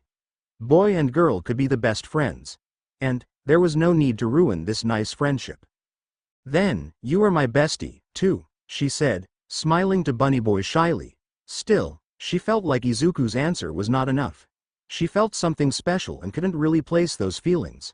But it was fine. Being Izuku's bestie was fine. As long as she could enjoy his company. Hey, kiddos. Who wants some popcorn? The chirpy voice of Bunzo brought Ochako out of her thinking time. It was time to snuggle under a blanket and watch some Disney movies together. Written exams turned out to be way easier than Izuku thought they'll be. He managed to score third on it. Above him were only Iida and Momo, so it was all fine for him. Now, it was time for the second part of the exam. Practice tests. Izuku could feel the excitement in his synthetic bones. Just another fun game to get through. Welcome to the practice test. As I stated before, you can fail this one as well, and then you can just kiss your chance of going to the summer camp goodbye, Aizawa stated. Students of Class 1A weren't worried. They already faced villains before. That test was going to be super easy. Alright. So we're going to face robots, right? Mina asked with her usual happy-go-lucky grin. I'm afraid not, Miss Ashido. A muffled voice came out from under Aizawa's capture scarf before Principal Nezu poked his head out. He was hiding there all the time? Some of the students thought. It's true that at first we planned to let you fight robots for your final exams, but we came up to the conclusion that we might just up the difficulty. Since you already had your first encounter with villains, you need something way more challenging. That's why, for your test, you are going to face us. Your teachers. Now that statement sounded like death penalty to many of the students. Izuku huffed with pouty face. It wasn't the test that he was annoyed with. That test was just like games at the game station. Run to the finish line or put handcuffs on teacher. Super cool game of tag. And with All Might as the examiner, it just gained higher level. And he loved games in which you had to do your best. What was annoying was his partner. Why did he have to do the test with Bakugo? He wanted to go with Ochako. Speaking of which, he watched as she was trying to not get sucked towards 13. She was putting up quite a fight. Thanks to training with Izuku, she was bravely holding to the metal pole without breaking a sweat, much to the 13's frustration. Her partner, Aoyama, wasn't doing so well, though. Ochako knew they wouldn't win that way, so she came up with a risky strategy. She just let go of the pole and flied straight towards Space Hero, making her deactivate Black Hole in panic. And that was exactly what Ochako waited for as she crashed into her and put her in the headlock. Battle training with Gunhead also gave some nice results. Aoyama used it as an opportunity to put handcuffs on the teacher. Both of them won, making Izuku cheer. Tests were all moving forward until the last one had come up. Izuku and Bakugo versus All Might. It was going to get intense. Are you sure putting those two together is a good idea, Aizawa? All Might asked with worry in voice. I might not like the idea of pairing two kids that evidently hate each other to the core for the exam, but it's for the best. They both have to learn how to cooperate and move past whatever turmoils they share, Aizawa stated while reading some documents. Still, I have my doubts. Even if they are both strong, they might not stand the chance against me. Especially if they can't trust each other, All Might said. When facing a common enemy, people forget about mutual animosity. It's basic psychology. We're helping our students to grow up. Not only as heroes. Trust me, All Might. I know my students good enough to know what's good for them, he said. All Might could only nod and Hope for the best. Aizawa in the meanwhile looked at a document regarding a certain student. Playtime company? Where have I heard about it? Listen up, DEKU. There's no way in hell I am going to work with such a pathetic idiot like you. I can win it on my own, and where the hell are you going? Bakugo yelled as Izuku started to walk away from him in the middle of the rant. The exam started a minute ago and he just wanted to get over it, without having to deal with some bully jerk. Don't ignore me, you. Bakugo flinched when Izuku glared at him with fangs bared. Bunny Boy wasn't going to just forgive Bakugo for what he said about Ochako, back at the sports festival. I don't like you, Bakugo. So if you don't want to go and do this exam with me, it's fine by me. But don't get into my way. He let out a small growl at the last word. That actually slightly intimidated Bakugo, but he just scowled and started to run. I will pass it without your help, he yelled. Izuku decided to also run to not waste any more time. I'm gonna find All Might and then I. And then you what, young Bakugo? Asked All Might, appearing to his left out of sudden. Bakugo widened his eyes before he got smacked into the nearest wall. You little heroes should keep your eyes wide open, 'cause I am not going to let you win it just like that. All Might laughed before jumping towards Izuku. Our little protagonist managed to dodge it at the very last moment, but the pressured air from the punch still knocked him away. Izuku landed on his feet and grinned. The fun was just getting started, and he loved it already. He took the battle position. Fists clutched. Eyes narrowed. Bunny ears standing straight up. Oh, so you're planning to defeat me, little hero? Then let's see what you got? All Might said. Izuku smiled playfully and in the next moment, he did it. See ya! He yelled and started to run away, leaving dumbfounded All Might. Well, he didn't expect that. But it didn't matter. He just jumped towards the running boy, trying to catch him. Weighted bracelets were slowing him down a bit, but not enough to not give him a chance of catching up to the speedy boy. Better give up already, hero. You're not going to die. Bakugo out of sudden launched a powerful explosion at All Might, blinding him temporarily. DEKU, as much as I hate it, we're gonna do it together, he yelled angrily. Izuku just frowned. He knew that it would be impossible to defeat All Might, so it was the only logical thing to do to simply get to the finish line. That won't work. All Might cleared all the smoke with a wave of a hand and attacked Bakugo, who used his explosions to maneuver in the air. Izuku in the meanwhile jumped on top of a phone booth. Seriously? Who the heck use them nowadays? And then on the roof of a building. He grinned excitedly as he could see the finish line. He just had to get there. Better watch your back. Izuku gasped as he was suddenly punched into his back by number 1 hero. It actually hurt, but he was a tough boy. He could bear it. You two were good at entertaining me. But it's time to stop playing around and finish it. All Might launched himself at Izuku. Are you sure about it, All Might? Fun's getting started, he said before All Might found himself in fuzzy and blue arms. Huggy Wuggy decided to join the party. Time for bear hugs, he said happily and started squeezing All Might, making him choke a bit. Izuku was already rushing to the finish line while Bakugo was wheezing on the ground. He was pretty sure All Might broke his rib or two. It was actually a good thing that both boys weren't present, because they couldn't notice a trail of blood leaving All Might's mouth, and steam coming out from his body. He struggled hard to get out from the bear hug, but Huggy was just too strong. It was actually pretty humiliating to be defeated by a plush toy. Exam finished. The sign above the finish line flashed when Izuku finally get past it. He cheered in joy as he couldn't believe it. He managed to win against All Might. It was super cool. He would celebrate it with his family. Meanwhile, at the dark pub that served as a League of Villains hideout. Just great. What kind of creeps decided to join us? Psycho fan of that bastard Stain and some rude guy without any respect, scoffed Shigaraki, eyeing 2 of the new recruits. A girl with blonde hair and a rather disturbing smile, wearing school uniform and holding a knife. Toga Himiko. Teen girl obsessed with blood who stabbed her classmate at the school. And black-haired man with purple scars covering 75% of his body. He called himself Dabi, but refused to clarify who he exactly was. He then looked into a corner, at the figure standing in shadow. And you? Who might you be? I don't think you introduced yourself. The figure in the darkness just giggled with a young and girly voice. Me? Oh, don't worry about it. I'm here to have a little fun. Chapter end notes and another good chapter landed. I hope you liked it. Action scenes are not my thing, but I tried to make the final exam look good. I hope I didn't disappoint you. College exams are tough and I simply don't have that much time for the fanfic, but I won't abandon it. It's my sweet child. Next chapter will have a big reveal of mysterious character. Do you know who is it? I'm pretty sure you have a clues already. Summer fun?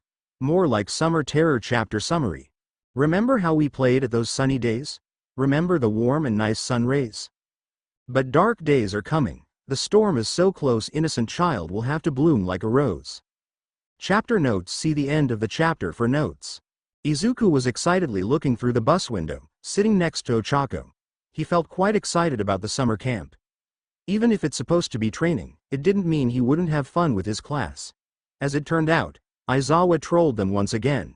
Even students that failed practice exam would go to the summer camp, since it would, illogical if UA declined them chance to gain more experience, and blah blah blah. None of this mattered. Our cuddly little bunny was going to have a good time.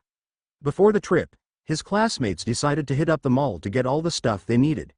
Izuku didn't go with them because he simply didn't need to buy anything. Besides, big and crowded places were making him feel uneasy. I can't believe Aizawa-sensei got us again. Seriously, this is so frustrating, whined Ashido. At least we're going on the summer camp with the rest of class, said Kirishima with a grin. Is it really something to be happy about?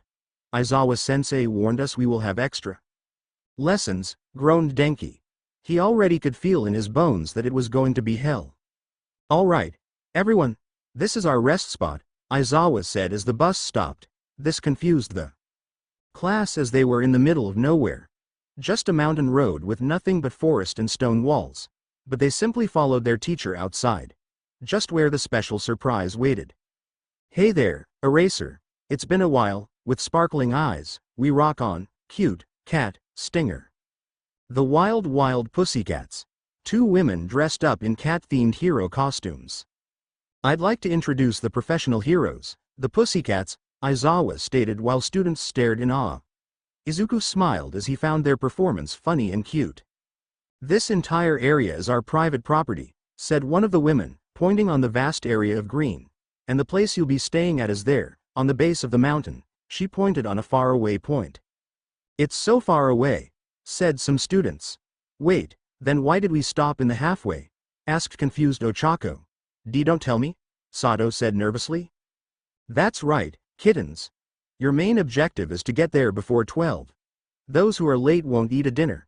So you better, black-haired female hero, Mandalay, didn't finish the sentence as two students suddenly rushed forward to the drop.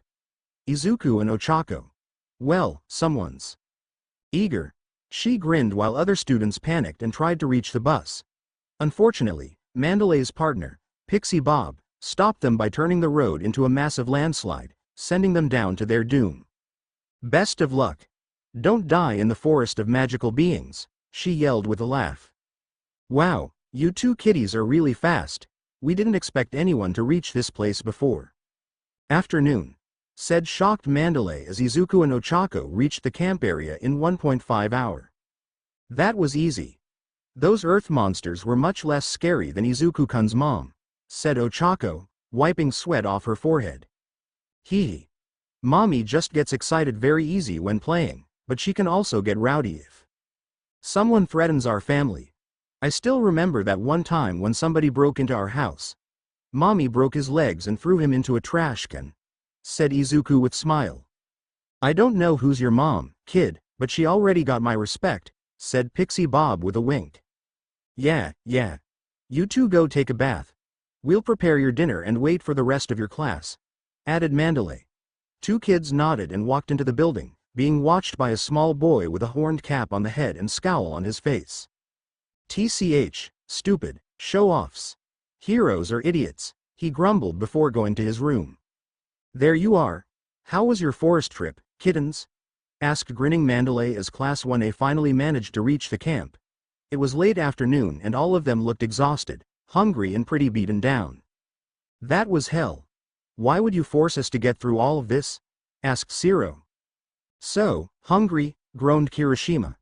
Well, your friends didn't have that much problem reaching this place, said Pixie Bob, pointing on the Izuku and Ochako who were standing next to Aizawa.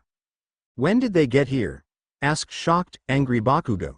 He couldn't believe DEKU managed to win with him once again. Way earlier than we expected. No matter, said Pixie Bob. We actually thought it would take you much longer to get here. You are so full of determination.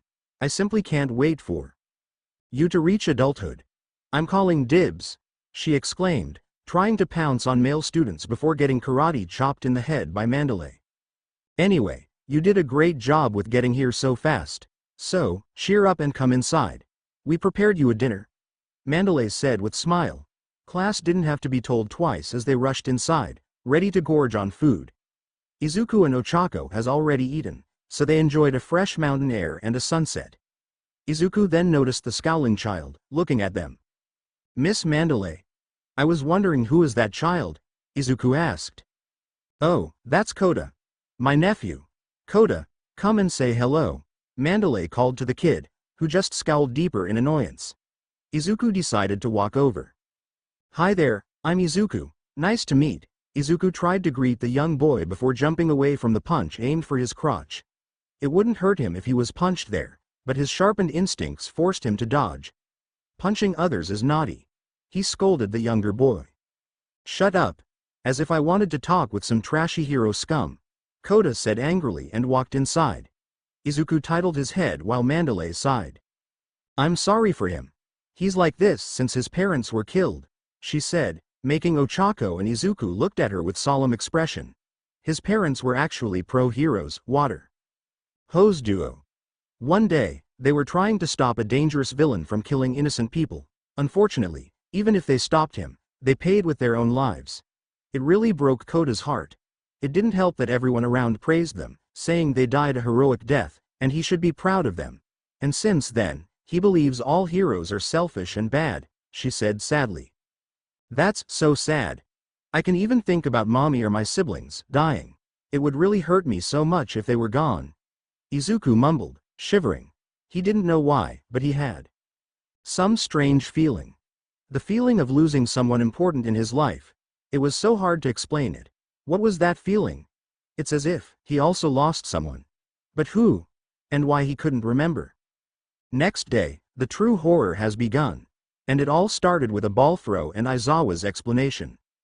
So far, you've been working about getting your physical abilities stronger, but your quirks haven't grown at all.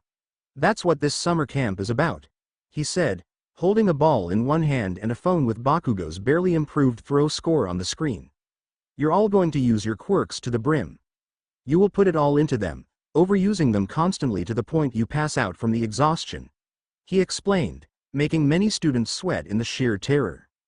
And we'll be here to watch you over, cheered 4 members of Wild Pussycats. Pixie Bob, Mandalay, Ragdoll and Tiger. Pussycats will be watching over your training, so you better don't slack off, Aizawa stated before the hell training began. For Izuku, it wasn't that bad. The only thing he had to do was summoning and unsumming his siblings. The point of his quirk training was to increase the distance on which he could summon his siblings. For now, his upper limit was 15 meters from himself.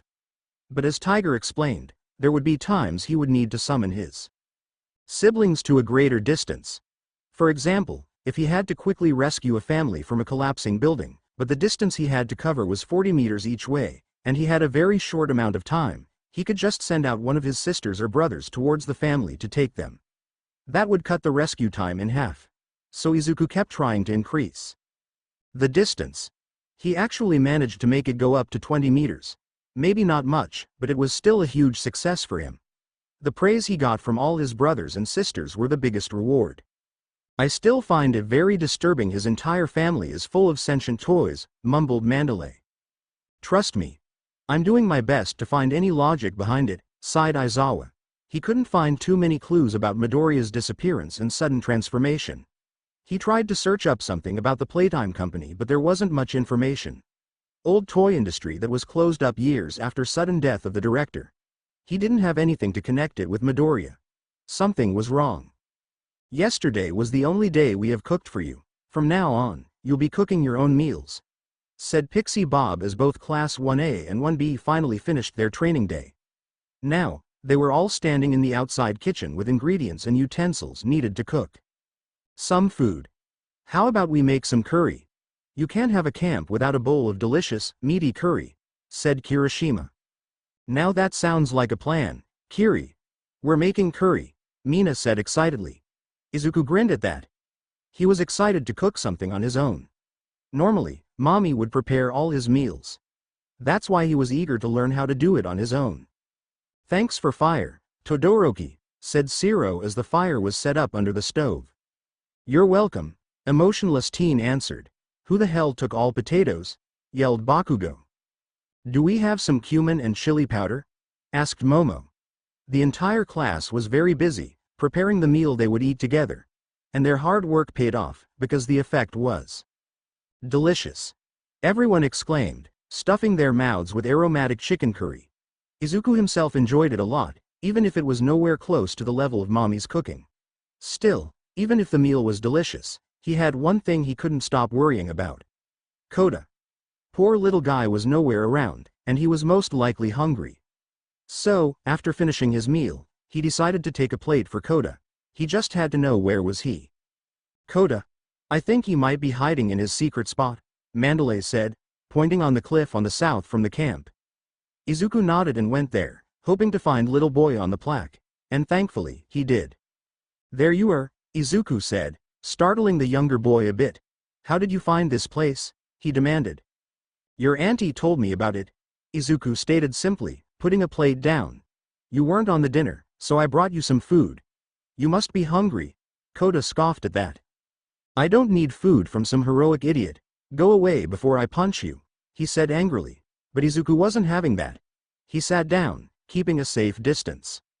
"Your auntie told me about your parents," he said, making Kota glare at him.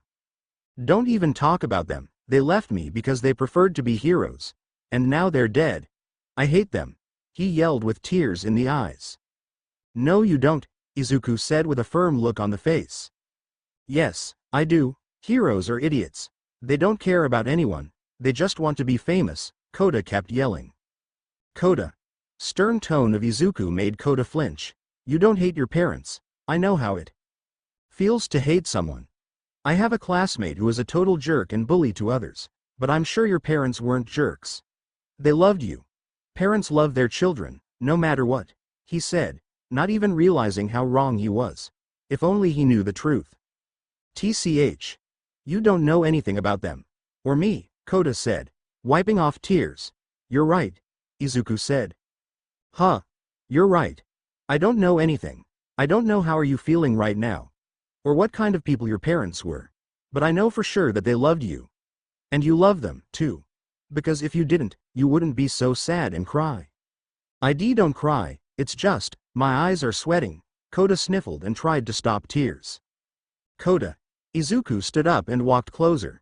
"You have the right to be sad, and angry. I also cry when I am sad. Like that time when I got lost at the factory when I was 7 and my mommy had to find me. But it doesn't mean you can just say you hate your parents. That would make them super sad if they heard you from heaven," he finished, putting a hand on Kota's shoulder. "Think about it. Your mommy and daddy were surely cool heroes. But they were cooler parents. So, cry after them. But remember that they still love you and are with you." Izuku smiled and patted Kota's chest before turning back and going away. Kota stared down at the ground, tearing up again. But this time, he felt slight relief in his chest. "Mom, Dad, I miss you," he whispered and sat to the lonely meal. Courage test. That was the activity both hero classes were looking forward to. Izuku of course was just happy to have some camp fun, while Ochako wasn't too interested. Playing in the game station was actually much scarier than any courage test. Still, she would take part in it and hope for some fun. Don't get too spooked, kids. This activity is not just a fun activity, but also part of your training. Ragdoll said with a grin. Villains can attack you from anywhere. Keep your eyes and ears open all the time. That advice would come handy very soon. Not that anyone could know about it just yet.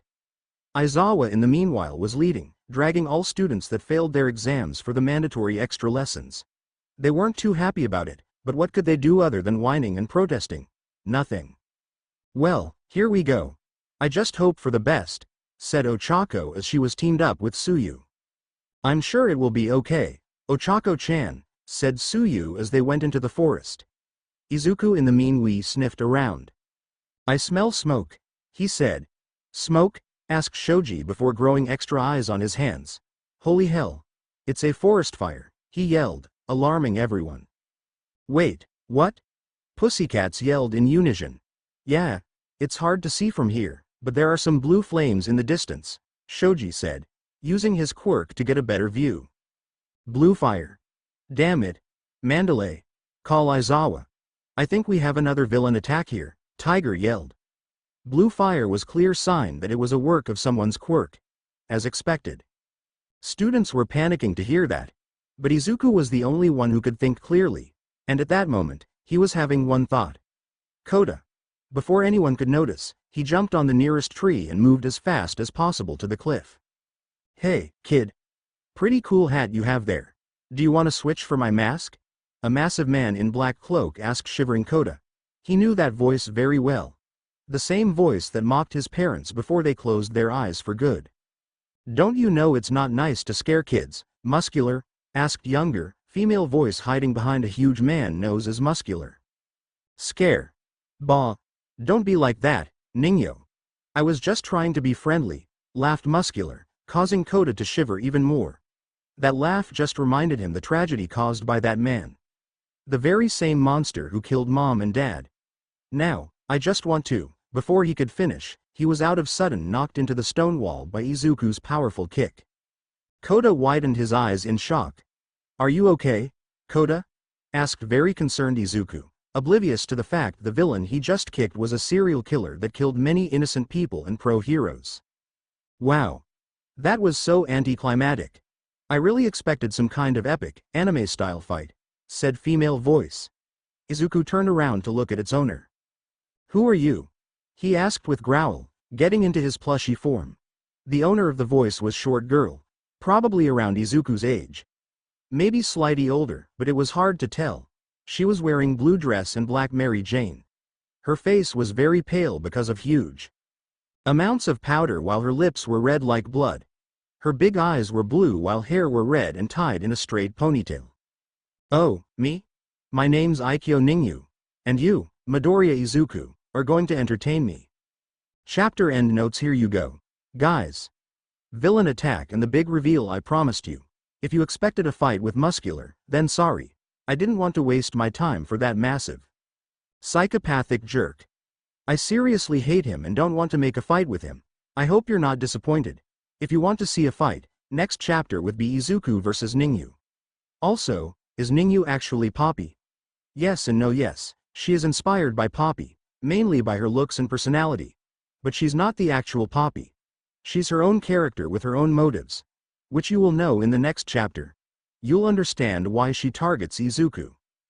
Dangerous Playdate Chapter Summary. We all cry when we scrap our knees. We all cry when we are stung by bees. Pain is unbearable when you're just a child, so why do we have to play so wild? Chapter notes. See the end of the chapter for notes. Entertain you. Izuku glared at Aikyo Ningyu with Koda hiding and shivering behind his plushy body. Well, of course. You're actually the very reason I decided to join this silly organization, Aikyo said cheerfully. I don't really care about being part of it. I just use them to get to you. And why did you want to get to me? Asked Izuku. His muscles tensed in case that doll-like girl tried anything. Boredom. That's the reason, answered Aikyo, surprising Bunny Boy a bit. Tell me, have you ever felt boredom? Well, yeah, when I don't have anything to do or can't play with someone, I get bored, Izuku answered simply but still kept his stance. That's not what I asked, scoffed Aikyo. Have you ever, truly, felt a real boredom? Not the mere feeling of being bored. That type of feeling can pass quickly. I am talking about sheer, crushing, suffocating feeling of complete boredom. Have you ever felt like your entire life is simply empty? Without meaning? Useless? Izuku twitched a bit at the last part. He didn't like the sound of the word useless. I don't get it, he mumbled. Of course not, because you haven't ever felt the true boredom, Aikyo said. Ever since I was born, I had everything. Money. Beautiful clothes. Comfy room. All toys I could ever wish for. I was living in luxuries like a princess. But that meant nothing to me. I had everything and yet nothing at the same time. I could be anyone, and yet I couldn't. And do you know why? She asked in a dark tone, looking at Izuku. I don't, he admitted. Because I was not even considered a human. I was more like a doll. A beautiful little decoration. Perfect child. She yelled in frustration. My parents made me understand it. I was not supposed to feel. I was supposed to be their pride. To be shown off to all those rich idiots. Oh, look what a pretty girl she is. You too must be proud to have such a perfect little girl. Do you know how many times I heard such remarks from all those rich idiots that my parents kept inviting? Then, you had bad parents, Izuku said, directing Koda to hide behind a huge stone. He used Aikyo monologue to make sure Koda was safe and away from her. It's not about bad parents. It's about my entire life, sure. At first, I enjoyed being called cute or pretty. It felt good. I also liked playing with my toys and swimming in all those luxuries. But as time was passing, I was slowly getting to the truth. At the age of 8, it finally came to me. My life had no meaning. I was just like a porcelain doll that you can't play with because it's too expensive and fragile. I was put on a pedestal to be watched, not played with. I had no friends and no hopes for the future. Because I had no future on my own. My parents would plan everything for me. My life wasn't mine. I had nothing to say in it. I was so freaking bored, she said with an empty look on the face. It was suffocating. Each day was just like the previous one. Sitting in my room, leaving only for a meal or homeschooling, meeting with my parents' guests. Stupidly boring routine that I grew to hate. The true breakthrough has come when I finally snapped at my 13th birthday, when my parents introduced me to my future fiancé, some 16-years-old jerk from a rich family whom I have never met in my life. He was a total idiot, bragging about his daddy being some CEO and stuff. But he actually managed to entertain me. Breaking his legs felt so liberating. Aikyo started to giggle. His screams of pain. The terror in my parents' eyes. It felt so much fun. I was finally free from the expectations. I escaped from that damn house just so I could finally search for something to truly entertain me. And I found it. It's you, my lil bunny, she cooed. Izuku growled at that. What do you want from me? He asked. Oh, nothing much. I want you to become my toy. To entertain me. To make me laugh and make that horrible feeling of boredom go away for good, she said with a way too happy smile. We could play all days. Tea parties. Dress-ups. Or my favorite game. How much I can bend your legs until they snap. I would even give you some cutesy name. Like Mr. Snuggy Buns or Sir Fluffington. Izuku widened his eyes. His stomach churned from the dread he felt. That girl. She was, completely. You're crazy. He whispered, shivering in fear. I can't be your toy. Even if I am already one. I can't be yours. I have family and friends that I love. Toys are supposed to make children happy. But you don't want to actually play with me. You just want to use me. Like a tool. Just so you can get rid of boredom. So what? Isn't that what toys are for? Come on, Izuku-chan. You're just a thing. A living toy. You would actually fit for someone like me. For a lonely, empty girl with no aspirations. So, just accept me as your new owner, and we can both go home for some playtime. Aikyo giggled in a disturbing way. Sorry, but no, Izuku said, clutching his paws with angry expression. I am not a thing. I am alive. Maybe not a fully human, but still, I am a person. And I will not be your toy, he growled. Aikyo blinked surprised before sighing. What a shame. I really hoped it will go better, very well. If you don't want to become mine, I guess I will just play with you right away. Let's see how much I can damage you before you can't be played with, she said with a smirk before snapping her fingers and creating a white dome around them. Before Izuku could ask what was that, he fell on his knees and started to wheeze. Some invisible force was crushing his torso. You like it? Do you want to know what my quirk is? It's called full control. I am able to take control about anything alive. And right now, I am controlling you. She giggled. Izuku coughed as he couldn't breathe. Aikyo then raised her finger, which made Izuku float a bit, surprising him. Then moved a finger to her right, sending Izuku crushing into the stone wall. It caused him to groan. Even if he had high pain resistance and strong body, that crush was pretty annoying. You are a huge bully, he said, standing up in wobbly manner. That's pretty rude, you know, Aikyo said, twirling her finger around and forcing Izuku to choke himself with his own hands. He didn't have a choice, he needed his siblings. Zuku! Yelled Bunzo in panicked tone when he saw his baby brother choking himself.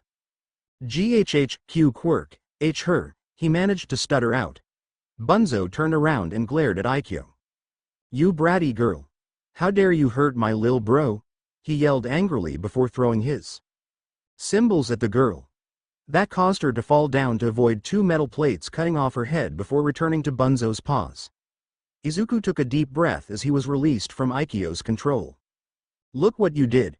You made me dirty my dress, she yelled angrily and pointed on Bunzo, lifting him into air just like she did with Izuku before. Izuku in the meanwhile was rubbing his throat and looked at Bunzo, floating in the air. Bunzo, he yelled in fear. Izuku. I can't move, Bunzo yelled back with terror in his eyes. His left paw was suddenly lifted against his will before throwing a cymbal at Izuku. He let out a short yell of pain and turned his attention to his left arm. Or rather the lack of it. It was cut off clean by the cymbal, making some blood-stained stuffing fall out of it. Ah, I'm so sorry, Zuku, Bunzo cried. Before Izuku quickly unsummoned him, now, he knew that he couldn't relay on his siblings. If Aikyo could control them as well, it would be a complete massacre. Oh, dear.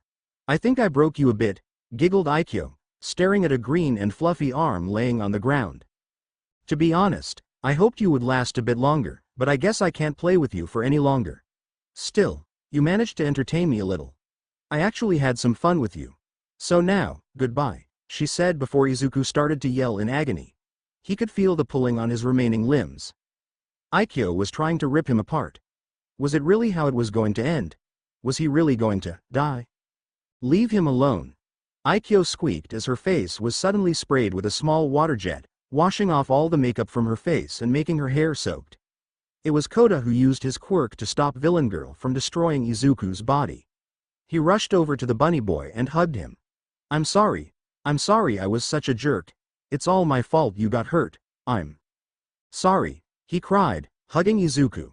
Plushy boy looked at Koda with a pained expression. His limbs were quite sore and losing the entire arm weakened him since he lost some stuffing and blood. But he managed to put on a smile and hug Koda with his remaining paw. It's okay, Koda. You were not a jerk. That mean girl was, he said, nuzzling him gently. You saved me, Koda. You are my lil hero, he said. That caused Koda to blush and calm down a bit. You, little brat, Aikyo yelled in fury. Now, that does it, I think I'm just going to kill both of you. You're first to go. She lifted Koda in the air with her quirk, preparing herself to snap all bones in his little body. Over my dead body. Izuku yelled and punched Aikyo into the face, causing her to lose control. Ah! My face. She held her cheek that Izuku punched. As I thought. You can't control two people at the same time. If you could, you would just kill both of us instead of focusing on just one. And back when you took control of Bunzo, I wasn't controlled. You didn't hold me in place, just made Bunzo throw his cymbals at me and hope they will hit me. Izuku said, wobbling on his feet. Also, you need to be focused on your target or else you lose the control, he added before kneeling down. Oh, you think you're so smart? Let's see if you can be such a smarty-pants without your head, you. Ah, my eyes? Aikyo yelled as Izuku threw sand into her eyes. I don't like cheating, but when you yourself play unfairly and try to harm a little one on my watch, I will become a cheater, he growled before grabbing Aikyo by the hair and throwing her into the stone wall. Ah, sweet revenge. Of course, it was a bit too little to knock her out, so Izuku jumped towards her and punched her a few times before knocking her hard into the ground. And that was the end for the crazed girl. Take a nap, Izuku mumbled before falling on his knees. Koda ran over to him. Are you okay? He asked with tears in the eyes, holding Izuku's cut-off arm. Not, really. I am tired, he panted, falling on his belly. Kota. Now, I will. Summon my family using my quirk. They will take you to safety. Don't worry about me. I just need to rest a bit. Can you be brave for me? He asked and Kota nodded eagerly. Good. You're such a good child, Kota. Let's become friends. He muttered before summoning all his siblings and mommy. Then he passed out. This time, it wasn't going to be so nice, like at USJ. Villains made a massive mistake, and they had to pay the price. Come out, you bastards. Don't tell me UA accepts cowards as their students. Yelled a teen in a black school uniform and gas mask. It was Mustard, one of the newer League of Villains members. His quirk allowed him to create toxic gas that could knock out anyone who breathed it. And right now, he was facing two of Class 1B students. Itsuka Kendo and Tetsu Testu. Seriously, were his parents drunk or sleepy when naming him? I think we need to come up with something quick. Those filters won't last too long, whispered Kendo. Fortunately, before they were found by Mustard, they had met with Momo who created some gas masks for them. But they had limited usage and wouldn't be useful for much longer. Grr. Screw it. I'm gonna punch this guy so hard he will reconsider his life choices, growled Tetsu, activating his quirk and turning his body into steel. Don't, you idiot. He will just shoot you dead, scolded him Kendo. Actually, I will shoot both of you. Both teens widened their eyes and looked up. Mustard found them and was pointing his gun at them. You had your chance to attack me and didn't use it. Now, you're gonna, ouch. He jumped as something stung him into the leg. He turned around and saw some kind of cat and human hybrid, flying above the ground with an angry expression. You like poison? How about venom? She asked in a low voice. I can guarantee you it won't be pleasant. Prepare yourself for one stingy experience. Before Mustard could answer, he started to yell in pure agony, falling on his back. His body felt as if it was on fire. He could feel his insides liquefying, his bones turning into a dust. He felt as if he was burned alive by fire and freezed at the same time. Cat B turned her attention to two students, who looked at her with fear in the eyes. You don't have to be scared. He will survive. That was just a small punishment for being a naughty, rude brat, she said while Mustard kept yelling and trashing on the ground. Who are you? Asked Kendo in distrust, preparing herself to use her quirk just in case. Name's Cat B. Big bro Izuku asked me to help anyone in trouble, she said and smiled a little. Come on. I know the way back to the house, she said and flied forward. Not having a big choice, both teens followed her, leaving Mustard yelling and foaming underneath gas mask. Ochako dodged a blade of Toga's knife, swiftly. She had to thank Gunhead for the lesson about fighting against Cutler. It was very useful right now. I bet you'll look so pretty in blood, Ochako-chan, cooed blood-crazed psycho girl as she kept trying to stab her. I think we could become good friends. Before she could attack once again, Tsuyu shot out her tongue to stop villain girl. It didn't work as planned, as she simply made a cut on it. It was shallow and wasn't life-threatening, but it still hurt and forced Tsuyu to pull her tongue back into the mouth. Tsuyu-chan, yelled Ochako with panic in voice. Ah, yes. Such a pretty, red blood. But I want to see some more. Toga giggled before trying to pin Tsuyu to a tree. Thankfully, she didn't have a chance to do so because she was suddenly grabbed by another tongue. This one belonging to a certain candy lover cat. Candy Cat. Thank goodness you're here, Ochako cried in relief. Candy Cat didn't answer. Her expression wasn't as cheery as usual. It was grim and dark. She stared at Toga who tried to move her hand, so she could cut off that sticky tongue and release herself. You're one bad-mannered lady, said Candy Cat and moved her head around, twirling Toga in the air with her tongue like a lasso. After a few minutes, she crashed her into a tree and then tossed into the air, far away from the two girls. See Candy Cat? Are you feeling fine? Asked Ochako, slightly scared of Candy's ferocity. Candy looked at her with a calm face. Izuku was hurt. We're not playing around anymore. Pathetic. You fakes call yourself heroes? Yelled a gecko villain, holding a large blade. Made of many smaller blades. His name was Spinner, and he was a massive Stains devotee, believing that he was supposed to carry on his legacy. His partner was a massive, masculine woman holding a big pillar made of concrete. She was Magna, trans woman who joined the league just so she could finally live her life the way she desired, not the way society expected her to follow. She was quite strong, as even Tiger had some trouble fighting her. Tiger, something is off. I'm not getting any answer from Ragdoll, yelled Mandalay, kneeling down because of her injuries. Pixie Bob meanwhile had to avoid Spinner's slashes as he just wouldn't give up at trying to kill her. You fake heroes should all just, Spinner yelled as his blade-wielding hand was suddenly cut off cleanly. 3 members of Wild Pussycats widened their eyes before the culprit shone up. I know when your funeral is, it's today. Bunzo let out a scary giggle. He looked different from what Pussycats remembered him. He now had a new set of sharp fangs in his open mouth, and he was emitting strong bloodlust. What the hell? Mumbled scared and shivering Pixie Bob while Spinner moaned in pain, clutching his bleeding lump of hand. Huh. You were scared of some cute little bunny. Pathetic. Also, I expected something more from such Stains fan like you, Spinny, said Magna with a smirk. Someone seems to be a grump. Magna jumped surprised as someone said that behind her, and before she could turn around, she yelped in pain and wheezed as Huggy Wuggy started to squeeze her in a big hug. His mouth was open in a big smile, showing off a few sets of shark-like teeth. Who the hell are you? Growled Spinner, picking his severed hand. Your nightmare, said Bunzo with a twisted smile on the face. He banged his cymbals loudly. One of you hurt our little Izu. Now all shall pay. Let's have a little fun, shall we?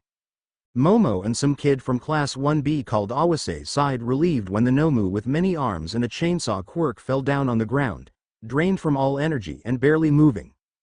Kissy Missy landed her kiss on it before it could hurt kids. Thank you for help, Kissy-san. Momo bowed her EAD while Awase used his quirk to weld a tiny tracking device to unconscious Nomu's body. It might be useful in case villains took it back to their base. Kissy didn't answer. Her eyes were empty but wet from tears. Is everything all right? Asked concerned Momo, walking closer. Kissy then fell on her knees and started to sob. Zuzu was hurt. We were supposed to keep him safe, and yet, those meanies hurt him. Aizawa grunted as he couldn't believe how bad the situation was. League attacked once again, putting live of students from both hero courses on the brink. He himself was attacked by a villain with powerful fire quirk who called himself Dobby. It was a miracle he managed to jump out of the way when he was attacked by a massive wall of blue fire. What worse, when he thought he finally got that bastard, it turned out he was just a clone made by someone's else quirk. But it wasn't his biggest worry. His biggest worry appeared in front of him, holding 2 kids in long, pink arms. Mommy Longlegs put crying Koda down on the ground. He was holding a green, fluffy arm. Aizawa's face turned pale when he slowly looked at what pink, rubbery toy held in another arm. It was Izuku in his bunny plush form. Unconscious, covered in bloodstains and what worst, missing an entire arm. Aizawa nearly lost balance at that sight. It felt so wrong. Mommy Longlegs looked at Aizawa with silent fury in her eyes. My child was attacked and hurt while under your care. How are you going to take responsibility for that? Chapter end notes surprise. I bet you didn't expect new chapter to come out so fast. I actually have a collage break since I passed my exams and the first term is finally over. Whole month of nothing to do. So I decided to use it and make up a new chapter. Anyways, how do you like Aikyo? It was actually hard to create her character. I wanted to create a proper villain based on Poppy, and I think I actually did it. Aikyo is a bit deranged girl who lived in a golden cage her entire life. And it's actually not the last time you'll see her in the story. She will appear in later chapters as a minor character. I don't really plan to add her to the main cast, but you'll see her yet. I hope you liked that chapter. I will try to make another one quickly. Hug you lots. Time heals wounds while a hug can break bones. Chapter summary: when you are shaken to the core and don't want to play anymore, it's okay to stop and have a hug. You'll feel so cozy and snug. Chapter notes: see the end of the chapter for notes. Izuku slowly opened his eyes, feeling warm and safe. Whiteness everywhere around him. He remembered the first time he was in there. The very same pod he woke up into his new life. It didn't take much time before someone opened the pod and pulled him out from the poppy brew. Izuku took a deep breath, feeling refreshed. His body was still plushy, but his arm was now reattached. He wasn't in pain. He looked to see who pulled him out of the pod. "Good to see you back in a good form, Midoriya," said Aizawa, gently holding Bunny Boy. He looked relieved, almost happy. "Aizawa-san. Where am I?" Izuku asked in a raspy voice. "A hospital. Your mother wanted to take you home, but I insisted on taking you here. We compromised, and I brought you here while allowing your mother to bring this machine here," he said, pointing on the pod that was actually laying next to a hospital bed.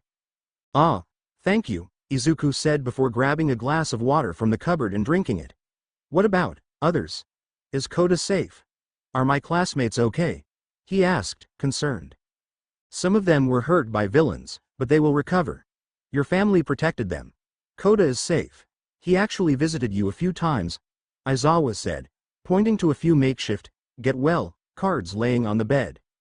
"That's good," Izuku said in relief before Aizawa gently sat him on the bed and sat next to him. "Midoriya, I really need some answers from you," he said. Izuku looked at Aizawa. "Please, don't call me that name," he muttered with a tear in the eye. Aizawa nodded. "All right, Izuku-kun. I want to know, what happened to you 8 years ago? Why have you disappeared from your home? Where have you been?" Aizawa asked in calm manner. Izuku lowered his head sadly. "I don't remember anything from before the 6th year of life," he said, making Aizawa widen his eyes. "I can't really explain it. The last memory I have is that I woke up in the toy factory and in that pod, confused and with no memories. Then mommy pulled me out and told me that she fixed me. I don't understand what she meant, but it seems like she found him in the factory, hurt and dying," he said, rubbing his freshly healed arm. "Mommy took care of me and taught me everything. My siblings helped, too. I had much fun with them and loved our home. I decided to become a hero, so all children in the world would feel safe," he said. Aizawa nodded slowly. "Do you have any glimpses of memories? Anything from before the factory?" he asked. "Sometimes. Recently, I had a nightmare about a very rude man that hurts me. I am scared and in pain. And I also remember my name and last name. But I really don't like when someone calls me Midoriya or DEKU. It feels wrong," he said. I see. I think I have everything I need. Thank you, Izuku. Try to rest a bit," Aizawa said and headed out of the room. "Aizawa-san. I wanted to know, are all my classmates okay? I am class rep, so I feel like I should know," he said. Aizawa sighed and looked at him with a grim expression. "Bakugo was kidnapped by villains," he answered, making Izuku twitch. Oh, he wasn't sure if he could say anything else. He didn't like Bakugo, but he never wanted him to get kidnapped by villains. As Aizawa left the room, Ochako came in with a few of their classmates. "Izuku-kun. I'm so glad you're fine." She rushed over to him and hugged him. "We thought you were a goner, man," said Kirishima. "It's really a miracle you were all right," said relieved Momo, walking over to him. Is it true? Bakugo was kidnapped?" asked Izuku, gently rubbing Ochako's back. "Unfortunately," said Iida, lowering his head, "we were unable to do anything." "It's not your fault, guys. You couldn't expect it to happen," Izuku said. "I'm sure heroes will be able to find him and bring him back." "That's true. And we'll be able to help," said Momo, pulling out a small GPS. "When your sister knocked down one of those Nomus, I managed to put a tracking device on it. If they return to their base with it, I'm sure we could track them down." "Wow, good job, Momo," said Kirishima with a grin. "If we find their base, we could get in." "No," Izuku said with an unusual stern expression. It surprised his classmates, as they didn't have a chance to see that side of him. "Huh. But, Midoriya-kun. I'm sure we could save Bakugo-kun if only," Momo started before Izuku stopped her. "I said no, I'm not risking any of your lives, guys. You're all my friends and I won't let you get into trouble. It's too dangerous and against rules. I'm your class rep, so I don't allow it," he said, crossing his fluffy arms with a cutely stern expression. "I must agree with Izuku-kun. Such operation is highly dangerous and also illegal. We can't just do as we please and break the law," said Iida with approval in the eyes. Izuku once again proven him that he's a truly heroic and kind-hearted person. "Then, what are we going to do? Wait for the League to do something to Bakugo? Come on, guys. We're supposed to be future heroes. Leaving our buddies on their own is not manly." Kirishima protested before Izuku smiled sweetly. "Who said we're going to leave him? After all, we won't break a law if we're not the ones rescuing Bakugo," he said, confusing his classmates before they widened their eyes in realization. "Damn it all. Why didn't you warn us we would face some kind of nightmarish monsters?" asked Spinner, rubbing his freshly fixed hand. Good thing League of Villains had their own personal doctor who managed to sew it back. It didn't mean he wasn't pretty battered, though. Cuts in various sizes were covering his entire body. "TCH. It's not my fault you guys were so weak you lost to some pathetic toys," answered Shigaraki, slowly losing his patience. "Pretty ballsy to say that when you weren't the one being crushed to death by some blue yeti with massive jaws," scoffed Magna, coughing up some blood. Her upper body was heavily bandaged. "And that big kitty wasn't as cute as I thought," mumbled Toga with her arm in a sling. "I guess we were the only lucky ones," said Dabi with a smug smirk. He was one of 3 members that weren't hunted by Izuku's family. Others were Twice, cloning quirk user, and Mr. Compress, ex-magician with compression quirk. Twice and Dabi were focused on aiding their team from darkness, while Mr. Compress focused on catching their target and was well above the line of sight. And the mentioned target was sitting in the chair, strapped heavily to and sneering in the anger at his captor, Bakugo Katsuki. "Well, the mission was accomplished. So it's a success, no matter what," Shigaraki said, looking at their guest, "and now, let's have a small chat, Bakugo." Aizawa felt quite relieved. He finally got almost all information about Midoriya. Some pieces were still missing, like what Playtime Corporation actually was. It couldn't be just a simple toy company if they had technology to make human toy hybrids. He suspected some illegal experiments happening there. And he just couldn't help but wonder about his family members. Were they at some point in the past humans? Were they also subject of twisted experimentation? If so, what happened to those who turned them into toys? Aizawa rubbed his head as he could feel more questions appearing in his head, but it didn't matter. Midoriya, Izuku was fine. He was safe, and there was no need to worry. For now, he had a much bigger problem to face. Press conference. He might not survive this. Izuku was sitting in the hospital bed with Ochako, cuddled to his side. He might feel better after spending some time in the pod full of the miracle fluid that could repair him, but he still had to stay for observation. His arm felt a bit numb because it needed some time to fully heal. But it was okay. He didn't mind staying at the hospital for some longer. At least he could spend time with his best friend and classmates. "Izuku-kun," mumbled Ochako. Back there, when I saw you without arm and bloodied, I was so scared you wouldn't survive it." She could feel tears coming out from her eyes. Hey. No need to worry, Ochako. I'm alrighty and snug like a bug on the rug," Izuku said in a cheery tone, nuzzling his fluffy cheek against Ochako's blushy one. "I know, but it makes me feel so scared. I love Izuku. You're my first best friend. And I feel so happy when I am around you. And so confident, too," Ochako said. "When we're together, I feel like I can do anything. I feel so strong." "Ochako." Izuku cuddled her gently. "You can do anything. With and without me. You shouldn't feel like you're dependent on me. You should smile and laugh on your own. I want you to be happy and to become the coolest hero in the world," he said with a big smile. Ochako shyly smiled back. "How is it possible you always know how to make me feel better?" she muttered, making Izuku giggle and booped her nose. "I'm a toy, silly. And everyone knows toys make children happy," he said, and Ochako joined the giggling fit, hugging her fluffy friend and kissed his cheek gently. Meanwhile, the League of Villains watched the press conference in TV. Aizawa and Nezu tried to assure the public that everything was alright. UA was a safe place for young heroes, and they would rescue Bakugo. Shigaraki sneered in disgust, hearing all of this. As if those idiots in capes could save anyone, he turned his attention to Bakugo. "So, Bakugo, how about joining us? With your power, I'm sure you would be a great asset to the League. It's a much better choice than becoming one of those government dogs, he said, making Bakugo scowl. F***K off. Hand job. Like hell. I will join your shish **Y team. How about you take these off me, so I can pound you into the ground? He said with a feral grin. Shigaraki growled and scratched his neck. Ah, this is useless. This brat is a lost case. Sensei, give me your strength, he groaned, looking at the small TV in the corner.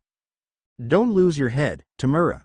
I'm sure you'll be able to convince our guest to changing sides, answered a male voice from the screen. And if not, there are always better uses for that kid. The owner of the voice, faceless man in a dark suit, spoke to himself, grinning. All for One. The most dangerous villain mastermind in the world. Nemesis of All Might. Boogeyman. Quirk thief. So many terrifying names that he has been called in his long life. He knew that Tamura was a perfect successor. Years of pumping venomous hatred for heroes into his mind. Oh, yes. He would do just great. His attention was then caught by a call from his most loyal servant, Dr. Garaki. He sighed and answered it. What is it, Garaki? I hope you have anything important too. Master. Nomus. All of them. They're destroying my beautiful Nomus, yelled panicked voice of elderly man. If All for One had any eyes, he would widen them in shock. He gritted his teeth. What? What do you mean? Are those heroes? Did they find our secret lab? He asked, trying to not yell in fury. Ah. I don't know who they are. But oh, God. They found me. The call was cut short by a pained scream. Garaki? Garaki, answer me, All for One yelled. I'm sorry, Mr. Garaki is taking a long nap. Please, try calling later, answered a chirpy male voice, giggling before the call was finished. Dr. Garaki has seen better days. His body was thin and frail, looking as if all muscles in his body were drained. Kissy Missy wiped her mouth, not happy she had to kiss that creepy old man. She walked away with her legs splashing in the mixture of purple liquid and blood. Come on, sissy. We've got more here, called Bunzo, destroying a tank in which one of Nomus were floating. He then cut off its head, putting it out of its misery. This is quite fun. Do you want a race who destroys more? Asked excited Cadby. You bet I do. Bunzo answered before kicking another tank. And another one, and another. If you can't play nice, you don't deserve toys. So, here we are again, All Might. I still remember our last fight very well. After all, it's your fault that I have to wear this, All for One said, pointing on his black mask with life support system. He still didn't know who in the unholy hell killed all his Nomus, but he would fix that matter later. Heroes managed to find League's hideout, so he had to act quickly and warn them all to his location. He also managed to send Tamura and his allies away. Thanks to using forceful quirk activation on Kurogiri. So now, there were only 3 of them. All Might, Bakugo and All for One. And, oh boy. Quirk Thief couldn't wait to kill 2 birds with 1 stone. He would finally be able to kill All Might and then gain either a new soldier to his army or a new, powerful quirk. Either way, young Bakugo would be a useful tool to use. Who knows, maybe he'll turn him into a very powerful Nomu. Just to crumble this society faith in heroes. Oh, he couldn't wait to see which option will it be. It's over, you monster, All Might yelled, clutching his fists. I'll make you pay for all the disgusting crimes you have done so far. This is your end.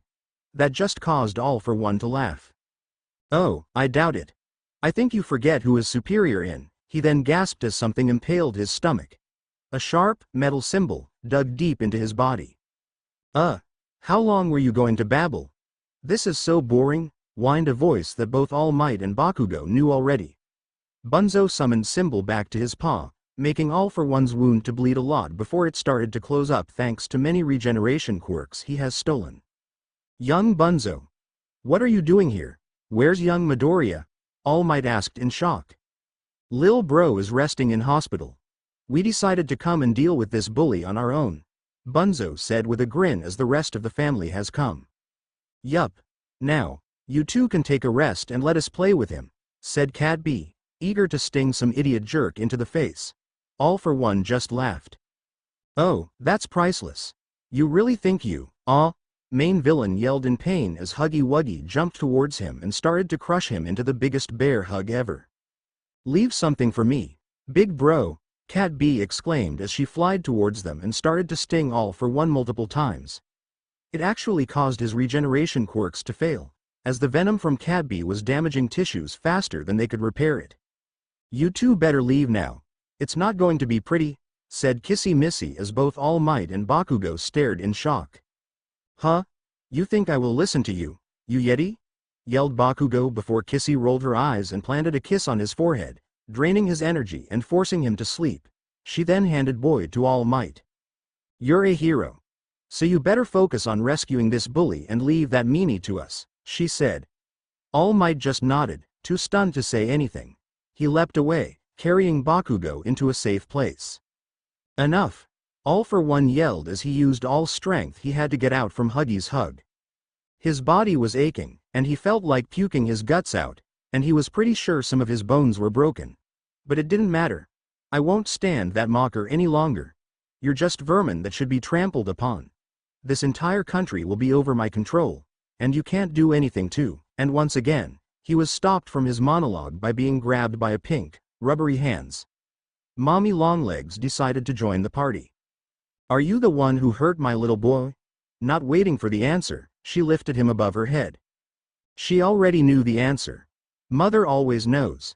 She started to twist All for One's body like a rubber toy, snapping his bones and making him scream in pure agony. She wouldn't kill him, though. Oh, no, she was going to make him suffer.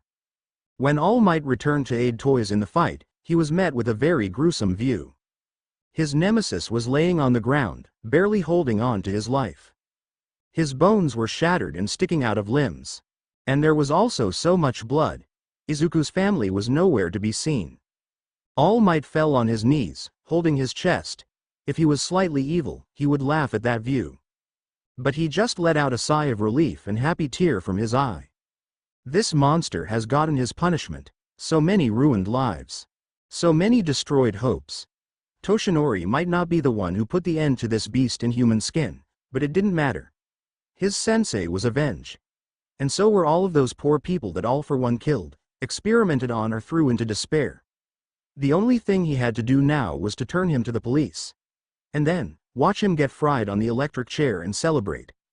Alright, maybe he was slightly evil. But aren't we all a bit crazy in this mad world? Did you punish him? Asked Izuku as he stared at his siblings who were standing in front of his bed. Oh, you bet we did, little brother, Huggy said with his usual smile. I'm sure he will learn that lesson for a long time, added Bunzo with a happy giggle. Izuku smiled brightly. Good. I hope he will get a long time out in the prison and learn how to not be a bully, he said cheerfully. Are you sure you won't get into trouble, Izuku-kun? Asked Ochako, still snuggling to his side. Nope. No harm was done. I didn't take part in anything and my siblings and mommy, formally speaking, are not humans. So, they can't do anything to them. Yeah. Besides, nobody saw us. Except for All Might, Bakugo, hee, that creepy old man and Mr. Potato Head. And I doubt they will tell on us, added Candy Cat. You know, sometimes I wonder if I shouldn't be more afraid of you than villains, Ochako said shyly. Don't say that, Ochako. Villains are dumb bullies who hurt people because they can, Izuku said, petting her head gently. We, on the other hand, just want to make a safe world for all kiddies to play and have fun. There's nothing scary in that. Even if sometimes we have to give you some nasty bullies bad ouchies. Ochako opened her mouth and then closed it with a small smile. Yeah. I guess you're right, she said and snuggled to his side, falling asleep. Meanwhile, at the police station in the interrogation room, a young and bandaged girl was sitting in the chair, cuffed with quirk-suppressing cuffs. She stared at a middle-aged man in a nice suit and holding a briefcase. So, Ningyu-san. I hope you understand your situation, the man said, putting the briefcase on the table and opening it. And I hope you're going to accept the offer we are giving you. I can promise you it's much better than alternatives. Chapter end notes another chapter before my break is over. So here you have, folks. Some Izuchako fluff, still can't decide if they will be a couple or simply soulmates. And also, AFO got his butt handed by Izu's family. You won't be seeing him in the future chapters, 'cause he's going straight on the chair. I seriously don't understand why they put that thing, since he's clearly not a human, on a death row. It had to be fixed. Will we see League of Villains again? Who knows? And what about Aikyo? That you have to wait for, as I promised. I plan to add her into a story as a returning character. Love y'all all and thank yous for all your kudos and warm words. I didn't expect this work to get so popular. Exciting fun at dorms chapter summary. Growing up is actually optional. You can be both playful and rational. You don't have to leave family when you grow up. The biggest comfort is at your mommy's lap. Chapter notes. See the end of the chapter for notes. Izuku and his classmates left the hospital soon after All Might defeated the dangerous villain who kidnapped Bakugo. Yes, UA covered up the entire incident with All for One and Izuku's family. Media didn't have to know what actually happened. It would put up Izuku at risk if anyone knew about it. That's why they created a fake story that All Might fought sulfur monosulfide rank villain called All for One, who was an actual leader of the League of Villains. After a long and very brutal fight, he managed to defeat him, wounding him heavily in the process. There were of course some questions about how he managed to defeat him with minimal damage, but since it was All Might, everyone simply accepted it without thinking too much about it. Aizawa of course scolded Izuku for sending out his family to defeat such a dangerous villain. It was highly irresponsible and irrational to do so. Thankfully, he was just given a stern lecture about why he should think about the consequences of his actions. Since nobody actually seen his toy family, there was nothing to worry about. And speaking of our little cutie boy. Whoa. So this is where you live, Midoriya? Asked amazed Zero as he looked around the abandoned factory. Yes, that's right. Midoriya decided to invite all his classmates on a trip around his home. Even Bakugo, but he didn't accept the invitation. Yup. This is my cozy little home, chirped happy Izuku. Little? This place is huge, said Jiro, astonished. You could throw a rock concert here? Nah, I'm not a big fan of rock. It's too loud and make my ears ring. But I enjoy pop and classical music, Izuku said. Ochako giggled while holding close to Izuku. She felt pretty clingy to him and wouldn't leave his side. Well, then, I think I should show you around. Come on, guys. There is so much to show you, he said and led his little trip to the depths of the deeper parts of the factory. It didn't take much time before they reached the game station and started to have fun. Wait, what was next? Yellow, J or blue? Kaminari asked as he was playing the musical memory and struggling to remember the sequence. Bunzo was getting closer and closer. Before he finally fell on his head with a loud bang from his cymbals. You lose, he exclaimed, startling him and making Jiro burst in a giggle fit. Meanwhile, Shoji was having a good time at Wake Wuggy game. Thanks to his quirk, he had perfect 360 degrees vision. And that meant he was able to easily smack an Wuggy that tried to come out from the pipe. Ah, not fair. That must be cheating, whined Mineta, who lost after 30 seconds of playing. Meh. I allow it, Huggy Wuggy, the original one, shrugged. He didn't consider using your own quirk as a cheating. And what was going on in the statues game arena? Come on, Iida. You can do it.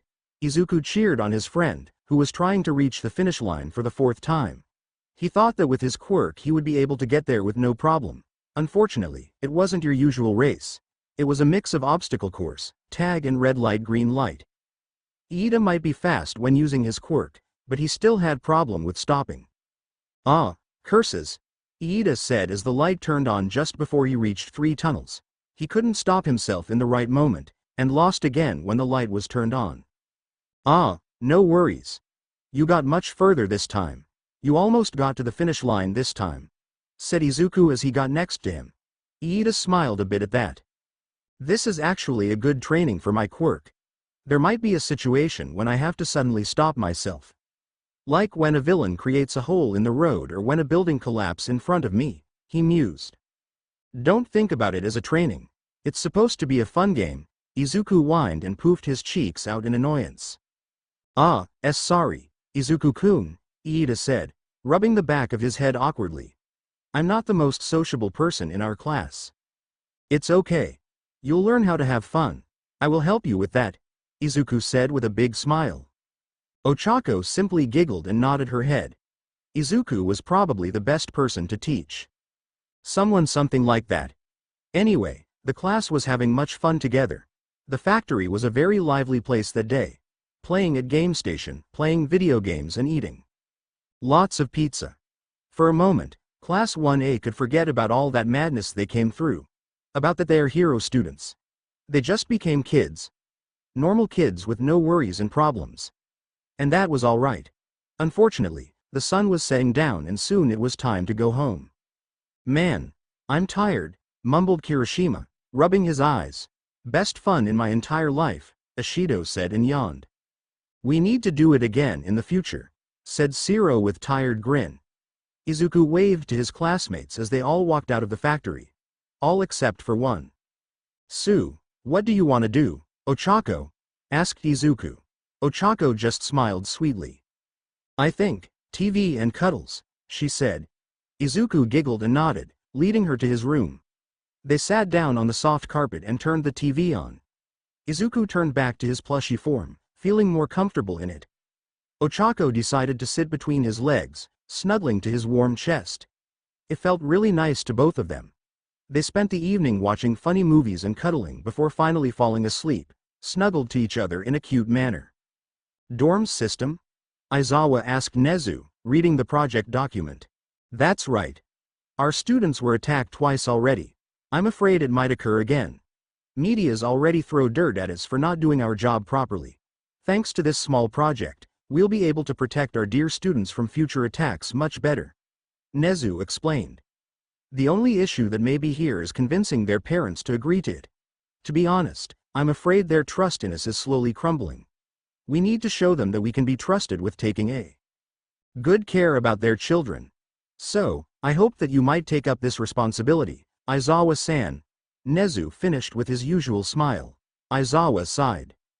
Give me a few days to prepare myself. I can already feel it's not going to be an easy task, he said.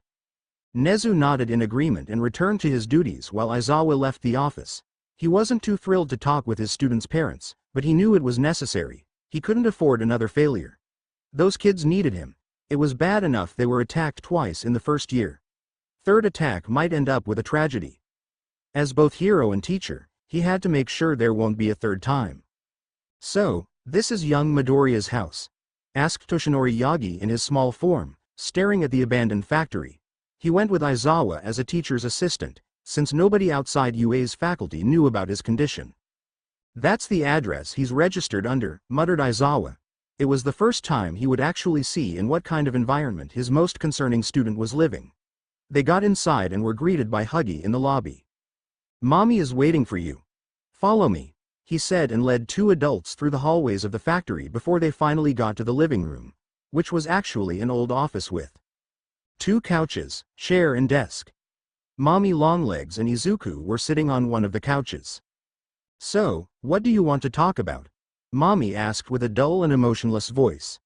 Aizawa flinched a bit, while Toshinori got anxious. The two of them started to explain the dorm system, invited by Principal Nezu. They also apologized for UA's in protecting Izuku and his friends. Mommy stared at the two adults with a cold expression inside. To be honest, I'm not really eager to just let my sweet little Izuku live so far away from home. You messed up twice, already. My child was supposed to be safe at your school, and yet, he was endangered more times than I could imagine, she said, getting a bit tenser with each word. I understand your concerns, ma'am. And I can't apologize enough for all of this. But what can I do right now is to promise you that UA will not fail again. Our security systems were upgraded to the point no villain will be able to get in, Aizawa said, choosing his words carefully to not make rubbery toy woman angry. Mommy looked at him with an annoyed expression and opened her mouth to say something before Izuku tugged her head to get her attention. Mommy, it's okay. I believe Mr. Aizawa when he says that I will be safe, he said with a sweet smile. And besides, I can always use this. In case something happens, he said, catching the attention of two teachers. Mommy smiled at that. Oh, yes. This? You're such a smart child, Izuku. I completely forgot you can use this, she said and sighed with smile. Fine then. As long as you try keeping away from the trouble, I will allow you to go back to that school. And of course remember to set up this as soon as you get your room, she said. No probs, mommy, he said cheerfully. Aizawa and Toshinori stared at each other in confusion. What was this? The day has come. Finally, Class 1A would spend their first day at dorms. And to say they were excited was like saying nothing. Wow, this place is amazing, it's like a mansion. Cool. We even have a kitchen and living room here. Students were chatting happily as they explored the building. Aizawa has already explained everything to them and let them have a free time, so they could get accustomed. And they of course were eager to do so. Everyone except for Bakugo, since he simply went to his room. But who cares about that jerk? Guys, I have a great idea, said excited Mina. How about a small contest? A contest? What kind of contest, Mina-chan? Asked Tsuyu. Contest for the best room. We will check up our rooms and then vote which one is the best, she said excitedly. The idea was accepted by the most of the student. Izuku was also pretty happy about it as he wanted to show everyone something super special. First room was Tokiyami's room. But he wasn't too eager to let them in, so Mina had to be extra pushy. Wow, it's so goth. Tokiyami's room looked like a typical goth's room. Dark and dim lighted with purple lamp. Is that a sword? Cool, Izuku said as he saw a sword on the wall. Please, leave, Tokiyami begged, frustrated. The next room, Ida's. It looked like a library since there were many books inside. Knowledge is the best weapon against all evil, Ida said strictly, chopping his arm in his usual robotic fashion. Izuku in the meanwhile focused on Ida's collection of glasses. Todoroki's room was quite jackpot, though. This looks like a classic Japanese house. How did you even make it? Huh? Is it really that odd?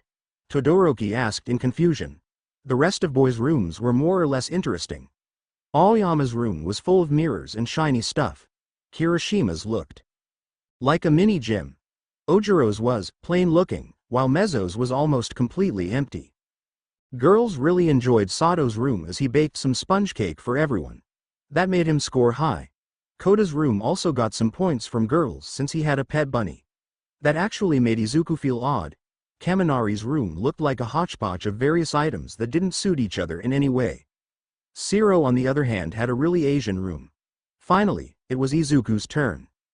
I think you're gonna be quite surprised by more room, guys, said Izuku with a big grin, holding a hand on the doorknob. Everyone were quite intrigued by that. What secrets could Izuku's room hide? As he opened the door, everyone saw. Wait, is that replica of your room at the factory?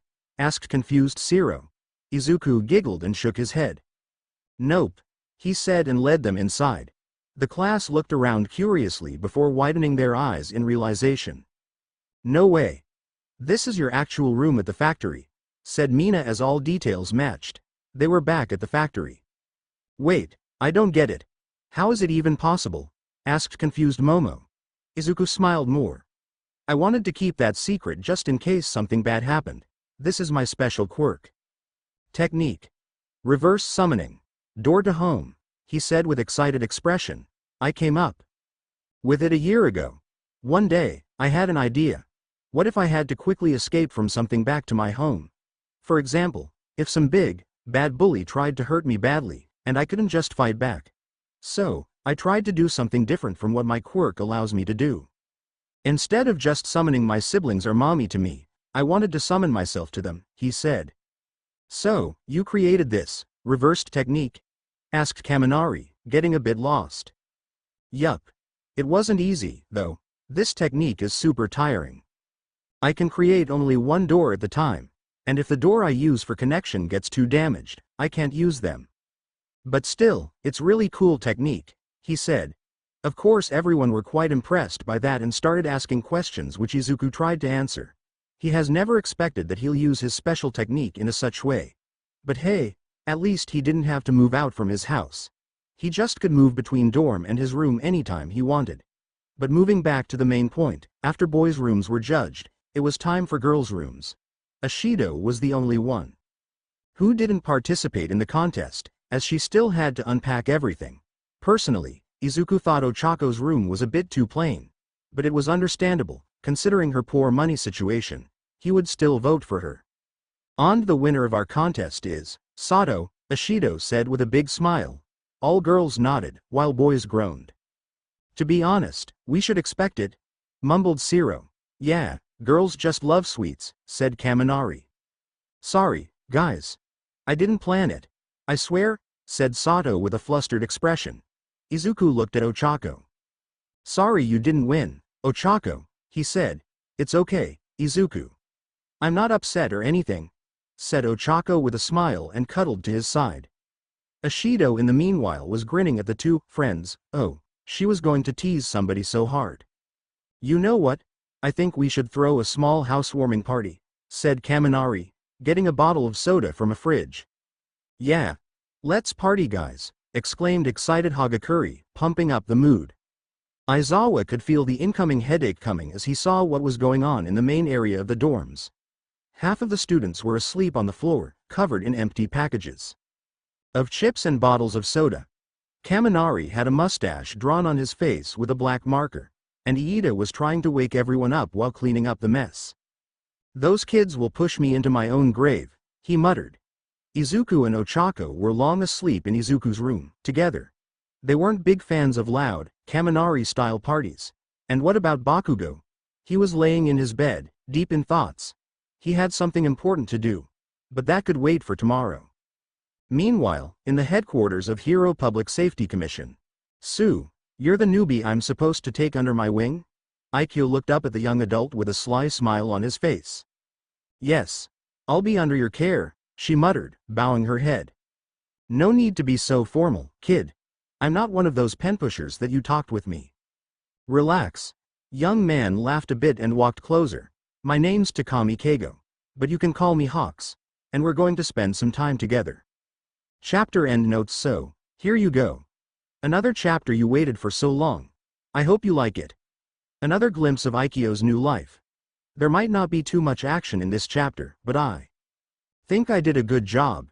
Previous chapters were packed with action, so let's slow down for a moment before getting faster.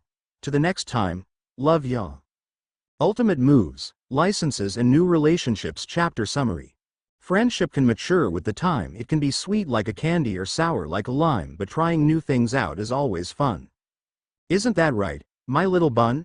Chapter notes. See the end of the chapter for notes. Izuku blinked, surprised when the most unexpected thing in the world happened to him. I'm sorry. Can you repeat, Bakugo? He asked, still a bit stunned. Spiky Blonde just scoffed in annoyance and looked at him. I said, thanks. For rescuing me. Your family helped me a lot, and, I just wanted to say it. He said. Yeah. The most shocking thing in the world. Katsuki actually thanked Izuku for help. Now, that was something he hasn't expected when he went to the living room of the dorms. It was still early, so nobody was there yet. And that was what Katsuki wanted. Nobody had to see that humiliation of him actually thanking someone. Oh, well, you're welcome, I guess, Izuku said, scratching the back of his head anxiously. Look, I don't know what is going on, alright? I don't know why you can't remember me or anything else from the past, Katsuki said, surprisingly calmly. I know you hate me for everything I did and I understand it. I had a lot to think about. He took a deep breath and looked at him with a hard gaze. Just know that I will beat. I am the one who will be #1 hero. So for now, better watch out, since I won't stop until I become stronger than you. He said and walked away. Izuku looked at Bakugo going away with thoughtful expression. Whatever you say, Bakugo. I don't care about becoming #1, he said before getting hugged by Ochako who sneaked behind him. Good morning, Izuku, she said with smile, making Izuku all happy and in good mood. Morning, Ochako, he said and nuzzled her lovingly. Those two cuties were getting closer to each other with each day. Ochako felt quite comfortably around Izuku, while Izuku simply loved spending time with Ochako even more than ever. Their relationship was blooming, and who knows where it would lead them. Class 1A gathered in the gym class for another heroics lesson. Aizawa and Ectoplasm were waiting for them. On today's lesson, we will be covering a very special matter. Ultimate moves, said Aizawa, making class excited. As you already know, the point of the summer camp was to strengthen your quirks and force you to become more creative with them. Most of you have your own moves that can be used in various situations. But your ultimate moves are your bargaining chips. Something that you should use when everything else fails. Secret technique that will guarantee a victory. Iida-kun. Aizawa looked at Iida. Yes, sensei? Engine boy tensed up. Your recipro burst can be considered your ultimate move. But I think you can do even better. So don't stop training it until you perfect it, he said, making Iida nod. And there comes my role, students, Ectoplasm said, using his quirk to create 20 clones. Each of you will train under the watch of my clones. Train your skills and come up with your own ultimate skills. And remember to not hold back, he said before the class nodded and the lesson started. All of Izuku's classmates were trying to think up some good ultimate moves. Some were better at that, some were worse. Katsuki was pretty quick with creating his ultimate. Ochako, in the meanwhile, had no idea what to come up with. Izuku was no better, as his quirk only allowed him to summon his family members and create a door to his house. It didn't have any offensive or defensive use, unless you count running away as defensive. Having problem, kid? Ectoplasm clone asked. Yeah. I don't think I can use my quirk to actually attack or defend, he said with a pout. I heard you managed to create some kind of portal door to your house, Ectoplasm clone said. Well, yeah. But how is that? If you manage to use your quirk in such a way, it means it has potential for development. Try to be creative with it. Come up with new solutions. That made Izuku think more about it. What could he actually use his quirk for? How could he utilize it? He needed to think about it. Ah, man. Making our ultimate moves is really hard, said Ochako as she was sitting on Izuku's bed, next to him. He was now in his plushy form, so Ochako and enjoyed cuddling with him. I know, right? It's fun using your imagination for playing pretend. But when you try to use it for something serious it's less fun, Izuku said. Ochako looked at Izuku and nodded. She then blushed a bit as it was a time she finally did something she should do long ago. Hey, Izuku. I wanted to do something with you but I'm afraid of what you might think of me if I do it, she said. Izuku blinked, confused at that. Huh, really? What is it, Ochako? He asked before perking as Ochako grabbed his cheeks. This, she said and then kissed him on his lips. Izuku widened his eyes in shock, while his heart started to thump harder. He couldn't believe what was happening. It was something he really didn't expect. After a full minute, Ochako finished the kiss and looked away with blush. I'm sorry, Izuku. To be honest, I really wanted to confess my feelings to you but I was scared it might ruin our friendship, she said and took a deep breath to calm down. At first, I just thought about you as about a good friend. I really liked talking to you because you were so kind and lovely. Then, I felt like we could understand each other very well. We started to spend more and more time with each other.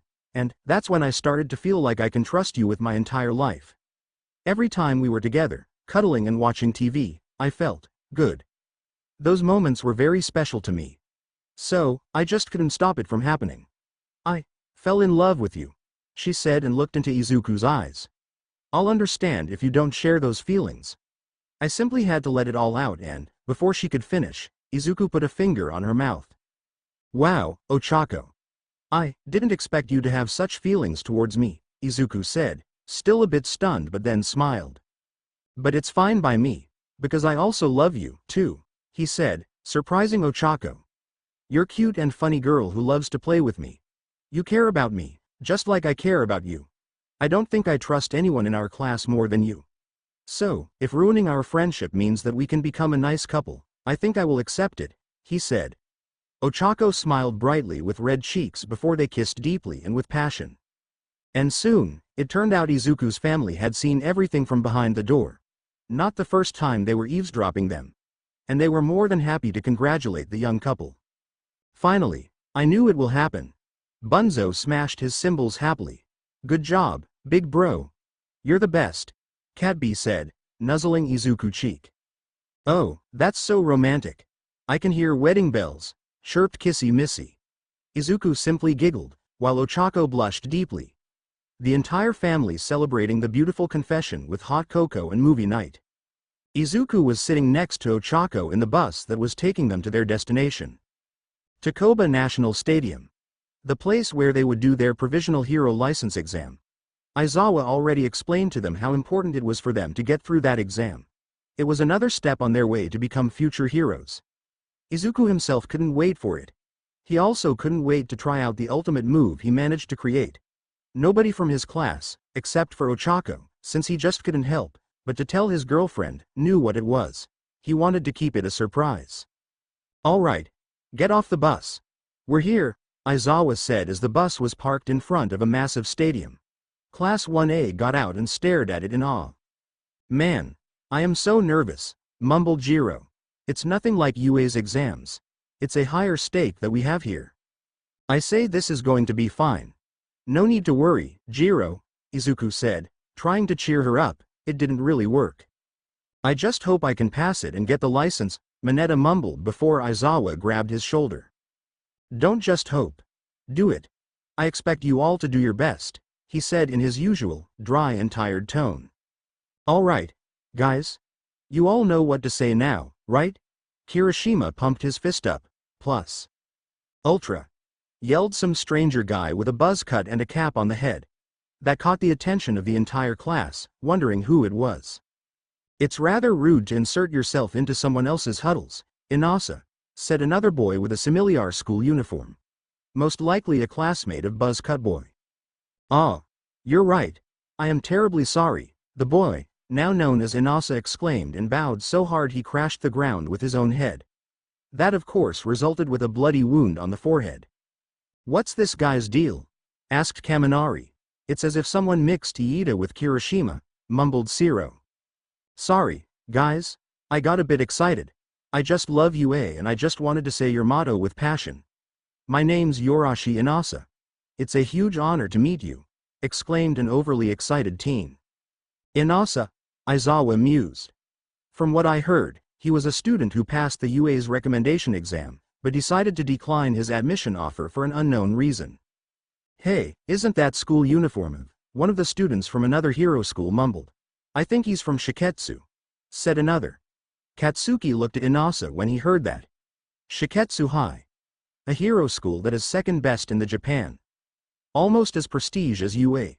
"That's right. He might be a bit weird in your opinion, but you can be sure he's very powerful," said Aizawa. "I can't believe it. Is that you, Aizawa?" a female voice called out, making Aizawa groan. "Oh, great," he said, clearly annoyed.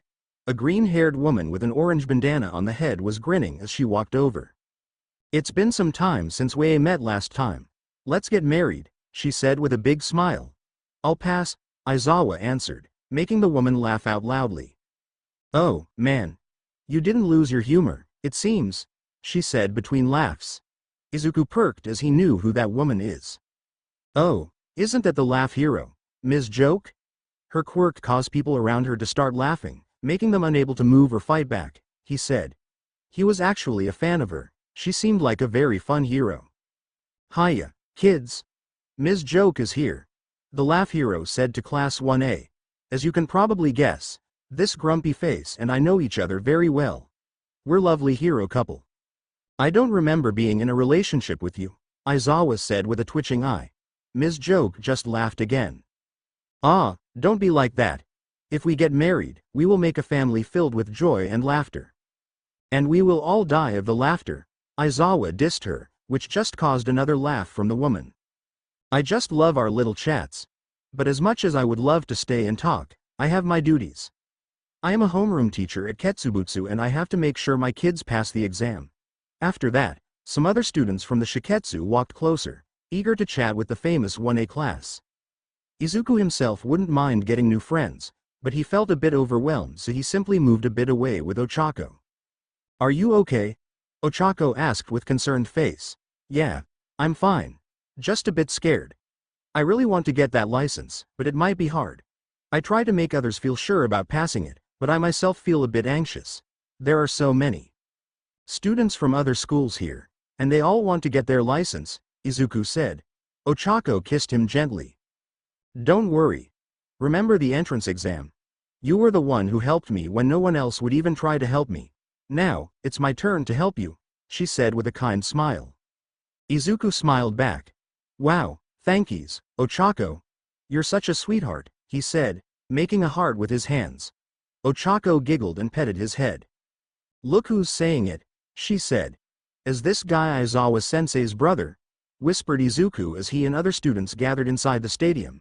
On the rostrum, there was some very sleepy man, barely awake to talk. Greetings, young hero students. My name is Mara Yokomiru. HPSC sent me here to run your provisional hero license exam, he said before yawning. Sorry. I don't really have much time to sleep. Commission has a lot of work recently, so I have to work overtime. I really miss my bed, he mused, making many students sweat drop. Get some sleep, man, they thought. Anyway, let's start the first part of the exam, Mara said before the stadium's walls started to open up, surprising students. The entire stadium turned into a massive battlefield, something similar to what UA had. We're going to start the first selection now. Let me explain the rules. Each examinee will get 3 targets they have to put somewhere on their body. Targets must be visible and in exposed areas. Each of you will also get 6 balls. To pass the selection, you have to hit all 3 targets of other examinees. Those who have all their targets hit will be eliminated, and the first 100 examinees to take down, at least 2 others will pass. Mara explained, only 100 of them will pass to the second part of the exam. That really got everyone tense. Even Izuku, but he was also more determined to win. He wasn't the type of person who let the stress to demotivate them. In fact, it was making him even more eager to do his best. He quickly put his targets on his chest, left arm, right leg. He couldn't risk getting attacked from the backside. When all students put on their targets and grabbed balls, the true hell happened. Everyone started using their quirks, trying to hit their opponents with balls. Izuku and Ochako managed to get out of the war zone thanks to their combined efforts. Ochako used her quirk to make them both lighter, while Izuku grabbed her and jumped high into air. They both managed to land on a balcony of some fake building. This is getting intense, said Ochako as they watched everything from above. Their classmates didn't have it easy. They struggled pretty hard because other schools targeted them. No worries. I am sure we'll pass it. You said that before, Izuku said with a smile. Ochako giggled and nodded. I know what I said. And I hope we're going to have some fun in the meanwhile, she said, making Izuku grin. I think I'm rubbing onto you a bit, he giggled. Ochako booped his nose. Oh, that's for sure, my little bunny, she cooed and kissed his cheek. You 2 lovebirds are done. That's so G cheesy, asked a gruff male voice, ruining a moment. Both teens looked at the owner of the voice, taking battle stance. Izuku frowned, not liking someone decided to disturb their little moment. And who are you, you naughty jerk? Chapter endnotes. Sorry it took so long to post this chapter, but I hope you enjoy it. I just lacked motivation to write recently. Plus, the collage is pretty tough. But thankfully, I managed to do it. So, you finally got it. Ochako and Izuku are now a cute, cuddly couple. And we finally have the provisional license exam arc. I will do my best to get a new chapter as soon as I can. To the next time, my lovelies. Don't even think about a chapter summary. Don't forget that being a good child doesn't mean you have to be mild to a bully who hurts your friends. The bunny's wrath now descends. Chapter notes. See the end of the chapter for notes. Izuku glared at some tall teenager with a lanky body and long white hair. His face was showing an ugly scowl as he stared at the 2 teens. He was wearing a Shiketsu high school uniform, which was dripping with some gray goo. And who might you be, you big jerk? Izuku asked, upset someone interrupted their nice, lovely chat. My name is Suraji Mimoto. And you too, K lovebirds, are going to be my victims.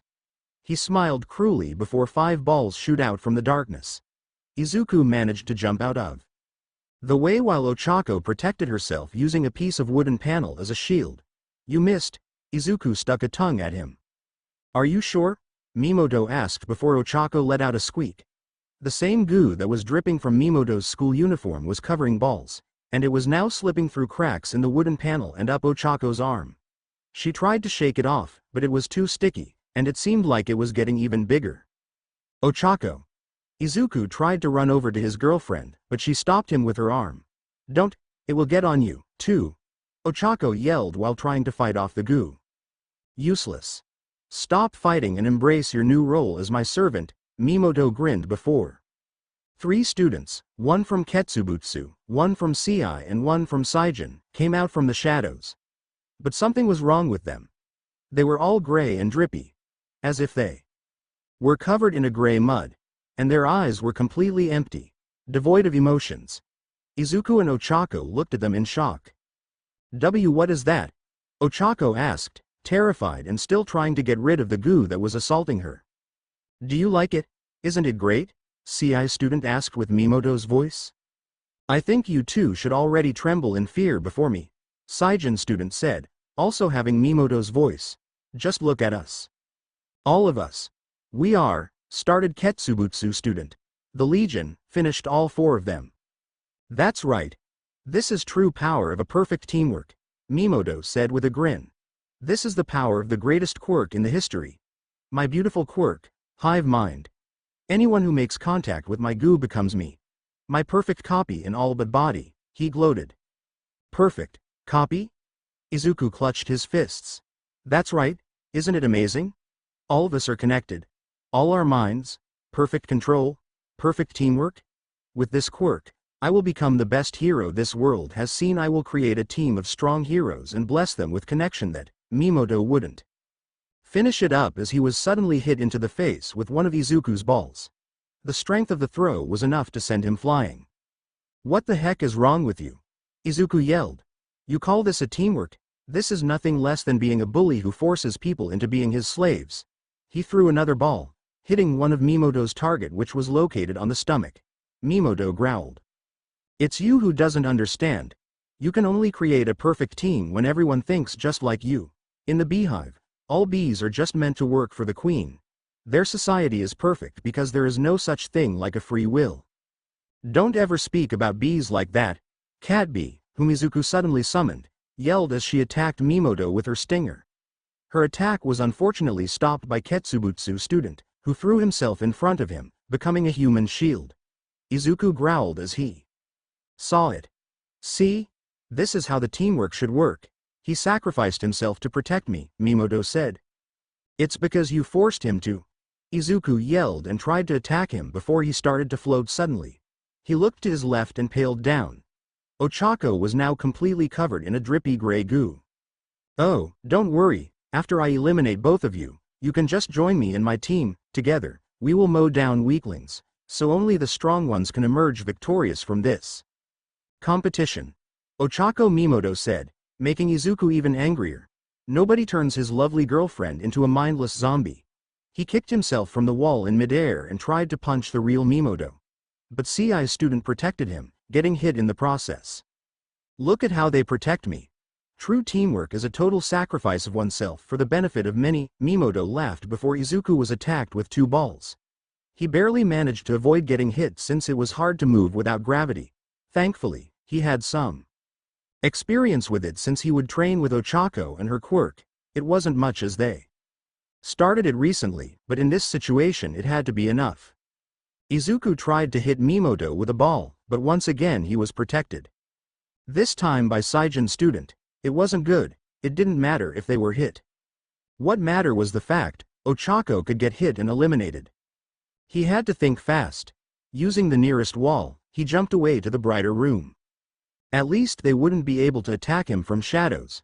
But then, he noticed something strange as he entered the room. Mimoto's hive-minded slaves, they weren't trying to follow him. Why? The room wasn't as big as the previous one, so they could easily ambush him. Unless, they couldn't get into the light. Izuku started to think. When they attacked Ochako and him, they were hiding in the shadows. He thought it might be just to hide their presence, but what if there was something more to that? Maybe they couldn't get into the light, because it was their weakness? That had to be it. If he could just get them on the light, maybe there was a chance to release them from the effects of Mimoto's Quirk. He had to check it. And to do it, he returned to the room, where Mimoto and his slaves were already waiting for him. He managed to avoid their attacks, and instead of attacking, he decided to do something different. He found a weak point in the ceiling and punched it with all his might. The ceiling crumbled and made a big hole. That caused all of Mimoto's slaves to quickly retreat into shadows. Izuku grinned as his theory was right and decided to make the hole bigger. Stop it! Don't you dare ruin my plan!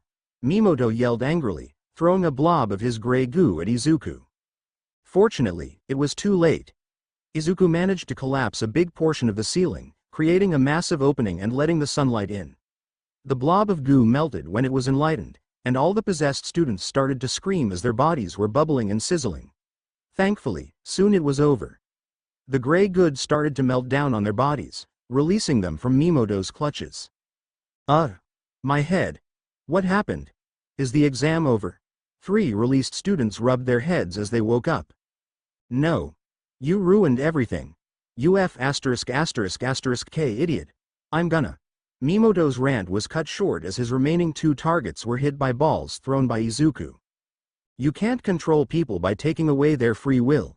If you want to be a hero, make people trust and like you instead of using your quirk, he said with a glare, hugging Ochako who was slowly getting well. This Mimoto was a total jerk. How could Hero School accept anyone like him? Ochako pouted as she walked out of the building, holding on Izuku as she was still a bit weak. I don't know, but he might actually be worse than Bakugo. And that's saying something, Izuku said, looking for a safe spot to hide with Ochako. They were now surrounded by huge chunks of concrete and boulders all around. At least they could rest for a moment. They needed to regain their energy before moving on.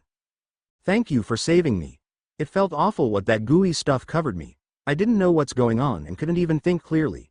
It's as if I was just a passenger in a car with steamed-up windows, Ochako said, sitting down.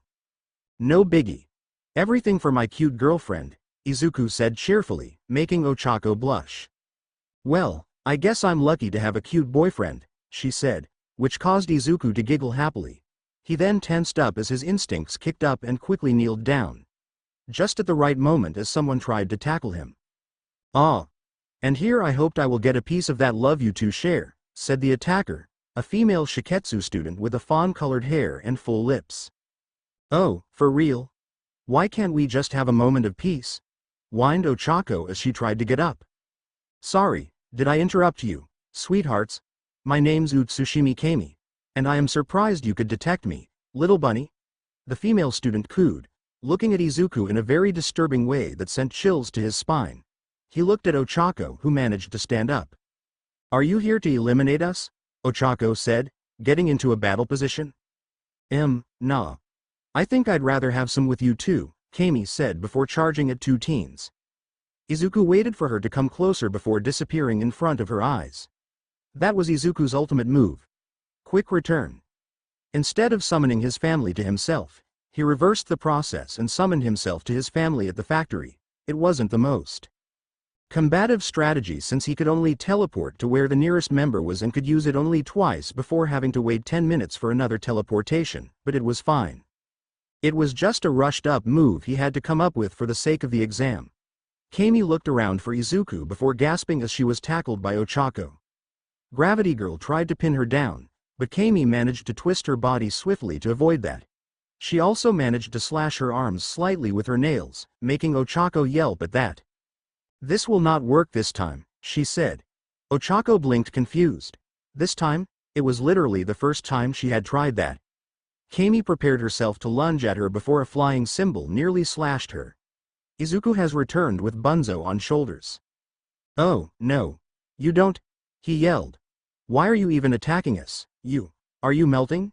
Izuku widened his eyes as he noticed Kami's body started to melt like a wax. What a shame. And here I thought we all could get so lovey-dovey together, she said with a pout before jumping on a nearby boulder. I guess we'll see each other later, she said before getting away. What a creepy girl, muttered Izuku before cuddling with Ochako. They would pass this exam no matter what. And nobody will stop them from doing it. Man. Izu-chan and Ochako-chan are so cute. I really wanted to join them, and to become them. Oh, how lovely they would look in blood, Kami, or rather Toga Himiko giggled as she got out of the battlefield. She took the appearance of Shiketsu student, using her quirk just to get some blood of Izuku or his classmates. Did you get anything? Shigaraki asked, using communicator. Toga hid under clothes. I surely did. Not as much as I wanted, but I managed to get some of Ochako-chan's blood. Toga grinned as she held the vial of red liquid inside. Maybe next time, I will also get some of Izu-chan's sweet, red blood. I can't wait for that, she cooed before disappearing in shadows. Attention, everyone! We've finally got 100 students who pass to the next stage. All students, please leave the battlefield and go to the common area and wait for the instructions. Mera's voice was heard on the battlefield. Izuku and Ochako sighed relieved. Both of them managed to pass, and all of their classmates. They all went to the room and sat down on the couch. This exam is insane. I can't believe they're forcing us to go through this, said Denki. Come on, man. It wasn't that bad, Kirishima said, patting him on the shoulder. TCH. That small-eyed bastard was annoying as hell, grumbled Bakugo. Ochako and Izuku were silent. They didn't want to talk about their experiences. Getting ambushed twice, by two maniacs, was not pleasant. I just hope the next stage will be easier, Ochako said with a sigh. Izuku rubbed her head and treated him with some chocolate he pulled out from an inner pocket of his hero costume.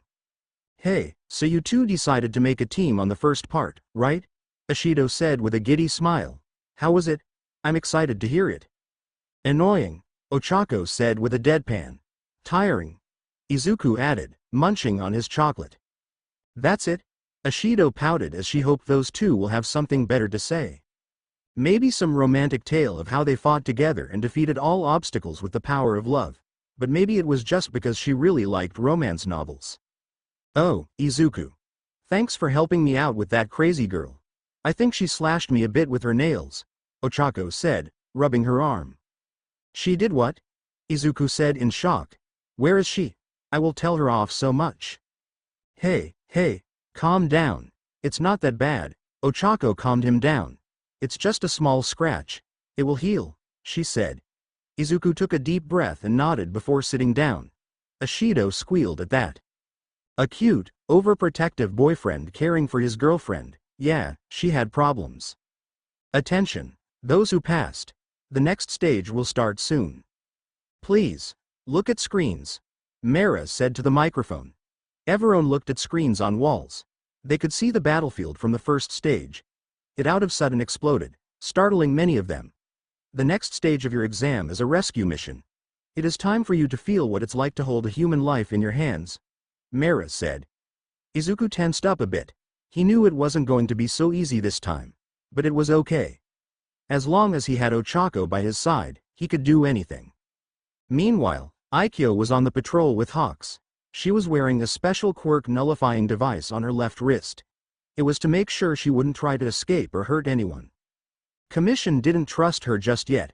Why do you even trust me? You know that I could easily hurt you even with this thing on my hand, right?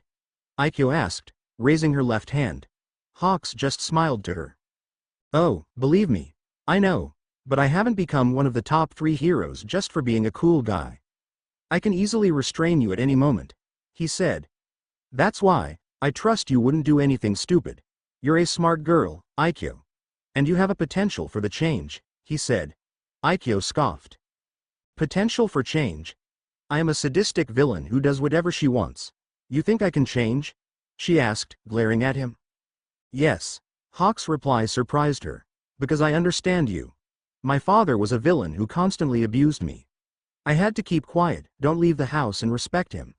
So, you can say we're a bit alike. Both of us had parents who were keeping us caged.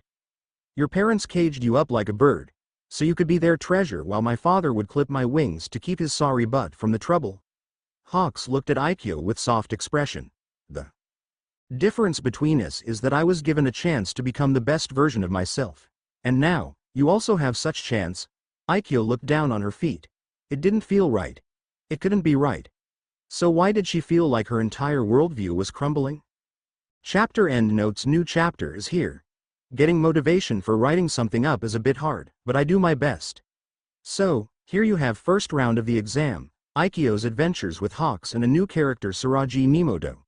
His name can be translated as, identity sludge. I had trouble with making up a character for this battle, but I think it's good enough. I will try to make another chapter as soon as I can. To the next time. It's a rescue time chapter summary helping those who are in a need to the bright future will lead. Being a good child is a reward big enough in those times that turns so rough. Chapter notes. See the end of the chapter for notes. Izuku jumped from one chunk of concrete to another. The second stage of the exam, rescue maneuvers, has started in a pretty intense way. He looked around, noticing various helpless company, pretending to be injured victims. That was something he would excel at. No matter how strong Izuku actually was, he wasn't a fighter type. He was more of a rescuer. He enjoyed seeing the happy and relieved faces of the people whom he helped. So this stage was going to be a piece of cake for him. Yuwa. My grandpa is trapped under the rubble.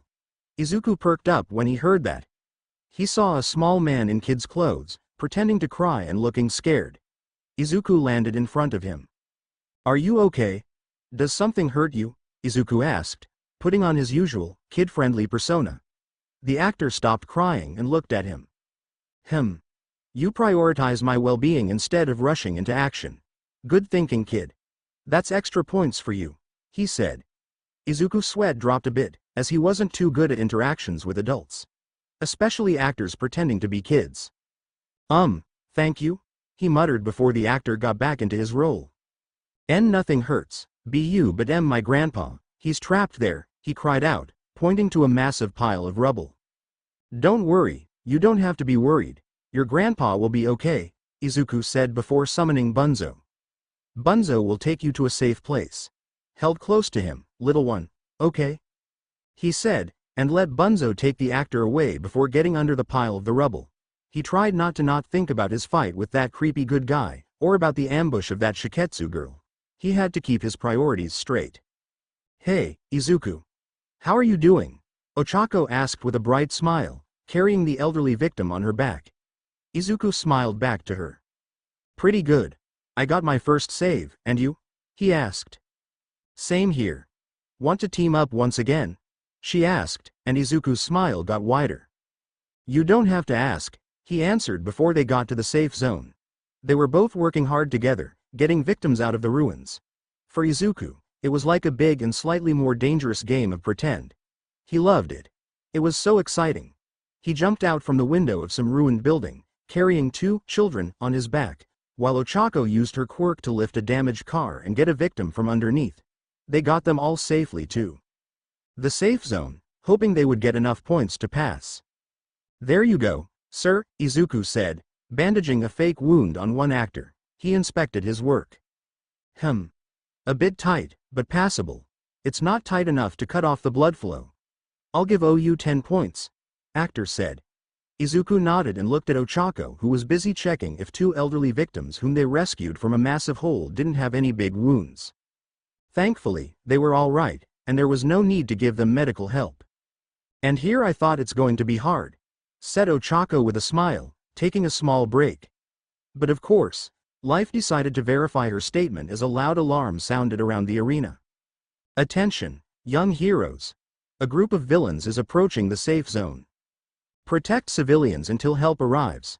Mara's voice sounded from the speaker, and students could soon see a group of people quickly approaching the safe zone. It was pro-hero gang Orca and his sidekicks. This year, he was the one asked to help with the exam. He didn't like playing a villain because his scary look was already pretty bad for his public image. But those kids needed some good challenges to become proper heroes in the future. If he had to be the bad guy just to help create a new generation of heroes, then so be it. What he didn't expect, though, was a strong kick to the side. That was actually a pretty good one. When he looked around to see who managed to hit him, he saw it was our bunny-eared protagonist. You got some guts, you brat. But let's see how you like this, he exclaimed, unleashing an ultrasound attack on Izuku. Thankfully, he managed to use his ultimate move to get out. Before getting back and attacking one of his goons. Sorry, but I'm not going to let you get any close, Izuku said with a serious face. He jumped out of the way of Gang Orca's ultrasound attacks, kicking him from all directions. Ha ha ha. You think such a weak brat like you will defeat me? Man? Move forward while I take care of this little vermin, Gang Orca exclaimed to his sidekicks while trying to punch Izuku. It wasn't an easy task to land any hits on him. Izuku was using everything he learned from Mirko to avoid attacks. Gotcha now. But he couldn't avoid a feint attack from the Orca hero. Gang Orca pretended to throw a punch at Izuku, when his actual plan was to kick him exactly when he was trying to jump away. Izuku flew a few meters away, coughing a bit.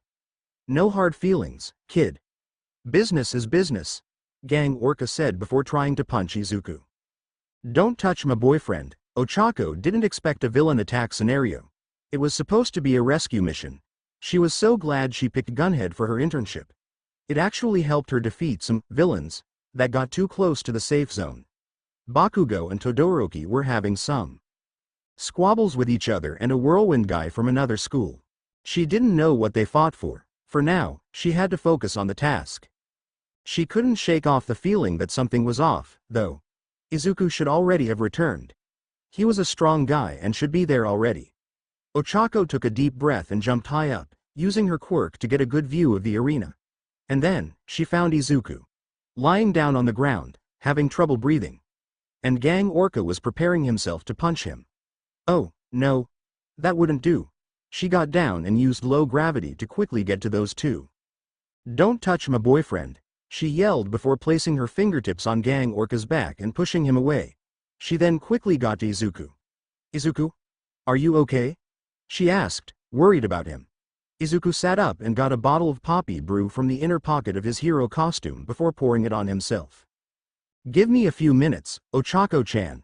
I think he broke a rib or two," he muttered, taking a deep breath. "You won't have to worry about broken ribs when I break your entire body," Gang Orca, still in midair, yelled while attacking two teens with another ultrasound attack. Ochako grabbed Izuku and jumped out of the way. She then released the hero from her quirk, feeling the nausea hit her. "I have to admit, you two are pretty good for a bunch of brats. Too bad you have to die," Gang Orca said, acting like a real villain. He wasn't going to hurt those two too badly. Probably just knock them out with a solid hit or two. "Are you sure about that?" Izuku said with a weak smile. Gang Orca titled his head confused before yelping in pain and falling on his knees. Something stung him in the back. He turned his head around and noticed a flying cat and bee hybrid.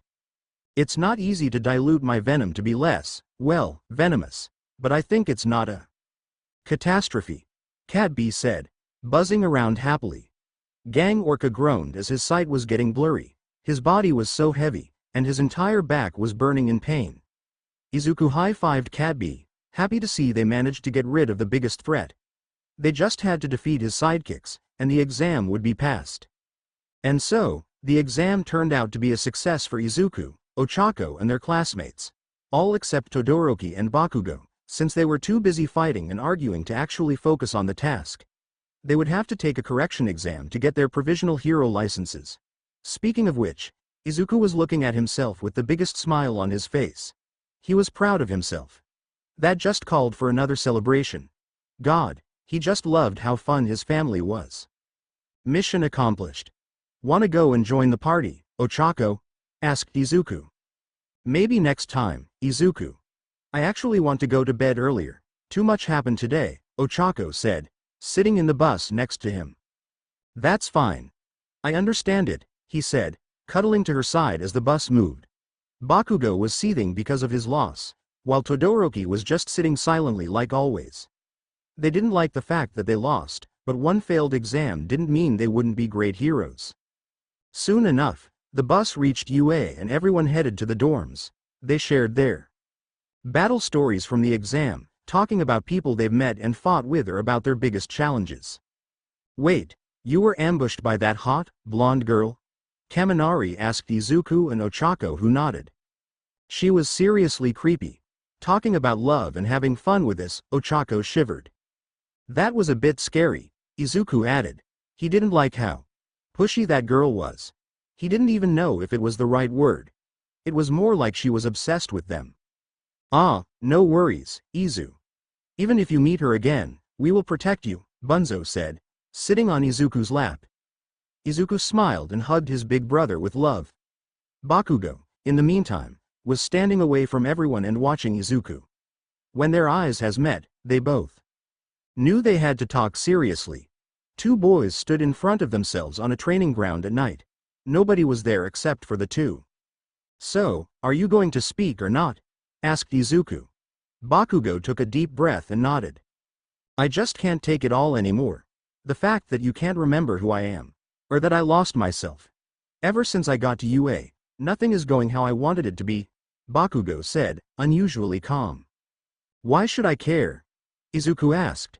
Because we used to be friends, Bakugo said it loudly, without screaming. We used to play together before that doctor said you were quirkless, before Auntie Inko your mom died. Before you turned into this, a toy. Izuku widened his eyes. Bakugo was crying. That was so unlike him. We did? He asked, unsure what else to say. Yes, look, I'm not going to pretend I know what's going on or what happened to you. I was an A*hole to you, I admit. But, we used to be friends at some point. We both wanted to become heroes together. And then you disappeared for so long. Do you know how much my old hag was worried about you? Bakugo wiped his eyes. Izuku lowered his head. Sorry, Bakugo. I really don't remember anything from my past before the factory. I wish I could. Sometimes, I see glimpses of the past. But it's not enough to remember everything, he said. And this is not something you should worry about, young Midoriya. Both boys perked up when they heard the familiar voice. All Might, or rather, Toshinori Yagi was standing behind a building all that time. He was worried those two would fight each other, so he decided to follow them just in case of a confrontation. Nobody should force you to remember your past. You can proudly look into the bright future, using all the experiences you already have. What are you doing here, All Might? Bakugo asked. Toshinori rubbed the back of his head. Well, I was worried you two might actually start a fight because of all that tension between you two and the exam as well.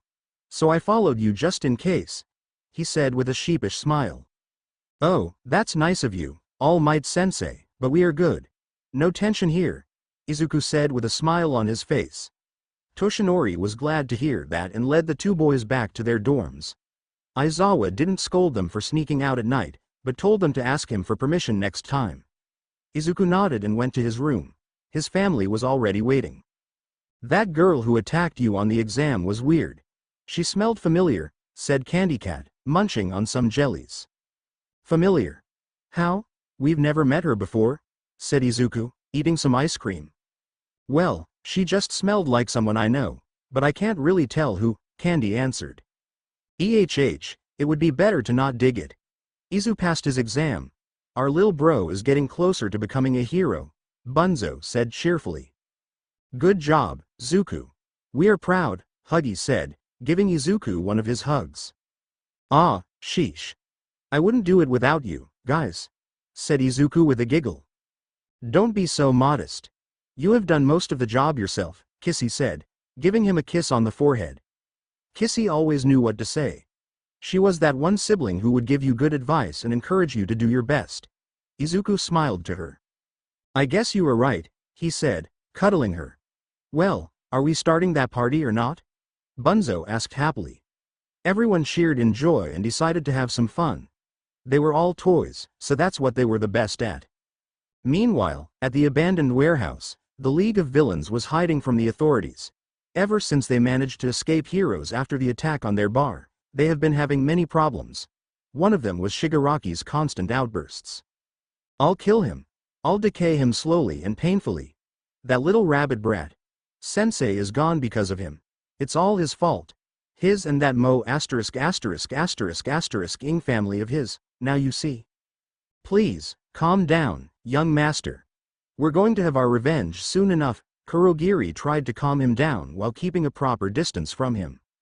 Easier said than done. Big Boss is gone, and that crazy doc who supplied us with Nomu's bites the dust, too. Dabi muttered, which didn't help with Shigaraki's fury. Not helping, darling. Lil Tamura is already in a pretty bad mood. No need to rub salt into his wounds, said Magna with a smirk on his face. So what are we going to do now? No help from All for One, no Nomu's trashy hideout. There's nothing we can do to jump up from the bottom, Spinner said with a depressed expression. Actually, there is. League jumped to their feet when they heard a stranger's voice. An unknown man in a green coat and bird beak mask was standing in the entrance of the warehouse with two thugs next to him. Greetings, Liege of Ville. I am Kai Chisaki. And I have an offer you shouldn't refuse. Chapter end notes. It took me so much to make this chapter. Sorry for the wait, guys. I really try hard to motivate myself to make new chapters, but I just get a writer's block. Anyways, here you go. We're officially moving to the Shigaraki raid arc. Not a chapter. Hello, everyone. Man, it's been a lot of time since I wrote something down. So, I will keep it short. It's not an actual chapter, but a disclaimer. I am not dead and this FIC will most likely continue to be written. You see, I experienced a massive lack of motivation. When I started to write this FIC, I was full of enthusiasm. Especially when I saw all your positive responses to it. But I burned myself out, and now I am struggling to lit my fire up again. Also, the year hasn't started well to me. I lost a car, then got scammed for all my money, so I had a lot on my head. But enough about problems. I will say something about FIC. I will try to at least write a chapter when I finally pull myself together. There will be tiny changes, though. First off, I don't think I will continue Aikio's arc anymore. I lost all my motivation for this character. Sorry if you liked her. Secondly, I won't write those lil poetic summaries anymore. I enjoyed it when I had motivation back in my prime, but now it just feels forced. And third, I am thinking about adding smiling creatures to the FIC, but I don't have any good idea how to do it. Feel free to post your own ideas. Who knows, maybe one of them will be used by me. Okay, that's it for now. I hope you enjoyed your Easter and had fun for April Fools. Love you all and hope to get back to writing. Be patient, please. Important announcement. Good news, everyone. I just started writing a new chapter for this fanfic. The work is slow and will probably take me some time, but I am finally on the right track. So how about doing something fun? Q&A for this story. Ask questions about the fanfic, characters, etc. in the comments. I will try and answer them if I can. Don't get discouraged if your question is not answered. It just means I don't have the right answer for it yet. This is just a small fun activity to sweeten up waiting for the next chapter. Smile for us. Chapter notes. See the end of the chapter for notes. Izuku was in a good mood today. How could he not? He managed to get his license together with Ochako and now he was about to start his first hero work studies. It was so exciting. The only problem was that he didn't know which hero agency to pick. What a shame Mirko didn't have an official agency and preferred to work alone. But Izuku wasn't too worried. He had time and there was no pressure. For now, he just focused on his current task, taking trash out. It was his turn at the dorms and he was going to follow his duty. As he dragged the trash bag to the container, he noticed something odd, a face. A human face coming out from a school wall. This view startled Izuku so much that he fell on his back with a surprised squeak. The wall face laughed. Did I scare you? Sorry about that. I just wanted to see one of my kohais. It seems like you and your class made quite a name for yourselves, didn't you? Izuku blinked surprised and sat up to look closer at the mysterious wall face. It definitely belonged to a teenage boy, probably older than him. Blue, cartoonish eyes, mischievous smile, and blonde hair. Who are you? Asked confused Izuku, making the boy in the wall smile wider. Oh, just an average nobody. Hey. Get it? The mysterious teen chuckled while Izuku giggled at the really bad pun. I heard about stuff you and your classmates had to go through and wow. You guys are amazing. True passion and the vigor of youth. I can't wait until me and my friends get to know you all better. The older teen said before his face sunk back into the wall, leaving no trace. This little meeting was weird, but Izuku's life was already a total weird fest, so it was probably quite normal for him. He just returned to the dorm after throwing trash out. He and Ochako were going to have some very deserved cuddle session. It turned out the guy from the wall was one of UA's big 3 elite third-year students. Mirio Tagata was his name and he was quite funny. Izuku decided he liked him as he loved making poor jokes, smiled a lot, and was like an excited puppy. So basically, he was perfect. The only flaw Izuku didn't like in him was the fact he would get naked because of his quirk. That one he found out when Mirio decided to have a friendly spar with his class. Izuku wasn't interested in fighting, so he sat it out with Ochako, having a chat with her. So, have you decided where will you go for your hero work studies? He asked. I decided to pick Ryuku since Gunhead doesn't organize work studies. Najire-chan works with her and she told me Ryuku accepts all girls that want to be better heroes, Ochako said. Neat. I'm still thinking as there is just too many options. Izuku pouted a bit. Ochako patted his back. I heard soothing hero. Chill out is open for students.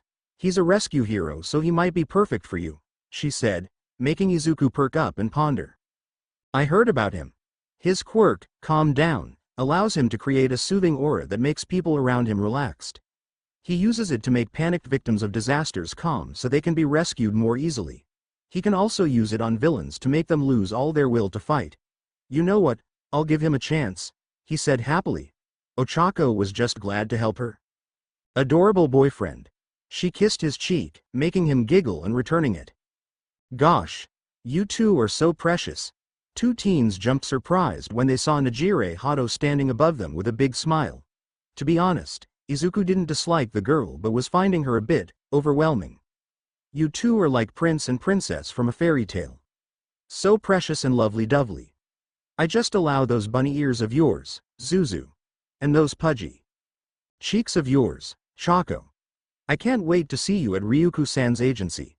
You will love it there. I am sure of it. Ryuku is the best. She is total, blah, blah, blah, blah, and so on for the next 4 hours. I am flattered you picked my agency, Toymaker, a 30-year-old man in a light blue hero costume said. His costume was quite simplistic. It was just pants and a long-sleeved shirt made of soft material, shoes that looked more like slippers you wear in your house, and a domino mask. Everything was in different shades of blue. That was Chill Out. An easygoing hero who was known for not showing too much emotion. He was a good rescue hero, but thanks to his quirk he was often asked to participate in raids on villains' hideouts. His quirk was pretty helpful in subjugation, even if it couldn't be used for longer than 10 minutes. After that time, he would need to take a moment to regain his energy. I like you, kid. From what I know about you from reports, you are quite good at helping others. You have the power to bring peace of mind to those who need it, and I respect it. In my opinion, heroes shouldn't focus on fighting villains, but on helping innocents. True heroism is all about being a good person, not a good fighter. This is what I strictly believe in. Izuku listened in awe to what Chill Out was talking about. He was so cool and smart. How come he was only 64th in the hero ranking? He deserved to be higher. I am happy to be here, sir. I want to be a hero who can make all children in the world feel safe and happy, Izuku said excitedly. Chill Out smiled at his words. That's a noble goal, my boy. And to be honest, you will have a chance to make a big step in it, he said, confusing Izuku. I can't say too much because it's confidential info, but I will be participating in a hero raid shortly. You will go with me and have a taste of some actual hero work. I have big expectations with you, he said. Izuku smiled brightly at that. I won't disappoint you, Chill Out-san. He beamed in joy, causing the hero to chuckle and pat his head. I know, kid. I know, can you believe it? I will go on an actual hero raid? Like a real hero. I can't wait for it. This is going to be great.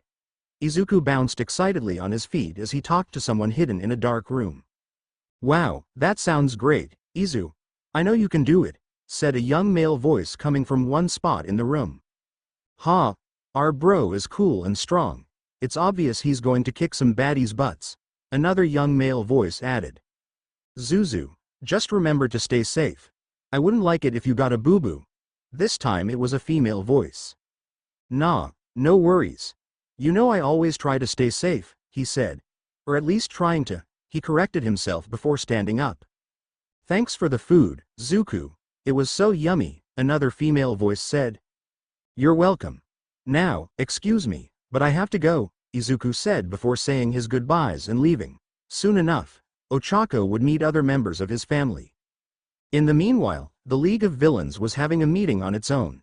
Much less lighthearted and more in darker tones. Shigaraki was hiding an angry scoff under his father's hand. Who that son of a B***H thought he was?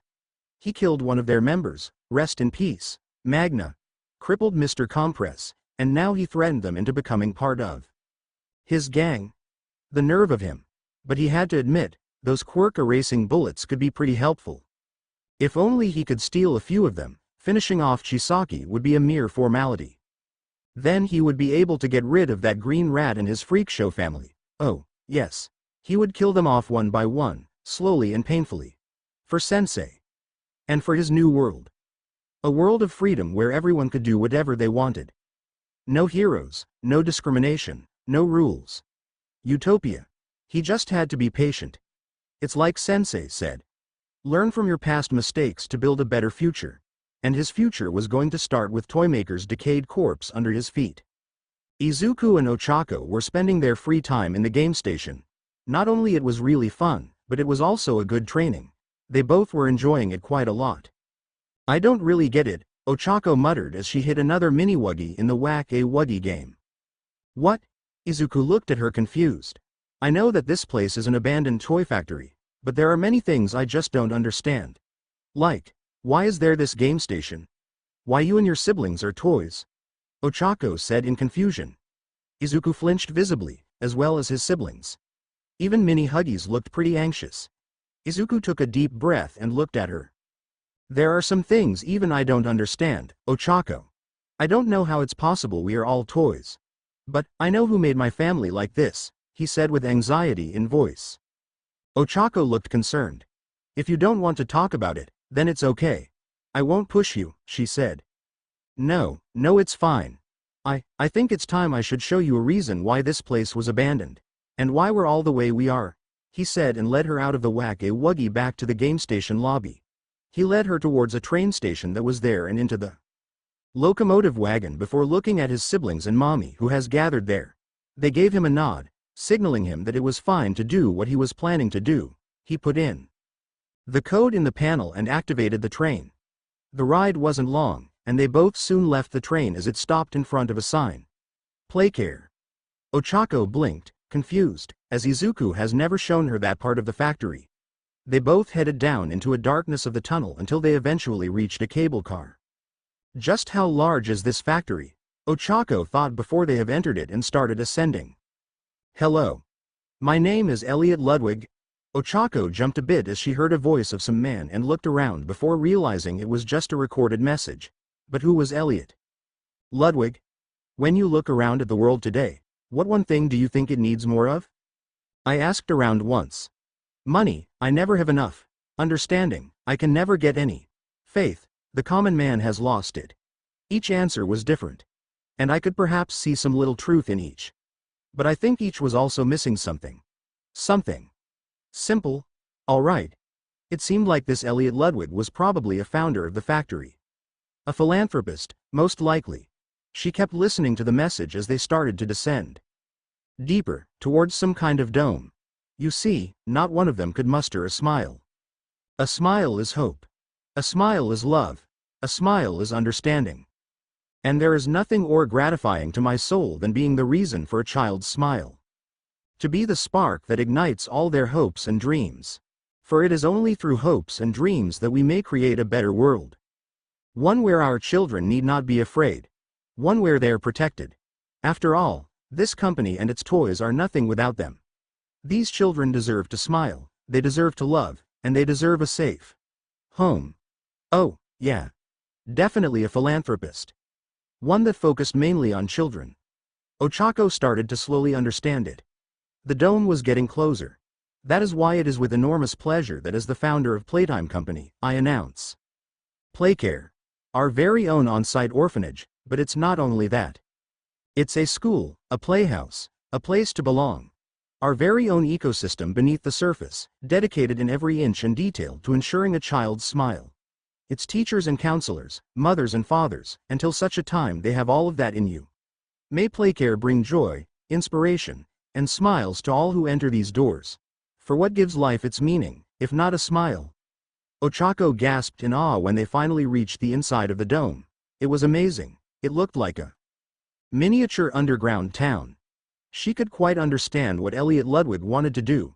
He created a place where orphaned children could feel safe and loved while waiting to be adopted. But it still didn't explain like 60% of everything. Izuku took her hand and led her out of the cable car when it finally reached its destination. He led her towards a big hall with a massive vault door in the floor. There was a single TV with VHS played and a video cassette on it. It was titled, The Hour of Joy. Izuku took the cassette and placed it in the player. Mommy took me here on my 13th birthday. She thought I deserved to know the truth. The dark truth, he said quietly. Ochako looked up at the TV before widening her eyes with horrified expression. Toys of all kinds. Plushies, figures, robots. Brutally killing people employed in the factory. It was like some kind of low-quality horror movie. But she knew it happened for real. She felt tears flowing from her eyes. That's, she muttered in horror. I know, Izuku said and hugged her. This is the truth. The only truth, he said, tearing up like her. This factory, from what Mommy told me, its employees were doing terrible things. Turning children and adults into toys. I don't understand why they did it. None of us understand why. Nobody from my family remembers who they used to be before becoming toys. But all of them hated employees for doing it to them. There was this one toy called Prototype. It was more powerful than any toy they have created. But it was evil and dangerous. They kept it locked up and experimented on it until it finally escaped and released all toys in the factory. Prototype ordered all toys to kill everyone in the factory. All those people, killed and eaten. Those who refused to comply were, he trembled with closed eyes. Ochako petted him gently. Enough. I understand, Izuku. I really do, she said, giving him a big hug. It's all in the past. I understand why they did it. They didn't have any other choice. Izuku sniffled and nodded. Yes. Prototype is no more. He's gone, and he won't hurt my family. I will protect them all. It doesn't matter what they did. It was all his fault. Not theirs, he said and rubbed his eyes. Then looked at Ochako. I think it's a good time to show you the rest of my family, he said, smiling a bit as he tried to brighten up the mood. Wait, there is more? Ochako widened her eyes. Oh, yeah. And they're all living here. They don't like bright light, so they live in the playcare. Come on. Let's go, he said and pulled her by hand to one of the buildings in the playcare. Home sweet home. An orphanage building where all children used to live. It was a bit dusty and there were a few cobwebs, but overall it was in relatively good shape. Lights were a bit dim, but they could see just fine. Izuku led Ochako into one of the bedrooms with many beds around and clapped in hands. All right, guys. Time to come out and meet someone, he called out. Ochako looked around the seemingly empty bedroom before gasping in surprise. Tiny plushies started to come out from under beds or from closets. She counted 7 of them. Dog, unicorn, bear, chicken, pig, bunny and elephant. They weren't big. They were actually in a size of toddler children. The off-putting thing about them were their black eyes with white irises, but they didn't seem that scary. Just a bit odd. Plushies happily rushed to Izuku, hugging him tightly and chatting excitedly to him. Ochako couldn't really understand what they were saying as they were all talking at the same time. Izuku giggled and returned the hug, nodding and answering to anything they talked about with him. Then turned to Ochako with a big grin. Ochako, meet my baby siblings, smiling critters. Chapter end notes. All right. I did it. I finally have a new computer and they can finally indulge myself in writing again. So, here you are, guys. Izuku introduced smiling critters to Ochako. I hope you guys enjoy this chapter. It was hard to write it, but I am happy with results. Next chapters will be more about Izuku's past in the factory. I am sure you will love it. Not So Happy Memories Part 1 Chapter Notes. See the end of the chapter for notes. Smiling critters. Ochako looked at Izuku, who was now surrounded completely by little plushies who were either hugging him, tugging on his clothes or climbing on him. Are they some kind of toy series? Yup. All of them belonged to toy series Smiling Critters. They even had their own cartoon, but let's say there were itty-bitty, super large problems, Izuku said, scratching his head with uneasy expression. Ochako noticed Smiling Critters got anxious for a moment before looking at Ochako with big smiles. Sue, you are Izu's girlfriend, huh? Smiled the red bear plushie with heart pendant. My name is Bobby Bearhug. And I love those who love Izu, she said cheerfully and hugged Ochako. Gravity Girl cooed and kneeled down to return hug, before a yellow chicken plushie with a star pendant walked over with a smug face. Hey there, lass, name's Kickin' Chicken. The raddest and bravest dude in the world, he said, pointing himself with a big grin. Yeah, more like a scaredy chicken, said a female green bunny plushie with a lightning bolt pendant in a teaser tone. You can't even sleep without your nightlight on. Shush, shut up, Hoppy, Kicken said with red face and looked away with pout. Bunny just laughed and hopped over to Ochako. I am Hoppy Hopscotch. I love sports, especially running and jumping rope and hopscotch and... Actually, hopscotch is not a sport. It's a game originating from ancient British, specifically, Scotland. Though it was used by ancient Romans as a form of military training. Blue elephant plushie with a light bulb pendant said before looking at Ochako. Oh, I'm sorry. My name is Bubba Bubbafant. The smartest smiling critter. You can count on me if you have any questions about any scientific subject. I will be delighted to provide you with information you require. He reminds me of Iida, thought Ochako as she has listened to the eloquent elephant. My turn. I am Picky Piggy. I love eating and cooking, and eating what I cook. I sometimes help Mommy Longlegs in the kitchen. Pink Pig plushie with an apple pendant said, munching on apple before giving one, uneaten, thankfully, to Ochako, who thanked her and munched on it with delight. Hello. White unicorn plushie with cyan hair and flower pendant waved shyly to Ochako.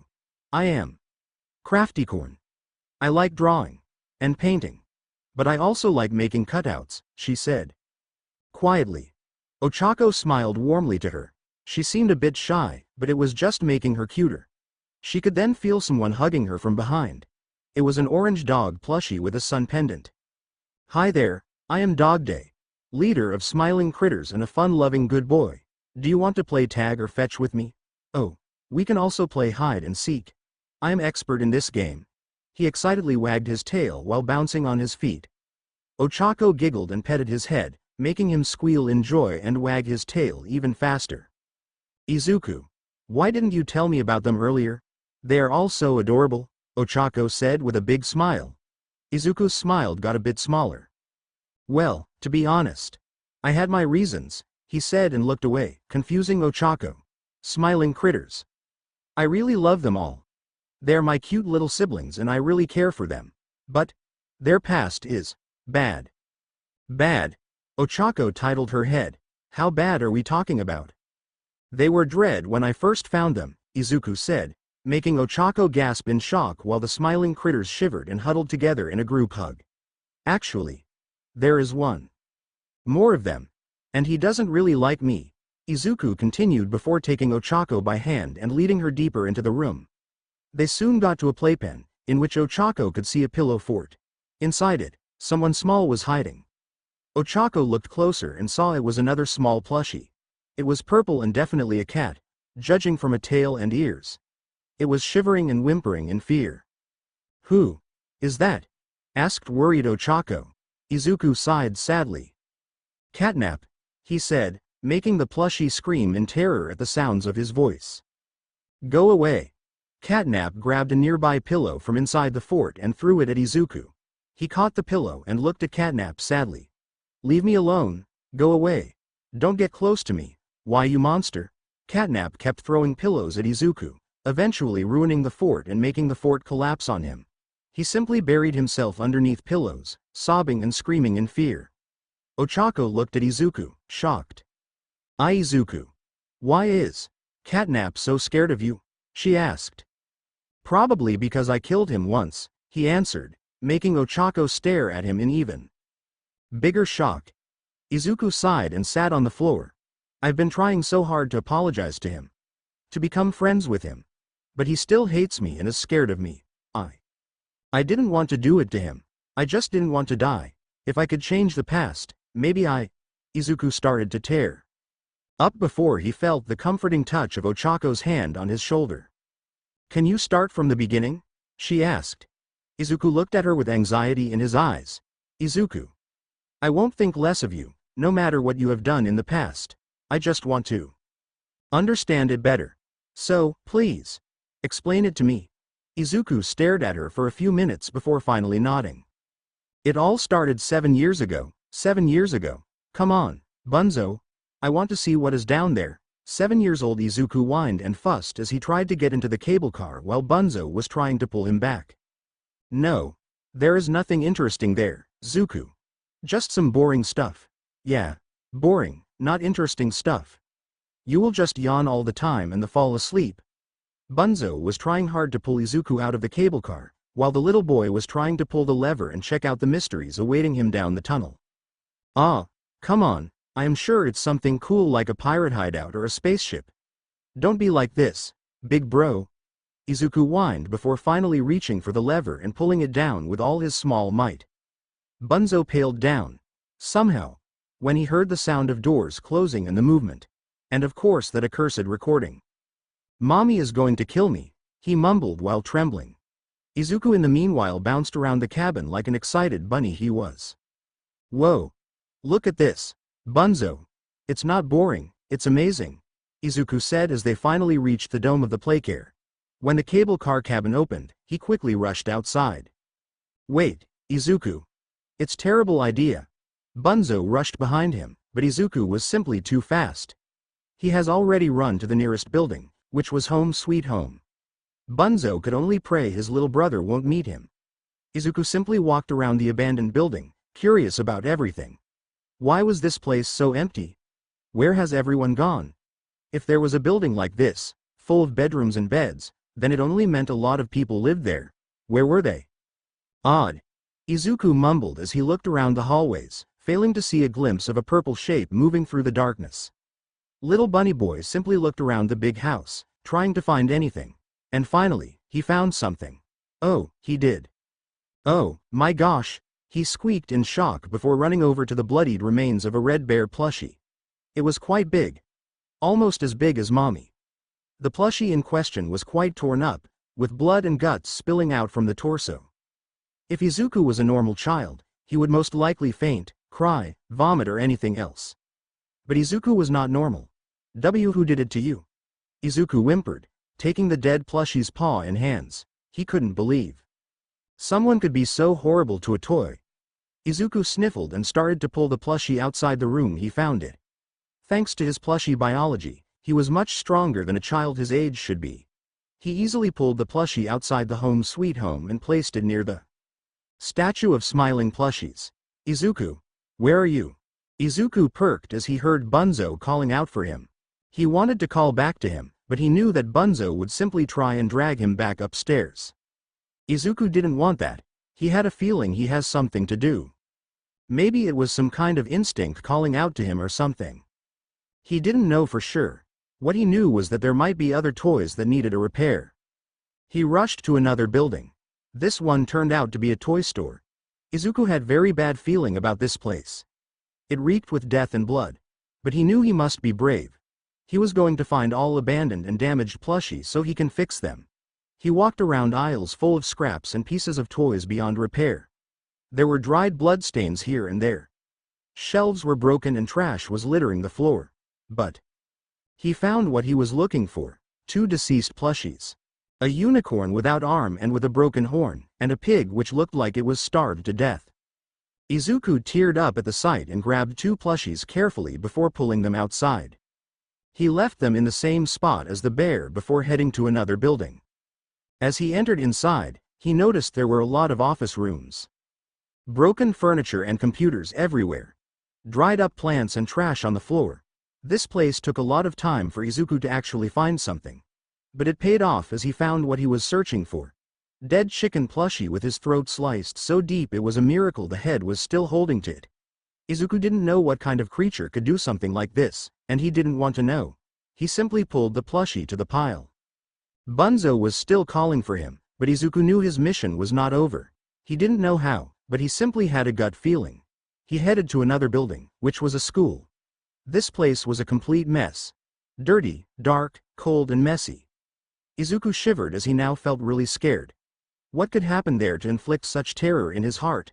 He wandered through the dark corridors of the school, searching for any toy that needed his help. He found 2 of them. First one was a human-sized female doll. Her head was separated from the body by a shutter door, but Izuku managed to lift the door with his strength.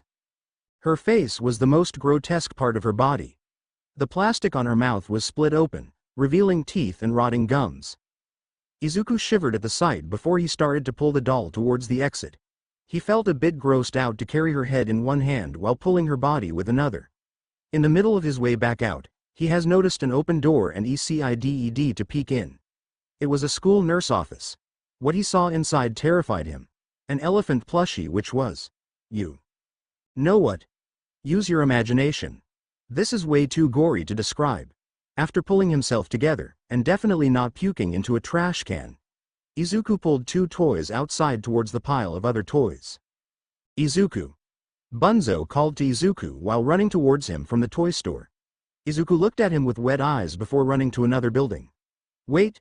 Don't go inside. This is a seriously bad idea. Bunzo called out to him in clear panic, but Izuku didn't listen. He had to cover all grounds. Before he could leave this place, he had to make sure there is not a single toy left to rot in darkness. The last place was huge.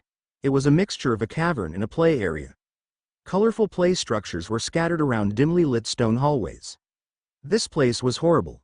It felt just straight up evil. But Izuku knew he had to check it out. He didn't care that place was scary. He didn't care he felt like something was watching him. He only cared about toys he could possibly save. Glowing white eyes watched him from darkness. Stalking. Awaiting. Hunting. Demon Spawn has arrived. Izuku was right about his gut feeling. He actually has managed to find another toy. Surprisingly, it was a green bunny plushie. It was quite an amazing coincidence considering. Well, himself. The plushie in question had spine and both legs shattered beyond repair.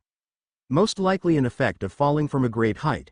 He simply placed a large plushie on his back and tried to find a way out of the cavern. What a pity he didn't have anything to mark walls or something. He huffed and puffed as he started to feel quite tired from taking all of those toys from one place to another. He was a strong child, but still a child. Not a bodybuilder or anything. But his determination burnt as he kept carrying the plush in question through dark hallways. He didn't even notice when he has arrived to a completely new part of the factory. It looked like a prison block. Why did a toy factory have a prison block? Izuku had a feeling he wouldn't like the answer. Though what he didn't like more was yet another gruesome sight he has met on his way. A dog plushie with legs clearly torn off and belt tightly wrapped around its torso to stop whatever organs it still had from spilling out. This one plushie wasn't dead, though. Izuku could see it moving very slightly on the floor, as if breathing weakly. Izuku whimpered and placed a bunny plushie under one of the walls before he tried to pick the dog. He couldn't even imagine in how much that poor toy had to be. He gasped, surprised when the dog toy suddenly raised the head and looked at him with terrified eyes. Who are you? The plushie had a hoarse male voice. Izuku flinched as it sounded awful. Did he go throw dake? Maybe mommy could give him some honey tea to soothe it? You shouldn't have come here, little one. I don't know how you found this place, but it would be better if you just left as soon as you found it. My name is Izuku. I want to help you, Izuku said, kneeling down to the poor dog plushie. Izuku. Name's Dog Day. Sorry you have to see me in such pitiful state. I tried to bite. More than I could. My friend betrayed me. He betrayed all of us to serve this monster. Prototype. He brainwashed him. Turned him into his loyal follower. Dog Day coughed a little bit of blood, making Izuku squeak in fear. He heard mommy saying the name Prototype before, but he didn't really know who it was. Now, I am dying. And perhaps it's better this way. Don't say that, Izuku yelled, making Dog Day flinch. Your friends would be super duper sad if they heard you say something like this. I don't understand why brainwashed means, but I am sure your other friend didn't mean to betray you. You two just need to talk and hug it out, he said. Dog Day looked at him with pity. Hug it out? I don't think it would work, Izuku. What we had is long gone. And even if he stopped coming to me to hurt me, I'm afraid. Look out, Dog Day suddenly yelled in fear. Huh? Izuku blinked before gasping as something came out from his stomach. 5 large, black claws stained in blood. His own blood. Izuku coughed blood and shivered before he heard a dark, terrifying voice behind himself. You will die here, Demon Spawn, chapter endnotes. Here you go, guys. Smiling Critters has came. And we also got some of Izuku's past. This chapter will be two-parter and I am really excited for it. I had small lack of motivation, but after pulling myself together I wrote this chapter pretty quickly, I hope. The quality is okay. It's been a long time since I watched Poppy Playtime gameplay, since I am not gamer myself, so I couldn't really describe everything perfectly. But I still hope you enjoy this chapter. See ya soon. Not So Happy Memories Part 2 Chapter Notes. See the end of the chapter for notes. Izuku fell on his stomach, coughing and having a hard time breathing. His body felt like it was on fire, and blood was gushing out from his wounds. Dogday glared at Catnap as hard as he could in his weak state. Catnap, in the meanwhile, was savoring the moment. He was going to rip the demon spawn apart. Gut him like a fish for the sin of being born. He was responsible for the death of his god. He was an abomination, deserving nothing but pain. Cat. Nap. Groaned out Dogday. You, god-awful monster. Catnap looked at Dogday with his usual, permanent smile. I will deal with you later, you heretic. Right now, I have a demon to destroy, he hissed out and raised his clawed paw into the air to cut Izuku's body open and rip out his insides. But that didn't happen, as his paw was suddenly cut by a flying symbol. It was a deep gush, but not deep enough to actually damage Catnap seriously. You jerk. How dare you hurt my baby brother? Screamed furious Bunzo in his rage form. Catnap let out an angry hiss before breathing out a massive cloud of red smoke. Dogday widened his eyes in terror. Don't breathe it in. It will put you to sleep, he yelled out, ignoring the pain it was causing to his highly damaged body. Thanks for the advice, answered Bunzo before jumping above the smoke cloud and kicking Catnap into the head. It dazed him for a few seconds, giving Bunzo just enough time to pull Izuku over his shoulders and rushing out. Catnap hissed angrily and moved behind them. He knew Playcare well enough to find a perfect way to ambush them. He was on his territory, and those two were his prey. But then he felt someone grabbing his back leg. Looking down, he saw Dogday, holding on to him with his paws. I won't let you hurt them, he groaned out in pain. This much effort was already impressive for him. He was basically clinging to his life just with sheer willpower. He knew he was going to die, but he wanted to die knowing he actually did something. Catnap scoffed and slashed on Dogday's head. Blood gushed out of his head, making him loosen the grip on Catnap. But he still had a little bit of life in that destroyed body of his. He didn't stop even when Catnap slashed him again, and again, and again. He only let go when Catnap decided to stop playing with food and cut his paws off. Dogday could feel life escaping his body, but it didn't matter anymore. He gave those two poor toys a little bit more time. And that was all he wanted. He closed his eyes, feeling content. I told you it was a bad idea to come here. Why couldn't you listen to me? Bunzo cried, hugging Izuku tightly after he poured poppy brew on his wounds. The miracle liquid patched up Izuku's body, but didn't exactly return his strength. Izuku was still exhausted and weakened after getting all the damaged toys into one place and losing some blood. I'm so sorry, big brother, Izuku said with tears, hugging Bunzo back. He has never felt so scared before. He just wanted to help all those poor toys. How could he know there was a monster among THM? Bunzo sniffled and rubbed tears from his eyes. Listen, Izuku. We need to get out of here. Playcare has always been a horrible place. And it just got worse since Catnap took over. He's not like the rest of us, lil bro. He's a horrible maniac who will kill you on the spot. But why? What have I done to him? I've never met that meanie before, said Izuku with teary eyes. Bunzo flinched a bit, as he knew exactly why that monstrous cat wanted to kill Izuku. Mommy asked them all to not tell Izuku, though. For his own sake, it was better to let him be oblivious to the truth about his origins. Look, I don't think it's the right time to dwell on that. Let's head back up and leave this place, he said, grabbing Izuku by the paw and tugging him in the direction of the cable car. But Izuku just stood firmly in place. I am not leaving without helping those first, he said, pointing his paw at the pile of dead toys. Bunzo got pretty anxious. Izuku, you can't help them anymore. They're long gone. Let's just try and save ourselves, he tried to convince his brother. No way. I I know I can help them.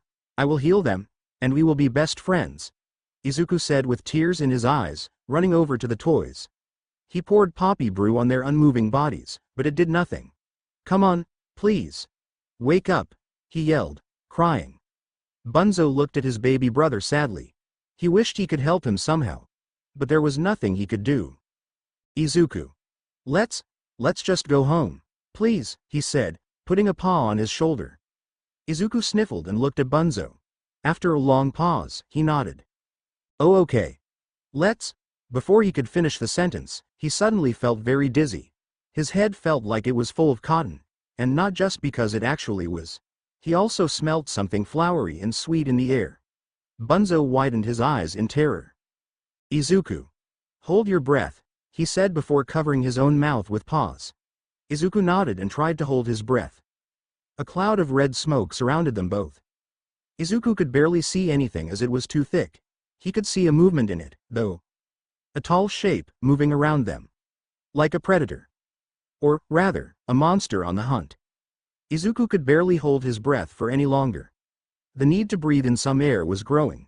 He couldn't take it any more and opened his mouth, inhaling some of the poppy-smelling gas. Izuku was suddenly in a different place. A big house he didn't recognize. It smelled like something strong and nasty. Izuku didn't know what it was, but it was making him feel uncomfortable. He then saw a towering figure above him. A giant, blackened humanoid with red eyes, holding something in hand. Disgusting, quirkless brat. The figure yelled before smashing the object on Izuku's head.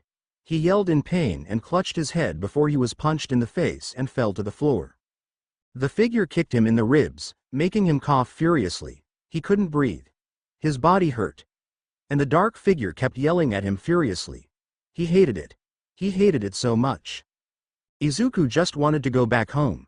To be hugged by mommy and his siblings. To play together with them. He whimpered as he curled into the ball. He then flinched as he felt someone shaking him. Ack. You. Ake up. Wake up. Izuku gasped as he suddenly woke up. Bunzo was holding him by his shoulders. He noticed he was lying on the floor of the playcare. It was just a dream. A bad dream. Izuku looked around. The red smoke was still surrounding them. But he wasn't going to let it affect him. He was going to make this bully pay for being so mean. He stood up, wobbly on his feet, and looked around. Bunzo was talking in panic, but Izuku didn't listen. He focused his gaze on the cloud. He knew that the big, bad cat bully was close. Nearby. There, a movement in the gas cloud. He jumped into it and grabbed Catnap's back. Get off me, demon spawn! Yelled furious Catnap, trying to shake him off. Izuku held on him, trying to avoid the monstrous cat's claws reaching for him. You stinkin' bully. You meanie dummy dumb. You are such a jerk and I hate you. Izuku yelled, punching Catnap's body with his small fists. It wasn't doing anything but making Catnap angrier. Bunzo in the meanwhile was paralyzed with fear. He wanted to help Izuku, but was too scared. He knew that he would lose this battle without help, though. That's why he got into his rage form. His extra sharp teeth came out from his gums before he charged at Catnap and bit his leg. Catnap hissed furiously and glared at Yellow Bunny Toy. Leave my little bro alone, you freak, he yelled, biting him again. Catnap grunted, as those bites were actually painful and wounding him. He decided he had enough and simply kicked Bunzo away. Poor little bunny crashed into Smiling Critter's statue and got knocked out. That was when something in Izuku snapped. It was like a switch in his brain. His big brother was harmed. That bully harmed his brother. He hurt his sibling. Izuku let out a feral growl from his throat, and Catnap suddenly felt a massive wave of bloodlust. Before he could react, he roared in pain as one of his ears was bitten off. Izuku, no longer cute and fluffy but furious and bloodthirsty, jumped off Catnap, who was clutching a place where his ear was supposed to be. It was the first time he actually entered his own rage form. He wanted to destroy the one who harmed his family. He wanted to make him pay. Without even thinking, he charged at Catnap and slashed one of his eyes, making him scream in pain. But he didn't stop there. He was slashing, biting, punching and kicking him all over. It didn't take long before Catnap was reduced from a psychopathic monster to a whimpering prey. Izuku wasn't going to show him mercy, though. With one final slash of his claws, he silenced him for good. Catnap was no more. That's when Izuku finally fainted. The adrenaline stopped working, and he crashed down. But at least Bunzo and he were safe now. Izuku was crying on Bunzo's shoulder after he woke up. The poor boy couldn't believe what he had done. He killed someone. He actually killed another toy. It was so unrealistic, he couldn't believe it. There, Izuku. You did what you had to do. It was either you or him. Bunzo tried to console him. But I could try something else. I didn't want to harm him, just to make him stop trying to hurt us. Izuku cried. Bunzo just kept cuddling him and letting him let out all his emotions. It lasted for 30 minutes before Izuku finally calmed down. He looked at all the dead toys and walked over to them. I know I can help them, Bunzo. I can't explain it, but I feel it, he said before putting his paw on the body pile. Bunzo didn't answer. He just watched Izuku kneel down in front of all the smiling critters in Miss Delight. He then let out a startled gasp when he saw something happening. Izuku's paw started to glow a bright light. Izuku widened his eyes in shock before all the toys, one after another, started to glow as well. They started to shift and morph, twist and squirm. Izuku had to close his eyes for a moment, as the light was blinding him. When he opened them, he couldn't believe what he had seen. All the toys were fixed and alive. All the smiling critters looked like they had never been destroyed.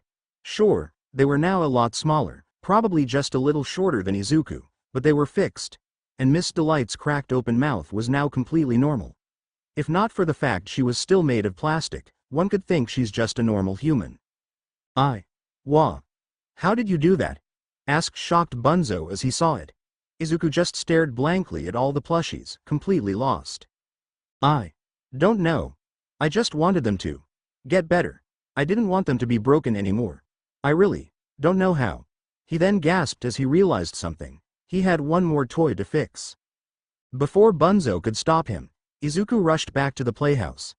Bunzo whined and ran after him, not wanting him to get into another trouble. When he finally found his baby brother, he was holding a small and fixed dog day in his arms. The tormented dog was sleeping, cuddling to Izuku's chest, who was now crying from the joy. Bunzo, it's amazing. I fixed them all. I am like one of those hero guys from the TV, he said, wiping his eyes. Bunzo perked before smiling a bit. Hey. I guess you are a hero, Izuku. Good job, he said to him. Now, can we finally leave this place? It's giving me serious creeps, even if Catnap is gone already. Izuku looked at Bunzo with anxious face. Yeah, speaking of which, he started, making Bunzo pale again. You've got to be kidding. This is a seriously bad idea, Izuku, said Bunzo, trying to stop Izuku from doing what he was planning to do. It wouldn't be fair to just leave him like this after Izuku said, looking at Catnap's corpse. But this guy is nightmare incarnated. He tried to kill you. He killed his own friends. Most of the smiling critters died by his paws, Bunzo said. I know what you want to say, Bunzo, he said, but isn't being a hero all about giving second chances? Mommy says that everyone deserves to be loved and cared for. I am sure Catnap will become my friend if I try super hard. I promise you, I will be super duper careful, he said before putting his hands on a purple cat plushie. Bunzo sighed at that. It seems like I just can't stop you. Fine, but if anything goes wrong, we're escaping from here as soon as possible without looking back or stopping. Get it? He said. Izuku nodded and tried to recall the feeling he had when he was trying to fix other toys. After a few minutes, he has managed to repeat the process of healing. Catnap's lifeless body was lifted into the air and shifted. Gone was the creepy, almost skeletal cat with a wide smile. In his place was a small purple kitten, slightly smaller than Dog Day. He was snoozing, uneasy, twitching and shivering in Izuku's arms. Izuku looked at Catnap with a sad expression. Catnap. I promise I will help you. I promise I will be a good friend for you. We will be able to play and smile together. One day, we will be besties. I promise, he said and sniffled, cuddling the kitten to his chest with a soft sob. And nothing came out true from this promise. Back in the present, Izuku sighed sadly. Catnap still feels scared of me and panics whenever I try to talk to him. I really hoped we would become friends, but you can't just forget the face of the monster who killed Yo. Before he could finish the sentence, Ochako hugged him. You're not a monster, she said sternly. It's just like Bunzo said. You didn't have any other choice. If Catnap was really as bad as you say, he would kill both of you. You only wanted to protect your sibling. Don't blame yourself for that. Izuku's eyes got wet as he heard it. He returned the hug and sniffled. Thanks, Ochako, he mumbled. It was Catnap who pushed me into becoming a hero. He's the main reason I want to be one. Heroes are amazing and protect people. And all I want to do is help other children to be safe and happy, so they can play and have fun, he said, looking at Catnap, shivering inside his blanket fort. One day, I will make Catnap not scared of me. We will all play together as a family. That's the Izuku I know and love, Ochako said with a smile, petting him behind his rabbit ear. I know you can do it, Izuku. You will be a great hero who makes all children happy. Like All Might, she said. Izuku let out a small giggle at that. That would be awesome. But, if All Might is the symbol of peace, then what would I be? Symbol of fun.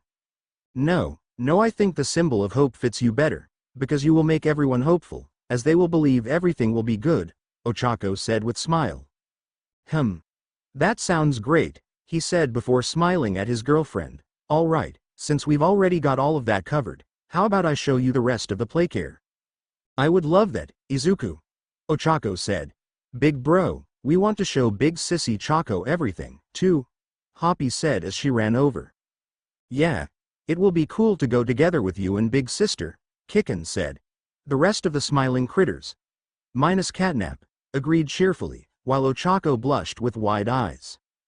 Big Sister? Chapter end notes took me a while to get some motivation for writing, but there you go. A second part of Izuku's memory lane. So, yes. Catnap is not actually an evil monster, but a hurt child who needs comfort. Remember what the original game said? Prototype is responsible for Theodore's fate. It was his fault a young, innocent child was transformed into a monster. Catnap was being abused by scientists, who transformed him against his will into a creepy toys, and then locked him up when he lashed out in justified anger. So, yeah. Catnap deserves some love and attention in my opinion. See y'all in the next chapter. Please drop by the archive and comment to let the creator know if you enjoyed their work.